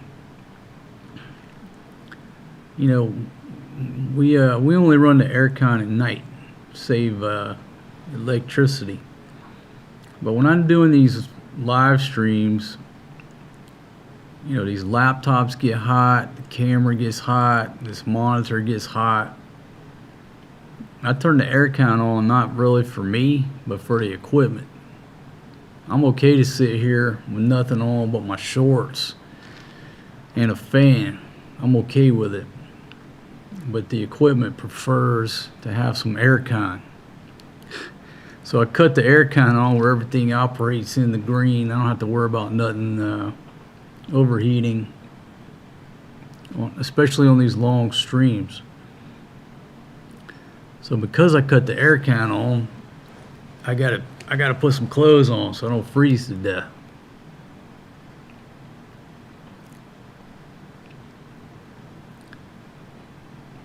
Yeah, I heard it. I heard that, but I just heard he said something, and then everybody kicked him off the platforms. I don't know much about the dude. You know what? Matter of fact, one of my first live streams. Now it's coming back to me. Some chick sent a message or a comment and said something about Alex Jones and this and that. I'd never heard of him. And I did a video. I was like, who the hell is Alex Jones? I had no damn clue who the guy was. I still really don't know who he is.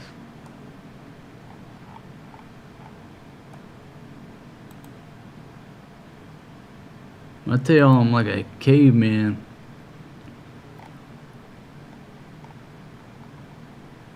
I don't know much about what goes on in America. I missed all the movements. Wasn't there.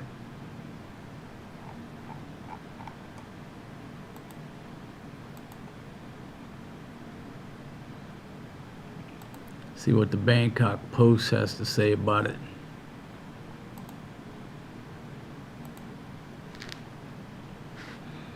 Yeah, Big Pumpkin's doing well.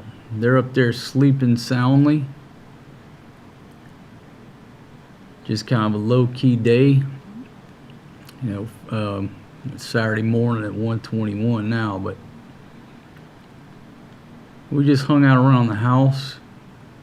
We're gonna get up and go over to, it's not too far from here.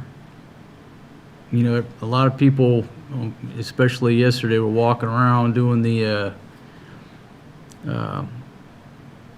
what do you call it? Self-flagellation. You know, beating their backs until their backs are just bloody, just solid red. But not too far from here, believe it or not, every year they actually nail people to the cross. in a ceremony, like a reenactment type ceremony, with real nails,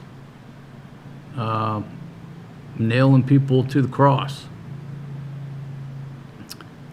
They put nails through their hands, through their feet. Now they do use like cloth lashings to help support the weight, but that event goes down every year. We were going to go, and then I thought about it. I said, you know what, I'm not taking the kids to that.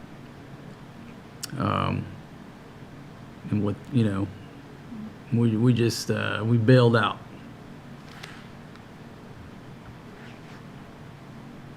So we just had a low-key day. They just played outside.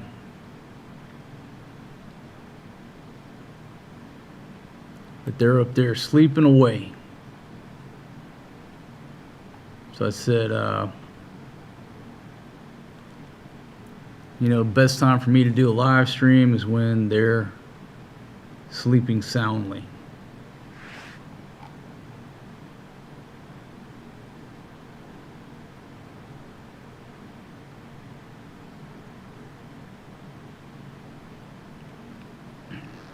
Hey Beverly, how are you? Checking in from Norfolk, Virginia.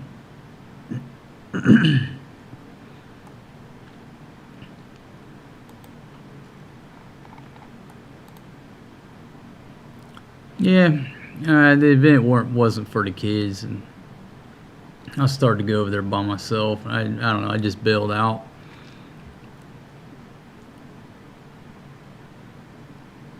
But I'm sort of kicking myself for not going. You know, it happens once a year. We live close by there. When will the stars align where you can see that event?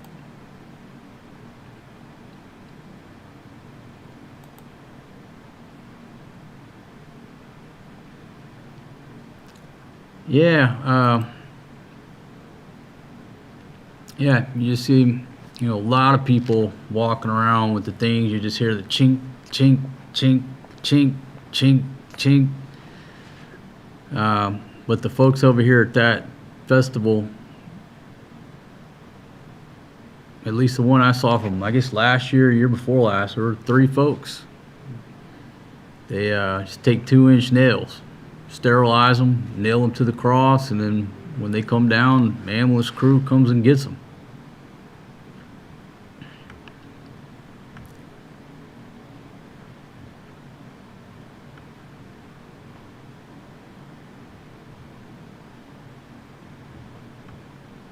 See, the people in the Philippines use balut as Easter eggs.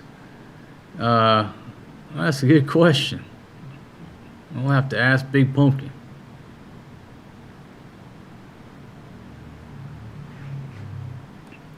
Hey Jacob, how you doing?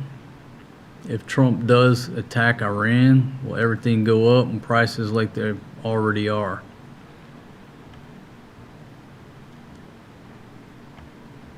Yeah, if you know, we sit here and say if they hit the power plants, it's going to get ugly. But it's all, you know, the thing about it, it's already ugly. Somebody hit a water plant in Kuwait. I just read where an aluminum plant, I think in Abu Dhabi or Dubai, got hit. These places, they're already hitting them. They already hit a water plant. We just took out a bridge. What's stopping them from hitting the power plants?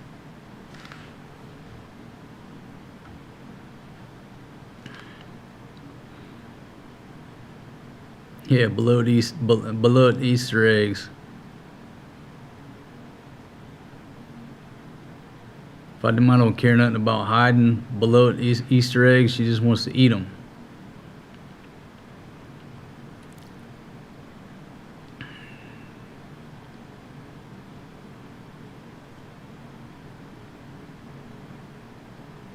Okay, so the guy used to have his own show. So are y'all saying he still has a show? Again, I don't know much or nothing about the guy.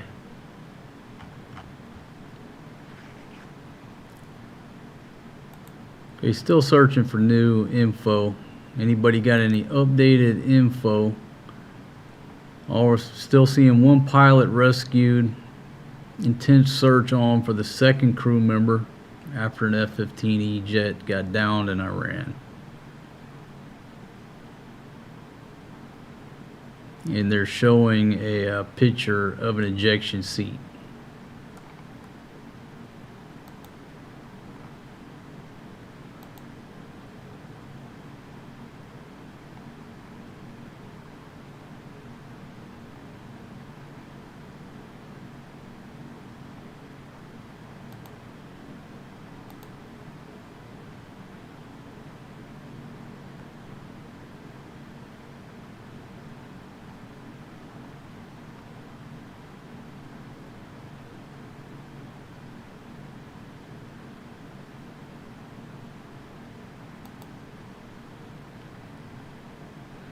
All right, let's go to Truth Social, see if the president has sent out any messages. Put this up on the screen here.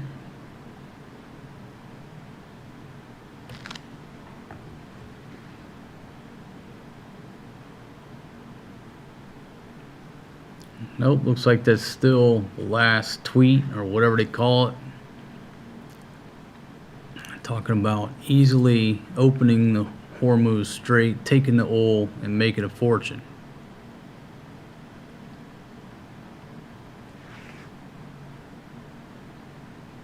And again, if you didn't know, the vice president is now the fraud czar.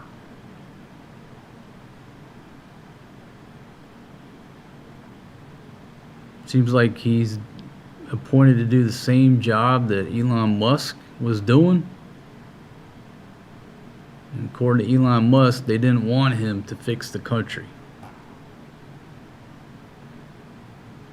So yeah, good luck, JD, as the fraud czar.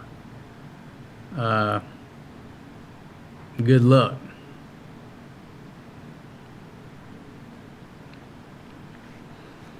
Okay, so 14 hours ago,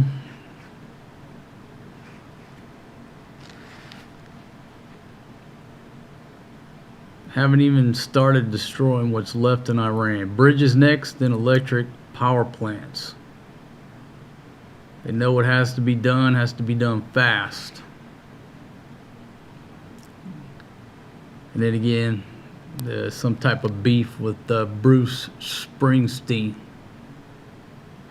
Can't make this stuff up. That's why I tell you, everybody's eyes since Trump got back in the mix, everybody's watching the Trump show, the DJT show. It's the best reality show going. I mean, whether you're into politics or not, you just never know what's going to happen. What's going to happen next? What's the guy going to say next? Nobody knows. So if you're just joining me, let me put this back on the screen about. I mean, it's hard to believe that these are tweets coming from the president. I'm not mad at the guy, but Bruce Springsteen, who looks like a dried up prune, who has suffered greatly from the work of a really bad plastic surgeon. Guy's a total loser.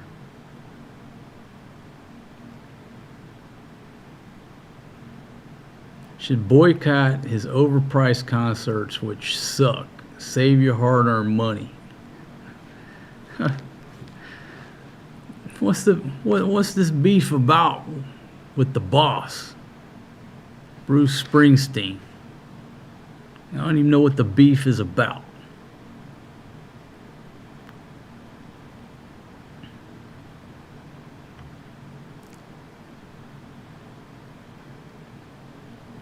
Yeah, and again with this Tucker Carlson dude, I don't know much about him.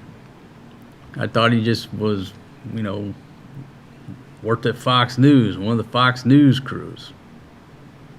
What's the beef with, what's his name, Tucker Carlson? What's their problem?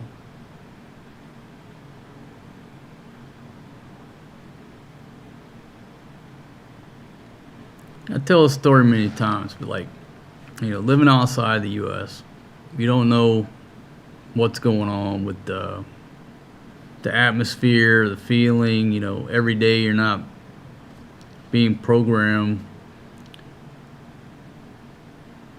And so the first go around with Trump, when I realized something was wrong, when I would encounter Americans over here in Southeast Asia, it used to be, "Hey man, you from America?" "Yeah." "Where are you from?" "I call Atlanta home." How long you been here?" And you just, I'm here on vacation. You just have a normal conversation about what are you doing in Southeast Asia. And then when Trump came onto the scene, the line of questioning changed when I would run into Americans on vacation. I'd be sitting at a bar, drinking my beer, looking at some beautiful girls. Guy would look over, "Hey man, where you from?" "You an American?" "Yeah." "Where you from?" I call Atlanta home." "What do you think about Trump?" It just went like that. 1, 2, 3. That third question was coming at me hard. "What do you think about Trump?" Like, at first I was like, what do you mean what I think about Trump? Fuck, I don't know. I live in Thailand.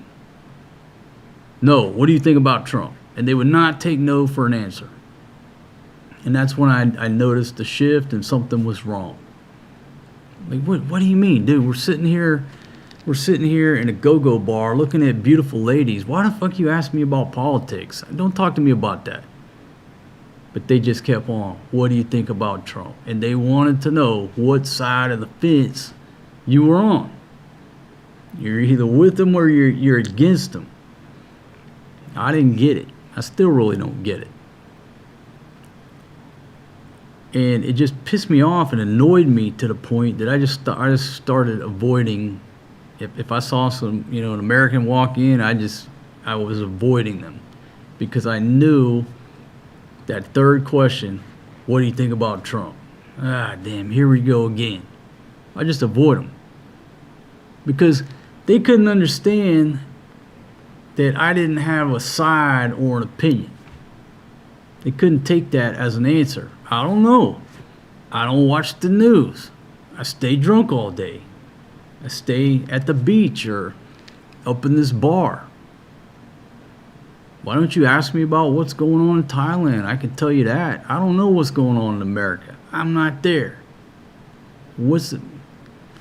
They just could not take that answer. You had to pick a side. I just started avoiding most Americans. If they walked into the bar, I'd go sit somewhere else. That's when I first knew something was strange going on. People had to take a side. All right, Tail Drag says Bruce Springsteen is a loudmouth liberal. It says some chismis about Trump. Trump has been expressing his true feelings to these loudmouths. Oh, that's it in the handbasket. All right, so Bruce is a loudmouth liberal. Damn, how can the boss be a liberal?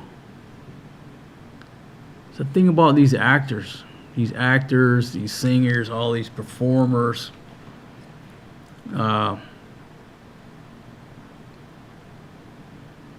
they think that just because they can sing, they know everything about everything in the world. And who was that said recently, just get up there and get your award and sit the fuck down, shut up? Who said that? I can't remember who it was. Don't get up there and get your award and use it as your political platform. Get up there, get your award, say thank you, and shut the hell up. Somebody said that.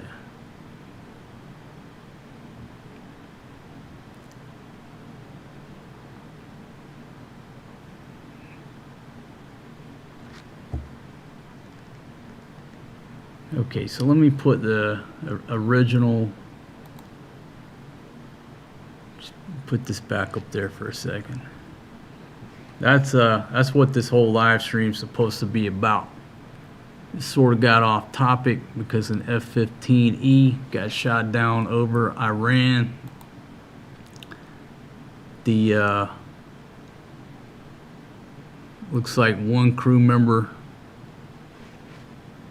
was rescued. I won't put that up there too long or I'll get a copyright claim. One pilot rescued, intense search for the second crew member. That's according to Fox.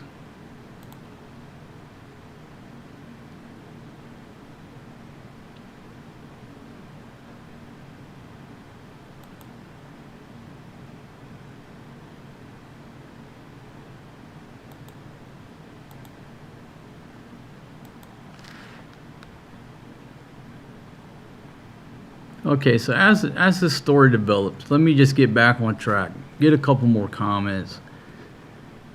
Hannah may shut her down, call this one Iraqi done.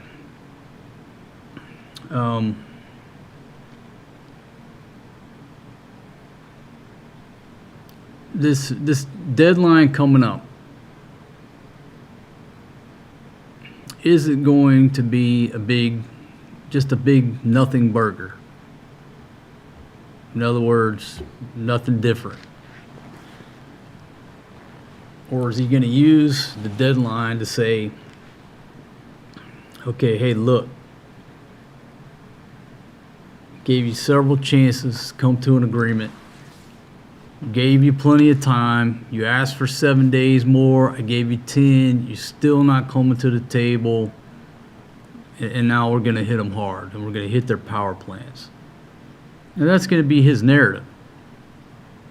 Instead of just going out and hitting them, being the bad guy, okay, now you're the good guy, giving them plenty of time, giving them more time. They asked for 7 days, I gave them 10 days, but they won't come to the table. Now, that's the narrative. While Iran is saying there never was any negotiations. Yes, we are exchanging messages with the envoy.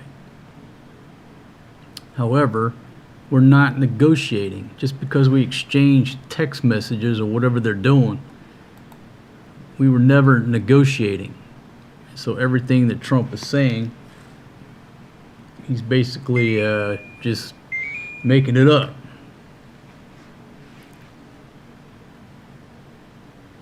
All right, so let me see if I can put this up. You can see most of it.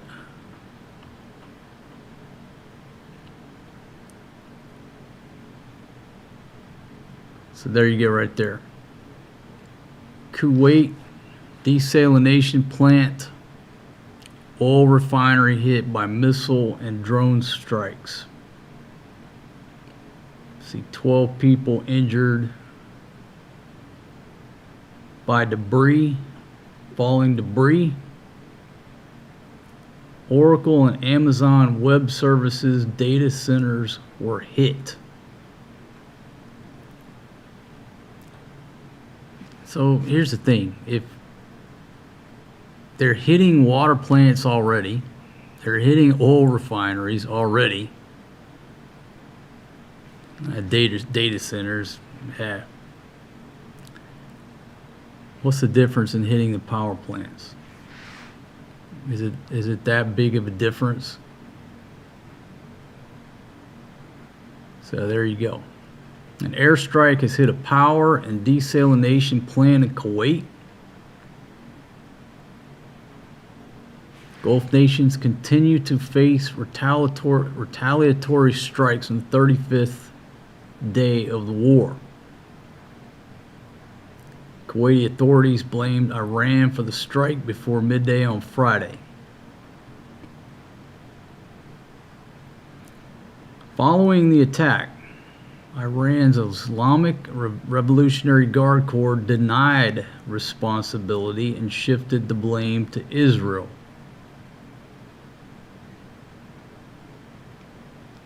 So Iran's blaming Israel for hitting Kuwait's water plants.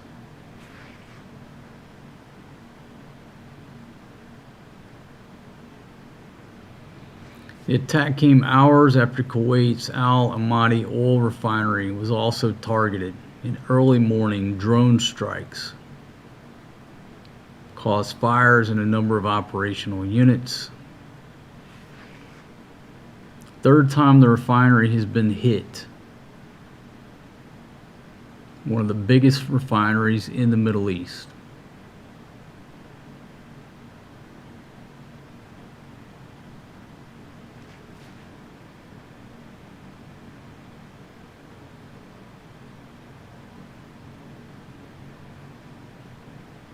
So there we go. Is Monday going to be a huge factor, this deadline? They start hitting the power plants. They're already hitting water plants.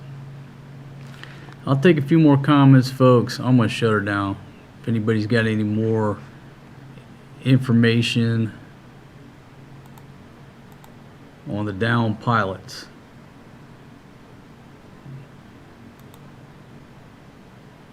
I'm not seeing anything updated.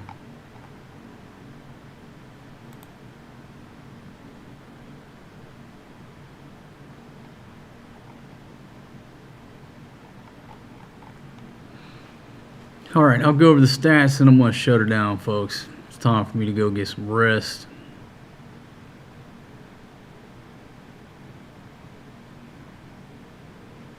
Okay, Living Blank says that was Billy Bob Thornton that was saying that about the award shows. He's the one who said, I can't remember, but he the one who said just go up there, get your award and sit down, say thank you and sit down. Seriously, who wants to watch an award show? I don't watch none of that stuff, but who would want to watch an award show where you're trying to talk about movies and acting, if somebody gets up there and goes off on a tangent? I don't know. But with that said, that's what a lot of people complain when I do these talks. You're talking politics. I'm unsubscribing. It'd be much easier if you just skip this one, if it's not your cup of tea. Hey, Steven, will do, my friend.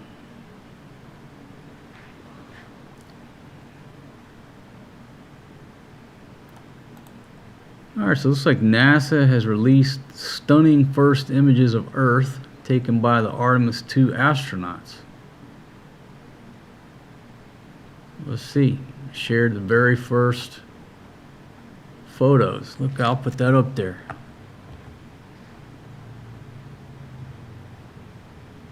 So, you know, when you sit there and look at the Earth from that perspective,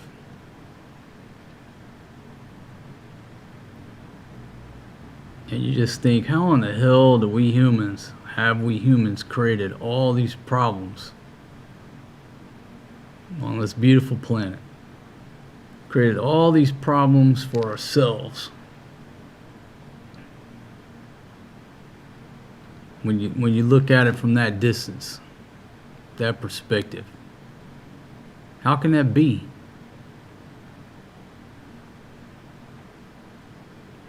You know, it's just like Afghanistan is a beautiful, beautiful country. Just beautiful. The mountains, rivers, it's a beautiful place. You're just like, how in the hell can people, you know, just use this for conflict all the time, right? Such a beautiful place. And you look at that picture of the Earth and wonder how in the hell are so many humans at war with one another.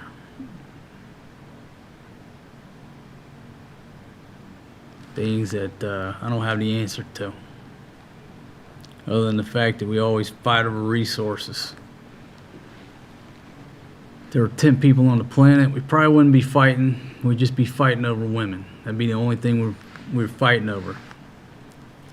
Unless there was one dude and 9 women, wouldn't be too much fighting. All right, I'm going to read a couple more comments and I'm out of here.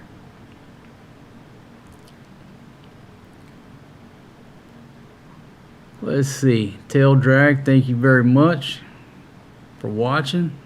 Retiring in 1.5 years. All right, man. You're basically on the short clock. You look at it on a longer planning horizon. You were a year and a half will go by before you know it, man.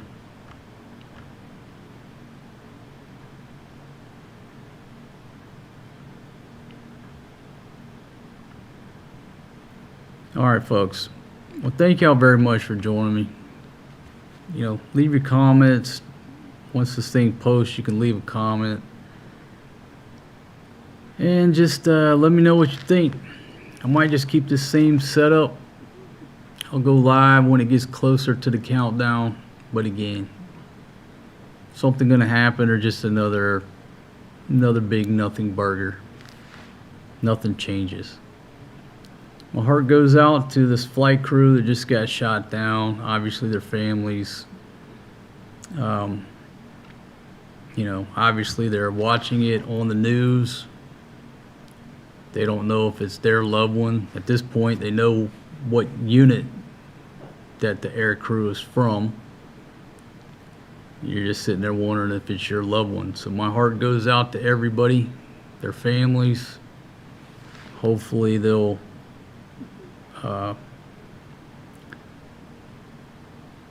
safely recover the second crew member on that F-15.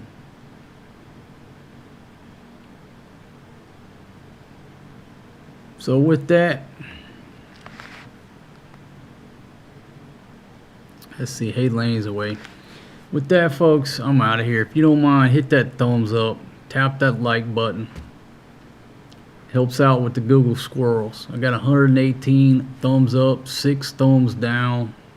I appreciate everybody. Thank y'all for them thumbs down. But just take some action if you don't mind. Helps out with them Google squirrels. They control everything about this game.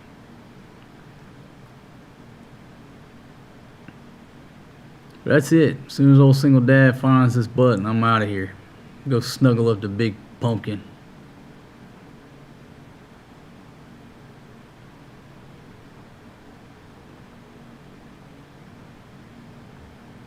We'll see you next time, Hans. Lane's away. We'll see you. Steven. Tail Drag. Pro Media. John, Man, Lee. Everybody, thank y'all for joining me. Alright, but I'm out of here. Peace out.